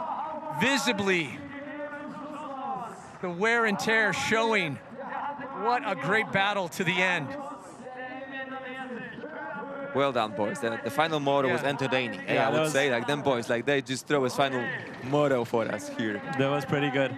My heart goes out to Tristan Hart, though, because he had the podium pretty much in the bag. He's got some issues. I'm not sure what they are. My heart goes to Mitch Brightmore. Can he get his bike? I mean, I think the body language says it all. Just missing that 3rd spot. He knows it was in his grasp, and that sometimes that's worse than being, 8th and 9th. 100%. It actually hurts more. It hurts more. That 4th place hurts more than being 5th. 100%. Yeah. This close. But I think he should be happy with, with how he rode. And, man, like I said, this is this new generation. He's coming to the ranks. I think you have to say, too, Mitch has to hold his head up high. He left everything out there on the mountain. And, you go back, hindsight's 20/20, allowed to go through those mistakes. And then nothing to discredit, too. When Theo is riding at that level and that pace, as we jump back, now Tristan Hart with the mechanical, slipping back to 5th. So looks like Tristan will finish, which is great, but not the day Tristan intended to have. Did you notice a little bit of a more hunger in the eyes of Tristan coming into this year's event? Like he was a little 100%. more... I've known Tristan for a long time, like, when I used to race in the Rocker Series, so he was this super timid kid, that he would like not, and I've seen him, getting hungry and hungry in racing. So now I think he finally believes that he can win. There's a confidence and swagger, 100%. and it's earned. It is. Right? It is. He's a great racer. He's got a full package, and he's proven, and he wants that win, man. Like, he always got a podium, and he wants that win. I'd like to see more of him, on the European leg, but he does so much too for the sport of hard enduro. Although the North American stops, I mean, he's just leading the charge. He's been on a tear, and it's so good to see when you see a rider kind of finding themselves and not second guessing. 100%. So looking back at Theo, and we've been talking about it. I'd say the past 2 years, just Theo's ability to kind of find his confidence. I think I'm going to say last year was kind of the year, wouldn't you say? When Theo started to find his flow. I mean that when you go from privateer to factory, like what we said before, like, you agree with me that it's massive for the rider. Yeah, it is. It's a huge jump, and like Theo told me, he's committed everything to the sport. This is his job. He's made it into a career. This is, and having that support, like you know that you have everything that you need to deliver. Well, Teo Kovachev, his first podium finish, 3rd place. Let's hear from Teo. Teo, congratulations, a first podium here at Erzberg. You were up and down the standings, yo-yoing. What happened at the end of the race there? Yeah, well, to be honest, in the beginning of the race, I had a good start, but then I felt that the pace was too high. And last year, I suffered because of being tired too much in the end. So this year I said to myself, I'm not going to push too hard in the beginning to have enough energy in the end. And I made one big mistake in the rocks, and like 5 riders passed me in the light Carl's dinner. But then I managed to come back, which is a good thing, and I'm happy. Thanks to my family. Thanks to Sherco Factory Racing for supporting me. And thanks to my girlfriend for the help. Now, the last 2 kilometers of that race, Mitch was within touching distance behind you. It's one of the closest finishes we've seen in living memory at Erzberg. Could you feel him breathing down your neck? Yeah, Mitch and Johnny were riding together, and I managed to pass them in the Moto X Highway. And then Mitch was pretty much on my back. I made one small mistake on the uphill. He passed me, and I wanted to pass him back so bad. So yeah, I'm happy that I did it, but he did very, very good job. He rode amazing today, as everyone else. Congrats to everyone who finished and who is going to finish this tough race. It's no joke. Thank you so much, Teo. Congratulations. Thank you. Amazing to hear the Bulgarian beast. You know, when he was a boy, he got eyes on Hard Enduro, and he told his dad, this is what I want. This is what I want to go after. No one had done it in his country, and he is charting new territory. So congrats to him as we see Canadian Tristan Hart making his way across the finish line. As we talked about, not the day Tristan wanted, but every Erzberg rodeo is, it's impossible to predict. Yeah. You can see the body language of Tristan there, man. He's happy to be at the finish, but it's definitely not what he wanted. Yeah, but man, this is part of racing, you know. It only takes this one little mistake or the mechanical, you know. So this is what makes it so special. You know, you have to put everything together, you know, to make it happen. And there's Johnny Walker and Mario Roman at Lazy Noon. Also very close to the finish. Still within the top 10 conversation. And I just want to point out, if you look to the left, in 8th place, a name that we've also has 5 wins, not consecutive, none other than the silent assassin, Graham Jarvis. Coming through from the second row. No, I don't, like, he is, he's like a cyborg. I don't know what he eats for breakfast, but let's be honest, we kind of expected it, right? Yeah, he's just like that slow, steady, and just like tenacious tortoise, you know. But 100%, but how, like... Just a reminder, I mean, he's 50 years old. He finished 4th here last year. Yeah, that 100%. was... I mean, it's amazing. Like, you know, it's such a shame that he, you know, he was close on top 50. You know, that would make his life so much easier. But still, hey, what an effort, eh? From the second row. Yeah, well, you got to ask yourself how many 50-year-olds have finished Erzberg, right? Well, I'm pretty confident he's the only one. Yeah. I think so too. But it brings back the conversation as we watch Walker here on a Triumph and doing such a good job. No, but like in terms of what you get when you're the grizzled veteran, and just this wisdom you have with a race this challenging versus you have like the youth, the exuberance and the passion. That can only make up for so much. Like you can be smart when you're smarter like Jarvis. Plus, you know, this is like on top of what you're talking about, what you just said about Graham. It's basically the same thing. What happened between Mitch and Theo. You know, like Theo having a little bit more experience. He kind of like, you know, he made that mistake. You know, he made that pass, and then he just, you know, made it stick. So, you know, this is where Mitch still needs a little bit more experience. What I said, like, youth is awesome, it's important, but, you know, with Enduro, you need them kilometers. You need, you know, race experience. So, 100%. And Graham, just unbelievable. What do you think about having a 4-stroke back at Erzberg? I mean, I in think the top 10. Awesome. You know, I said it a long time ago. Like, I mean, I think where Johnny lost a little bit of ground is being on a 250F. If that thing would be a 350, you know, like in Moto X Highway, I think on the hills, like he was struggling. And think that Erzbergrodeo doesn't matter. Think again. I think the body language of Tristan Hart says it all. These competitors bring everything they have, physically, mentally, years of dedication, and it does matter. And the battle for third place, this is how it shook out. You were saying, Taddy, how this is the kind of third place finish you dream about. Are you kidding me? I felt like I was back in the arena, a little supercross here. Man, they're gonna remember outdoor that. Nationals. Yeah. You know, like Theo's gonna remember that as an amazing, you know, day, and Mitch's gonna go like, I don't want that to happen ever again. Yeah. Well, someone that just landed shy of the top three, none other than Mitch Brightmore. He is with Ed Lee. Ed? Mitch, I know that the first emotion as you came over the line there was frustration, but you've improved on that 7th place from last year with the 4th. How difficult a pill is it to swallow to have lost out by so little? To be honest, I didn't really know where I was in the race. I was just chugging on. I pushed super hard from the start. Super happy with my bike, the fitness I've got, it's unreal. Happy with the team, and yeah, the bike's working great, so yeah, no complaints. But how tight was it at the end there with Theo? It was cat and mouse, wasn't it? Yeah, literally, since probably Dynamite, it was just crazy, you know, back and forth. I passed him in Lazy Noon, and then I come out onto the top, and there was one last hill, and I fucked it up basically, and yeah, he got past me, and then racing back on the roads, he sort of went left and you meant to go right, and I nearly got him again, but I had to sort of squish a bump and lost all my speed, and then yeah, it was cat and mouse pretty much to the finish. There was one of those steep descents we saw you dive into, and both Billy and Manny had taken it very steadily down there. Because of the pressure between you and Theo, you charged into it. It looked lethal.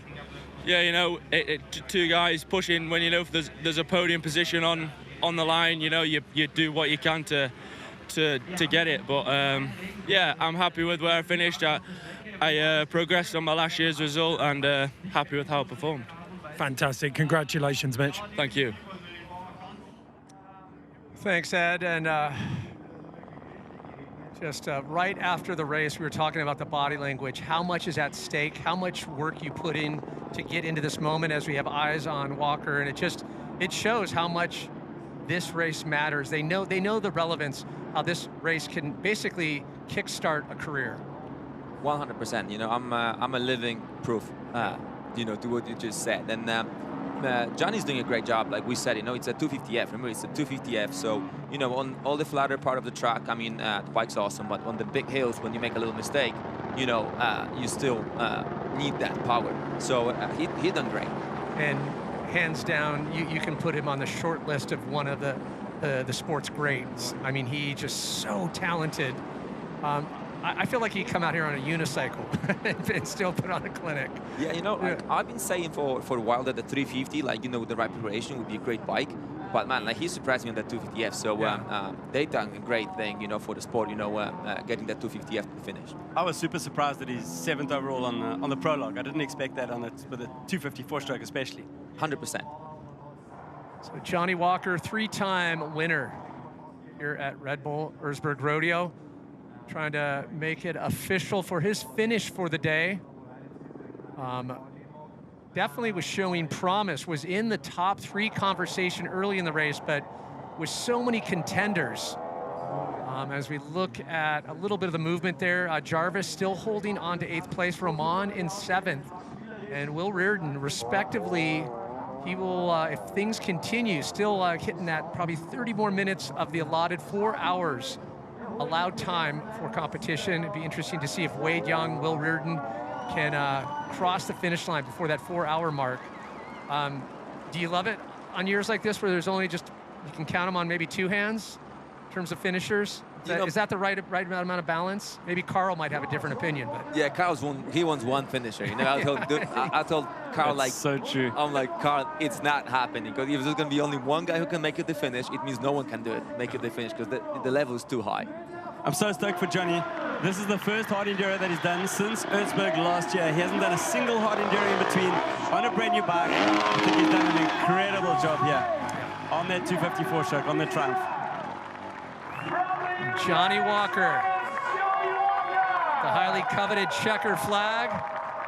Well, congratulations from Carl. And, all smiles. Such a gentleman. Now, that's a solid result. Yeah, he should be super stoked for that.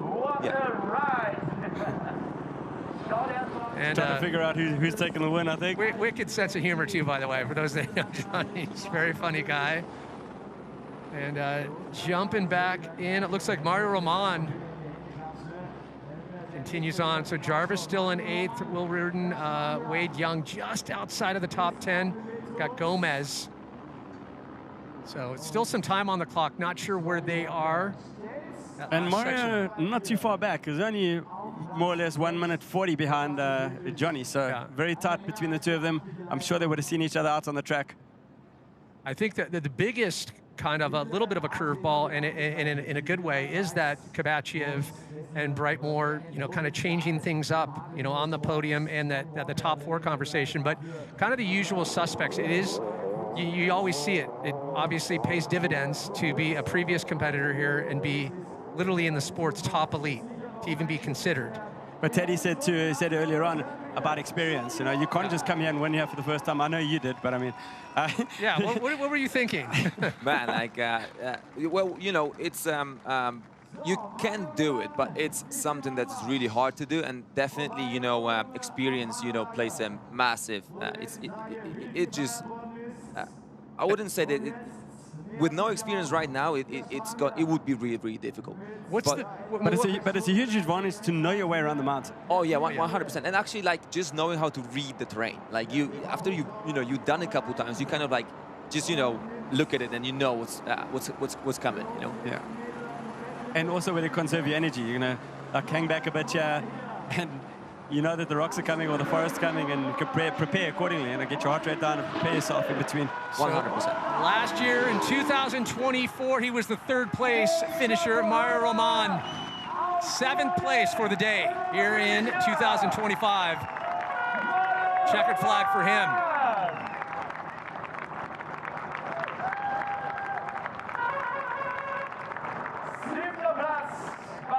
So few champions, so few finishers every year. When you tell people the stats, that less than 1% finish this race, they just can't even wrap their head around it. Mario's got a big smile. He's super happy. I mean, the harder the races are, the happier he is. And I mean, if you'd put in an extra section, I think he would have been happy with that too. Yeah, Mario, you know, Mario's really good at the longer, super tough races. You know, like, it takes a little while for him to get going. Yeah. Well, recapping Tristan's race, Taddy, you were saying you've known him for so long, but it's this tenacity that we've come to know and love. What's changed most about his approach, do you think? I think it's just the confidence. He knows that he belongs, and he wants to show the world that he can win. Yeah, it's just so exciting to see, like I said, the hunger clearly there, the skill set, having all the necessary tools to be a contender. I know he was hoping for a much different day, came in with everything on point, but the Canadian not to be, as last year's 2nd place winner is with our own Ed Lee. Ed? Tristan, I think it's fair to say that's one of the cruelest twists anyone's ever suffered at an Erzberg race. What happened? I would say Jarvis had it a lot worse. He lost a couple wins, but I wasn't riding super great in the beginning. Near the end, I started riding pretty good, and yeah, all of a sudden the bike wasn't going forward. And I looked down, and the chain sprocket bolt came out, and I was pretty clueless on what to do. I was unsure on what the rules were, and then everyone just started screaming different things. And eventually some people showed up, and I took a bolt off one of the bikes. One guy yelled at me, so I had to go to another bike. And then I put it in my bike, and I got 5th. Yeah, I mean, up until that point, a lot of people had targeted you as pretty dead set nailed on podium. Yeah, I mean, I was going to be 3rd most likely. Billy was not too far in front of me, but 3rd, 5th, not too much different. It would, I mean, it obviously better to have a rock than no rock, but it's not a big difference there. Well, I can say that you're one of the most consistent riders ever to turn up at Erzberg. Your 4th year and your 4th top 5. Yeah, I mean, all these other boys are riding really good too, so can't take anything away from them, especially Mitch. To be 4th at his age is pretty impressive. And Tio getting his first podium is pretty cool too. Awesome. Thank you so much, Tristan. Thanks. Great, honest words from Tristan Hart. And, you know, we talk about it. This mountain, it matters. All the sacrifice and the dedication that it takes to even get to this point, and then even be in the conversation to find yourself in the top 10. But it brings us back what we've been talking about all day. The lifeblood of this event, without a doubt, are the amateurs. Taddy, maybe you could give us a little take on your perspective over the years, just the dedication and the commitment of these guys. Man, this is next level, you know, like, just look at it. Look at what's going on. I mean, you know, they are the core, they're the heart of Hard Enduro, so it's amazing. Like, I love watching them guys showing up, you know, and just giving it everything. It's unbelievable. And it's even getting that top spot in the, 1,000+ entries, but the way you have to work just to even get into the 500. 100%, and just, you know, willing to do that. You know what I mean? Like, you're like, I'm gonna do this, I'm gonna be dragged up the hills, and I'm gonna, I don't know, try not to get hurt. I think you've got to come into Erzberg once in your life, right? To really appreciate, like how tough it is. Yeah, I'm with you. Besides the partying and the parade and everything else, but I mean, just see how far you can get out on the course. Yeah, as a dirt bike rider, for sure is something that you need to tick off the list. You like have 100%. to come to Erzberg. Look at that. I mean, isn't it just a million words in one picture, right? Like, is he hugging his bike? Is he holding it? Is he trying to get it up? It's just this. Or maybe he's napping. It's insane. He's having a nap. Looks like he's a bit jammed up there. A rock nap. But we pointed out we do have a little fun at their expense, but it is an incredible component of this event. And the camaraderie, I mean, unlike any other sport. Well, Zentrum Berg has been the site of it all, and we check in once again with Rob Warner. Rob? All right, so I'm here at Zentrum Berg, and let's see, they've got the rope to this guy. A few of the stragglers. Billy, Manny, the leaders probably got here in about 10-15 minutes this morning. These guys have been 3 hours and 25 minutes.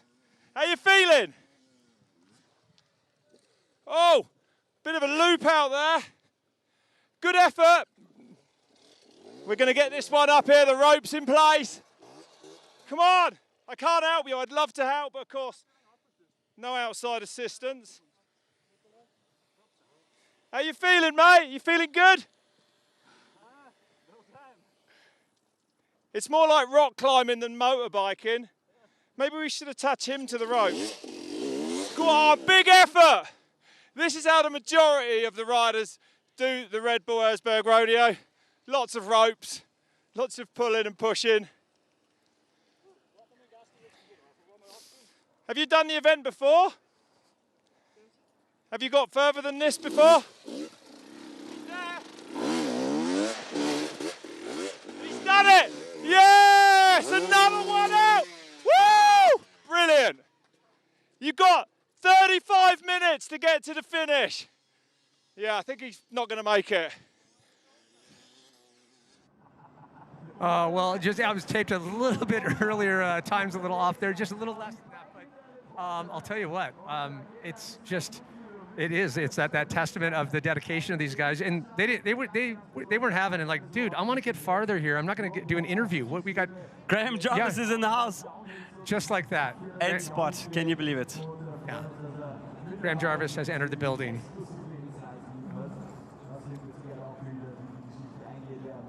Yeah, you know, going back to the amateurs, you know, not taking anything away from the guys, they were still, you know, serious about their business. So it's so awesome to see that they really want to get as far as they can. Well, those that like to get out the abacus and do the metrics, the previous record holder of the oldest finisher was none other than this gentleman, Graham Jarvis. So he's going to be now the new record holder at age 50. Now that he's turned 50, I think we need to challenge all other 50-year-olds around the world to come and finish Erzberg. All the dads watching and the uncles, all the rad dads, you think you're cool, you're not cool. You're not competing at age 50. It's what a treat to see.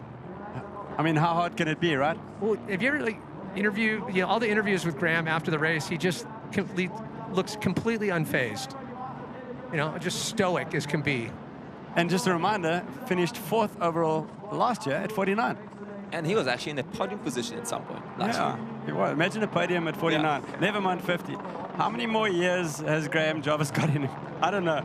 Man, he loves it. Like he just loves riding. He loves riding. He loves it, and I love too. In the past couple of years, he's really gotten in doing the clinics. One of the AM focuses, the rider from Iran, and going to one of his clinics, and that give back and keeping the sport going. It's almost like this cool philanthropy of hard enduro enthusiast. He loves it so much, and he's so good with the fans. Also, another one, sense of humor, super under the radar. The stuff that he says under his breath, that really dry humor. And it's pretty cool. He's got his rider academy. He's still doing his tours. He's living in Spain, living his best life. Got the team going. And man, like he just loves riding. Like he's gonna be on his motorcycle like first thing in the morning, and it's unbelievable. Like he really is. His heart beats for the sport. You guys were talking about this is an event you have to come to, and I've been really, really fortunate with all my years of broadcasting, going to a couple different events. I would say, hands down, number one, you need to smell the two-stroke. You need to be here. You need to come and see the expansiveness and the scope of this event and see it live. Another one, 100% Red Bull Rampage. Number two, and I'd say, if you can, even if you're not a surfing fan, Chopu Tahiti in the boat when it's like close to Code Red. Those 3 events, groundbreaking, but you have to see it live. Anyone watching, next year, book your ticket, come here, and you'll see generations of moto families, grandpas, dads, kids, and like grandkids, all on bikes. It's such a cool thing. You'll never find another event, another sport where the fan base runs so deep and rich. So there it is. That's my 2 cents. Red Bull Erzbergrodeo, go now. As Graham rolls his way into the arena, 8th overall. Yep, 5-time winner, Graham Jarvis. Casually making his way through. 8th place finish here in 2025, Graham Jarvis. Well done, sir.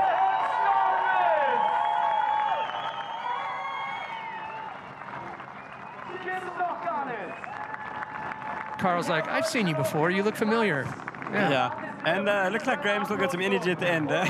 Big smiles.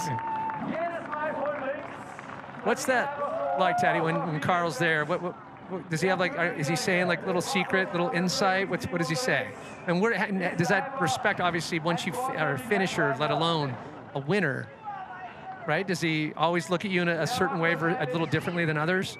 Yeah, I mean, I was lucky enough to win that race, like we said before, 5 times, and he also lives, that race. Like his heart is beats for that race too. So yeah, it's there's just that look.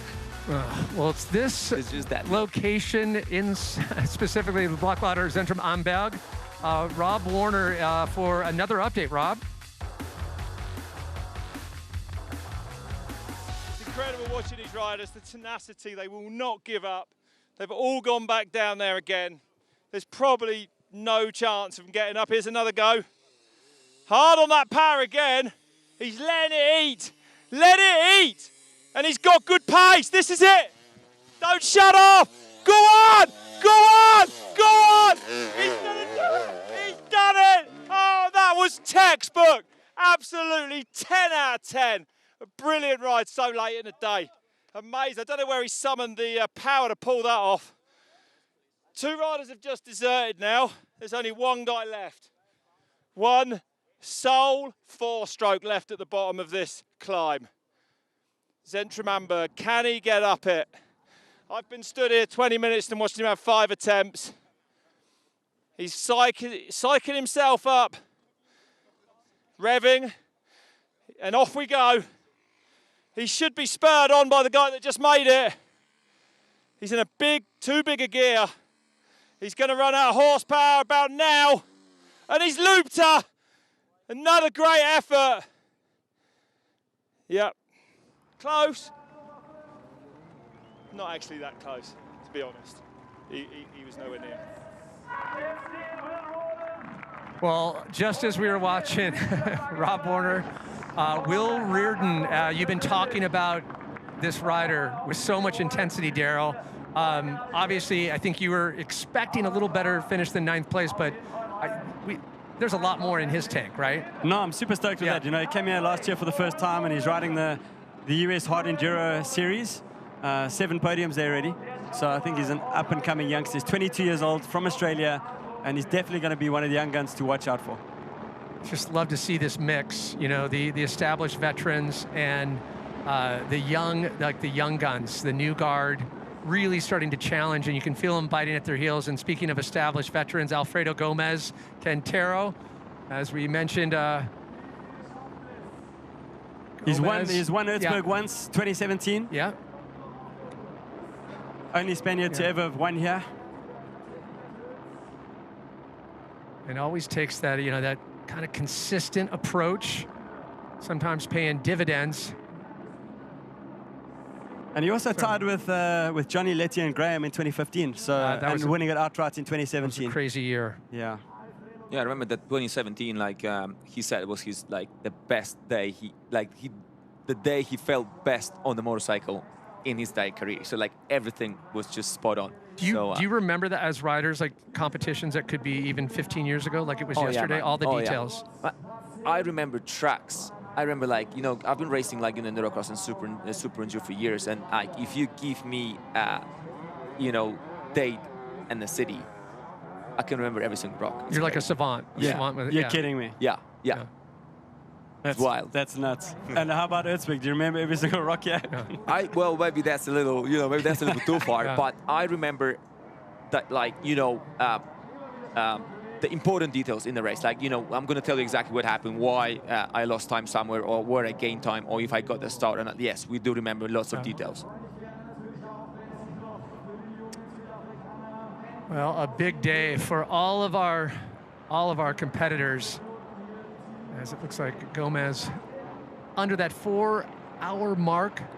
Just about 15 minutes left until it's official. We will hear the horn. You can imagine how crushing that is when you're still out on course and you hear the siren sound, the end of 4 hours. Well, it can also be a relief, I would say. Yeah, that too. That I can officially stop now, right? Because aren't you expected to try? There it is. So Gomez gets his well-deserved checkered flag. Alfredo Gomez, previous winner, the Spaniard, finds the finish line. Well, we had 8 finishes in last year, 2024. Looks like we... 私の名前は石戸谷蓮で、現在33歳です。私が来るのは6回目の、挑戦で、なんで来るかっていうと、完走をしたいからっていうことと、あとやっぱこれが世界で一番大きな、ハードエンデューロの、大会なので、ここで得た経験をもとに今日本で、全日本ハードエンデューロ選手権を主催しているから、その経験をフィードバックして日本にもハードエンデューロのカルチャーを、増やしていこうということで来ています。I'm absolutely loving these amateur postcards that we get to kind of take a deeper dive. And there he is right there, Ishoda out of Japan in just the hell zone. Ren Ishoda. And Ren wants to take Hard Enduro back to everybody in Japan. So he's doing a lot of efforts over there with organizing races and taking Hard Enduro to the Japanese people. Just a buffet of suffer right there. And good news, Wade Young for Wade Young, finding the finish line, but again, not the finish he was hoping for. I think Wade Young came in looking very, very strong, building off some good momentum. No one probably trains as hard as you say, Daryl. No, right? Wade is one of the fittest guys out there, and trains harder than anybody else, I think. For sure, you would have liked a better finish, but I think anybody that finishes this year, Erzberg is a champion. I mean, it's just insane to reach the finish line. Yeah, 100% agree, you know, and it only takes few little mistakes, you know, and you're gonna like drop a minute here, 2 or 3, and this is the difference between, you know, between them guys. You know, they've been all riding super good, and you know, them mistakes, they add up quick, and if you don't give yourself time to reset, you just keep going and just making more and more and more, and this is the time when you have to go, all right, let's just put that thing behind us and go hard again. And that flag, that finisher's flag that you get, you take it home. And there's so many guys I know that have come here so many times and don't have that flag. so just to get that flag alone is a big deal. 100%, less than 1%, right? How many events can you say that like less than 1% actually finish? Then on top of it, find a win. There's only been 13 in 29 runnings of this event, only 13 winners. So to put it into perspective, we started off with 1,100 entries, whittled down to 500 for the main race today, whittled down to less than 20. Never seen an entire row DQ'd. That was wild. Yeah. 4th row completely DQ'd. What we were talking about, we were trying to speculate, but the energy, how do you settle the nerves when you're down there at the start? Man, I mean, it's, you know, there's no way about. Another South African, Matty Green, going really high. We'll get to that in a sec. Yeah, hats off to Matty Green. Get back to you, Teddy, but there's Matty Green, another South African in the house. You're allowed to get a little slightly biased, fellow South African. I get it. Coming back from his knee surgery in November. Matty's only done 1 race this year so far, winning the Italian Extreme. But this is super for him. Injury and all, hats off to Matty. I know he wanted to do well here, and just even a finish, looking at probably. So.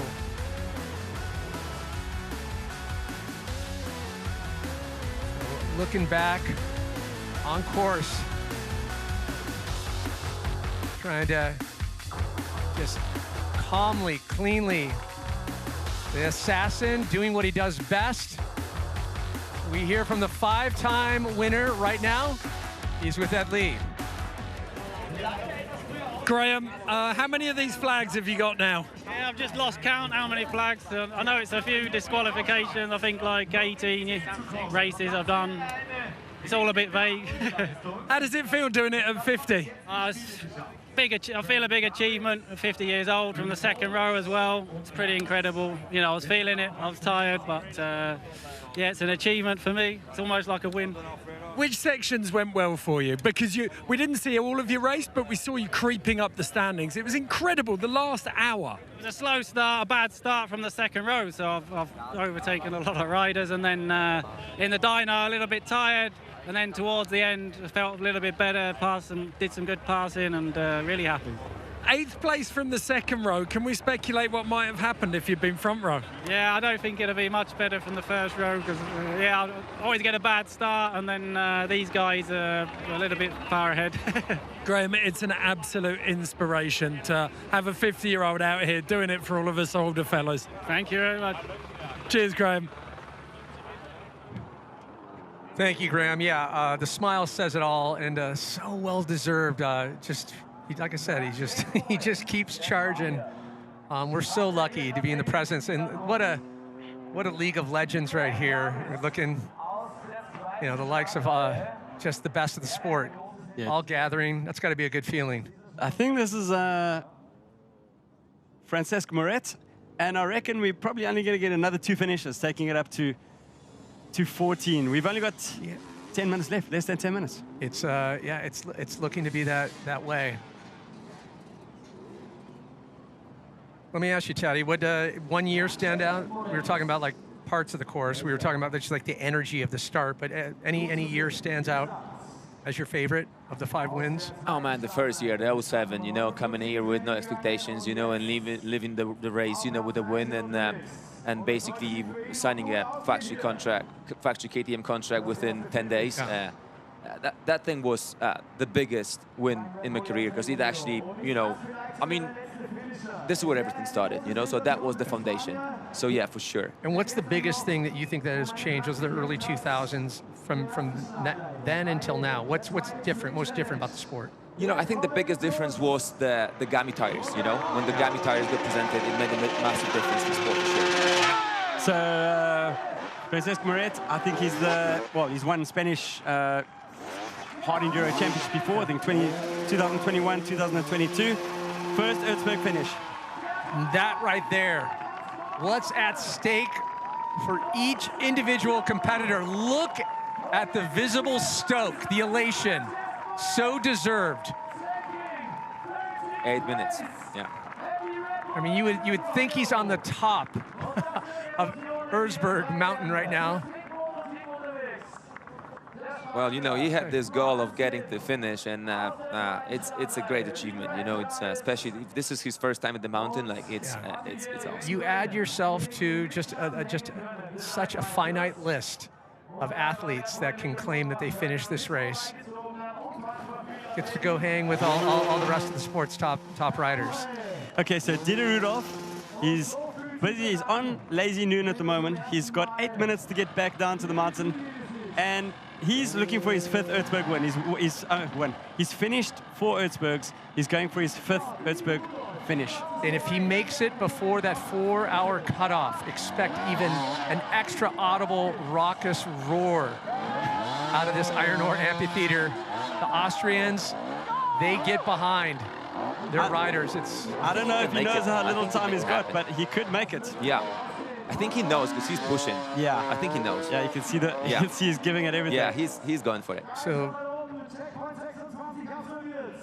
Okay, 4 finishes. There were a couple of years ago. I spoke to him actually this morning, and he's like desperate for he just wants to finish 5 times. That's it. He said, I'm going for it. Yeah, it shows you how much, you know, it means to, you know, every single competitor just to get to the finish. I mean, just get to the finish. This is going to be so close. Get to the finish. Yeah. I hope he makes it. I was in not the beer tent, but just outside of the beer tent where beer was being consumed the other day, Daryl, just so you know. But no, I heard two amateurs talking, and they were debating where they finished in previous years, and they were saying, "Oh, I'm gonna, you know, this year I'm getting to Carl's dinner." The other one was like, I never got past Zentrum and Berg, and like it was wild conversation. I just love listening in on it, and then you know just the passion of these competitors. It also, like this, what's special about this race is that actually, you know, because it's a single up, like, and it's basically about how far you can get. It's also like, it's not that you didn't complete the race, you got up to some point, you know. So the whole format is actually pretty cool for all the amateurs. There's always a win, you know. So yeah, I got past that point, I got past that point, which I think is cool for them. I think he's going to do it. This is going to be so cool for Dieter. Yeah, he knows that. He knows that he's on the, you know, on the clock. I think then I think our first loser is going to be old David Cyprian. I don't think he's going to make it. Dan Peace, Jack Price, and Cody Webb in 18th. Yeah. Cody, of course, starting from the 2nd row.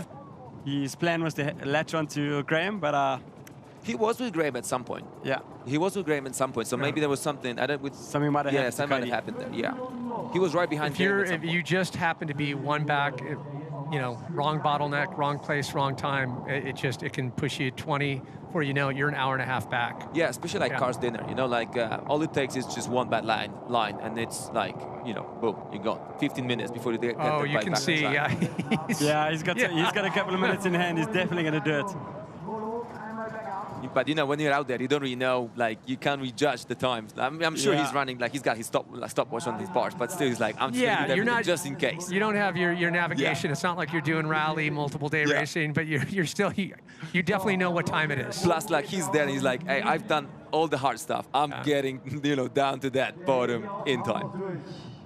I'm getting that bike back down in time. I'm checking the times now. David Cyprian's not going to make it. Dieter's definitely going to be our last finisher. Oh, like I said, it's a good day for all the Austrian fans of Hard Enduro. As he has a quick check to the watch. He's like, okay, I'm on schedule. Just under 4 minutes. He's going to be holding his flag, and he's going to hear that horn go off. Yeah.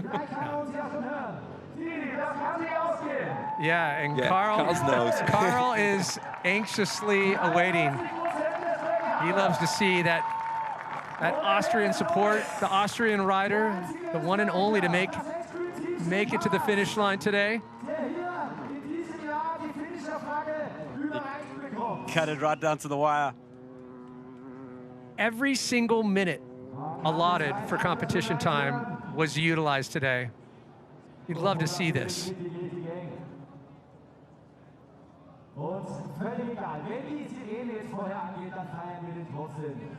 That'd be this last little drop. He'll make his way. 2 minutes left. Yeah.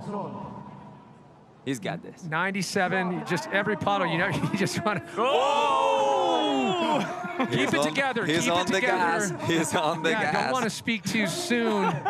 He is, yes. Well, it only shows you how fast he's going. Yeah, exactly. I feel like we're watching, a police pursuit here. This looks like one of the fastest out of anybody that came here today. Now maybe Theo and Mitch, they were in the fight. That was. So yeah, he's right where he needs to be here. Yeah. You can hear, and there's that roar, as expected. He knows he's got it. Quick pump of the fist. Oh no! Oh! He's back. He's good. He's good. 3 under the 3:58 mark. Dieter Rudolph. Little nose Manny. Enjoying that last minute. Last 2 minutes, it is official. Dieter Rudolph, our last finisher here today. The lone Austrian, a big finish for him. His 5th finish, he's done it. Mission complete. That's awesome. Ah, that is so cool. He's collecting flags. That is so cool. Sehr gut. That's the extent of my German, Daryl. Sehr gut. Das ist gut, ja? Yeah. Fans are feeling it. 4 hours of non-stop throttle. This is going to be one of the gnarliest sports in the world, guys. I mean, come on. You're not going to get any argument here. Again, when you see the sports top and you see the emotion and they bring everything they have and they lay it all on this mountain. So there's the famous horns there at the bottom of your screen in less than a minute. That obviously just to remind everyone, we're in an active iron ore mine. So at the end of the workday, this thing would sound, they'd come back, they clock out, back to work the next day.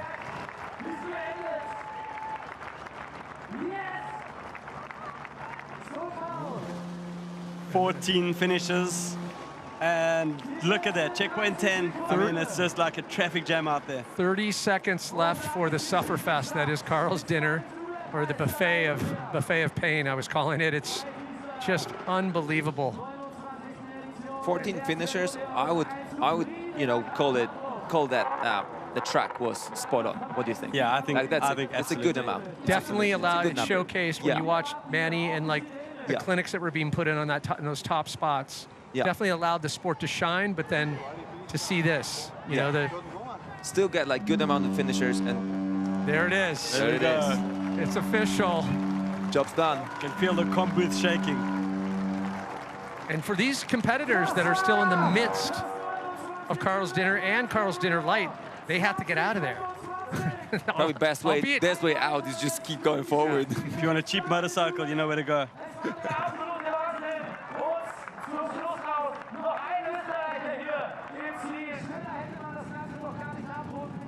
Yeah, work is not done, but officially over the 4-hour mark here at the 2025 Red Bull Erzbergrodeo. Chance to refuel, make their way back to camp. What an incredible 4 days of non-stop two-stroke mayhem. Just not. Little adjustment. We didn't have the raid on Eisenerz, but they did do the parade up here. It was a little different. Still excitable. At the Midas Rocket Ride, the prologue. The beer tent. The beer tent. We didn't get you up there. You weren't doing belly slides this year down the table. No. You took it kind of mellow this year. No, I behaved myself. Teddy wasn't there, so I didn't go. So no. Didn't she invented that thing? That slide thing? Yeah. You were like one of the I think they call it the South African slide. I started table sliding. Yeah, that's what I Yeah, you were with the AMs. Was it 2 years ago, I think? He's got a patent on it, you know? Like, he's got it, so... No, Martin Kettner came to me one day and he said, hey, listen, we've run out of ideas. Ronnie Renner's not here anymore. What are we going to do? Alex, all of us were all together, and that's how it started, man. That's what I mean. Like, that's the legendary status. Legend himself right here. It's funny you mentioned Renner. the year Pastrana, Renner, and Andy Bell, and I sent a shot out on course to Andy Bell, and he's like, oh, you know, he was just, this place conjures up such good memories, but I was amazed that he, you know, went after it more than just one time. Hats off to Andy. Yeah, we got Travis Pastrana here, we got Jeremy McGrath here. This is the place where you meet all the greats, right? Yeah. We just come, we met so many cool people here. Think we can get Tomac here? That'd be so cool. That would be awesome. Oh, come on. After a couple more runs. I want to speak to Carson later and see how he got on. So looking back at our last finisher, and it was that moment we thought, oh, and then just a quick dip of the bars, little sidestep, little burnout, and to the finish. 5th time for Dieter Rudolph. Only Austrian finding that checkered flag. Hugs to Karl Kadek.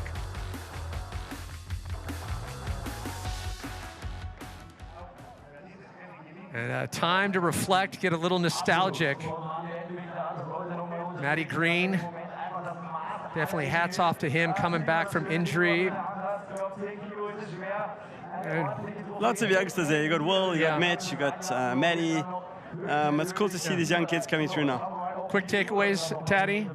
Well, definitely, you know, it was a great race. You know, the Top Guns delivered, and it's awesome to see the new generation coming through. You know, the race was there was unbelievable. Yeah. You know, it's we know the sport is healthy. The atmosphere is amazing. The fans are here. Unreal. Yeah, well, I want to thank you, Taddy, for coming into the booth. Of course, Daryl Curtis, always an honor. Rob Warner as well. I'm Pat Parnell. When we return from the break, we will tie things up into a nice Austrian bow. Stay close. We'll be right back.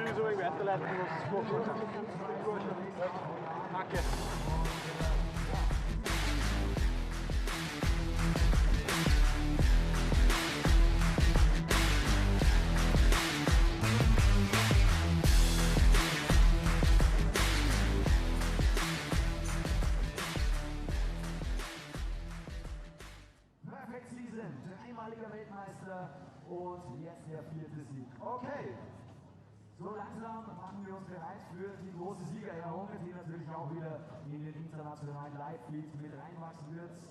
Ganz, ganz klar. Ich hoffe, ihr habt es allen Freunden, Familien, Bekannten weitergesagt und wir haben alle fleißig an den TV-Geräten zu Hause mitverfolgt, was hier heute passiert ist. Und natürlich gibt es das Ganze bei der Motorsport für euch.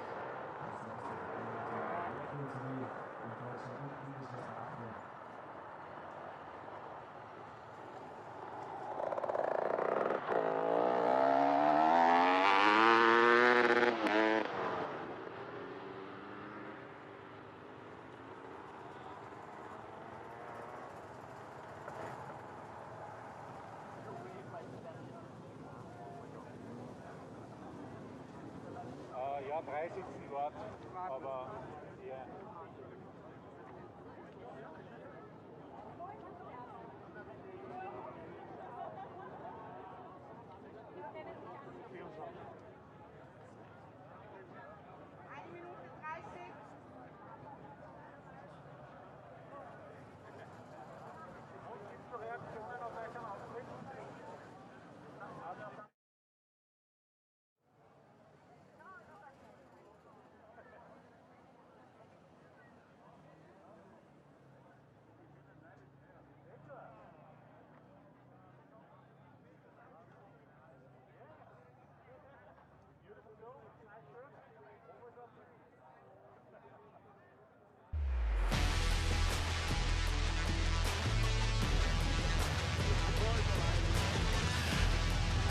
Well, one of the most emotional and dramatic Erzbergrodeos in recent memory.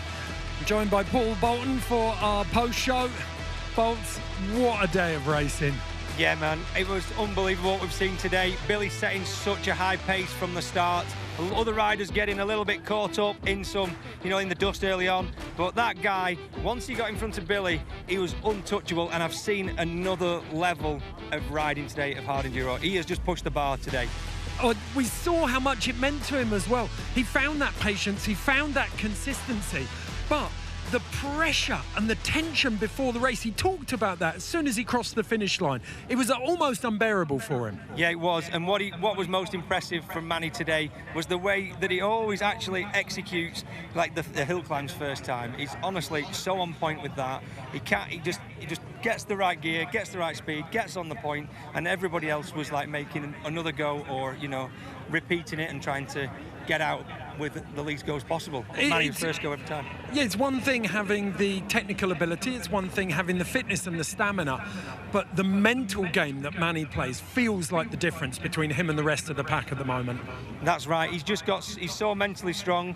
You know, he didn't want to talk about certain things, and he might have had a little thumb injury or something leading into this. It didn't stop him one bit, but he knew he wanted that to stay strong in his head, and he didn't want it to affect him all day, and it didn't.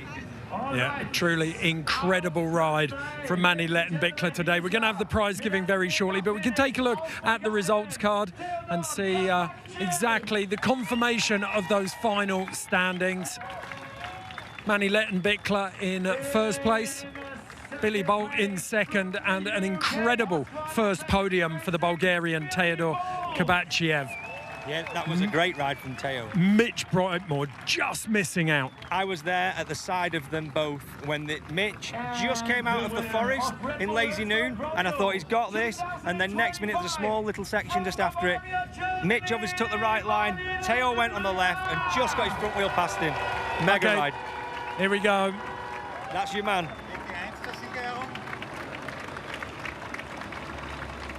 So the stones being given out, worth their weight in gold in terms of kudos as a hard enduro rider. Yeah, and you can see by how they're trying to lift them up. They are full of iron, them rocks. Hand-picked from the mine. Look at the relief in Manny's smile. That's huge, isn't it? That's right. You know, four in a row. That is unbelievable. And like I said, he has literally raised the bar, I feel, today with that performance, especially after the first time they went through the dinner. It's an ominous sign, isn't it? Because he's only just coming into the power band of his career, you could argue. Absolutely. And once he got into his rhythm, once he knew he'd got past Billy, the only real place I saw him not struggling, I think it's just a super hard section, was Chris's stones, and that was that was a difficult section, and obviously the back wheel was sliding. I saw him also make a tiny mistake in Carl's dinner where he would just drop the back wheel off and had to just feather his way back on. But Moto X Highway, man, he was so good and so on point. He knew he had so much time in the bag, and he was just inch perfect. You know what Billy Bolt's going to wake up thinking tomorrow morning? No, go on. 364 days until the Erzbergrodeo. I need to get training. But talking about Billy, what he did in Moto X Highway, he did such a move he literally had back wheel on the tyre width. It was unbelievable what Billy did in Moto X Highway, and he was the best on the first section for me. There are the results. Manny Lettenbichler in first place, just under 2 hours and 50 minutes. And then we've got in second place Billy Bolt. He was just over 10 minutes behind, and then in third place it was Teo Kabachiev, the Bulgarian, the first ever Bulgarian on the podium, and the first time he's got up into those heady heights. And I mean, it's a real sign for him, isn't it? It really is. It was a mega performance from Teo. He had to push his way past Johnny and Mitch Brightmore in Moto X Highway, but you could see how tall he was and how far he could push that bike. I tell you what, as well, it's worth noting, go and watch Unrideable, that new series behind the scenes in Hard Enduro, and there's an amazing little backstory about Teo Kabachiev and that move to Sherco. So definitely go and check that out, find out a little bit more detail and why this result will mean so much to him. Now, as we wrap up this Erzberg, already we're starting to look forward to the next big Hard Enduro. All them guys on there, they are the creme de la creme, sat down over there in the street standing up. That's your boys.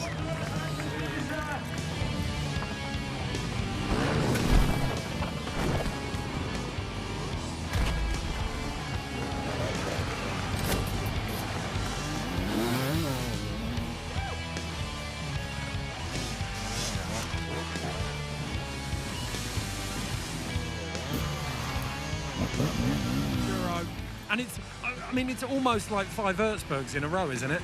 No, it's actually a lot further than that, to be honest. You know, there's a lot of riding to be done in Romania. It's a different, you know, the approach to how you go to Romania and things like that. But yeah, these guys are ready. That's the best thing about Hard Enduro.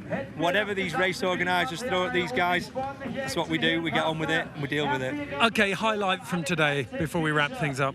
Highlight from today, obviously Manny getting 4 in a row. The way he handled it, the way he was so inch perfect, using his energy, using his head, fantastic. But the Billy Bolt move and Tristan Hart move in Moto X Highway, I thought they were going to go back down, but they somehow kept it on the wheels and they made it out. I love it when someone with your level of experience has that look of disbelief on their face. If they had overcooked it a bit more to the left and not straightened it up and landed that bike wheel in that rut, trust me, it was a 30-foot drop down to the left. Okay, as Paul Bolton said, 2025 Erzbergrodeo from Red Bull here has taken Hard Enduro to a new level. We're going to leave you with the highlights, but thank you to everyone on the crew, everyone in the comms box, and to you, Paul. It's been a fantastic day. We'll see you next time. Thanks, guys.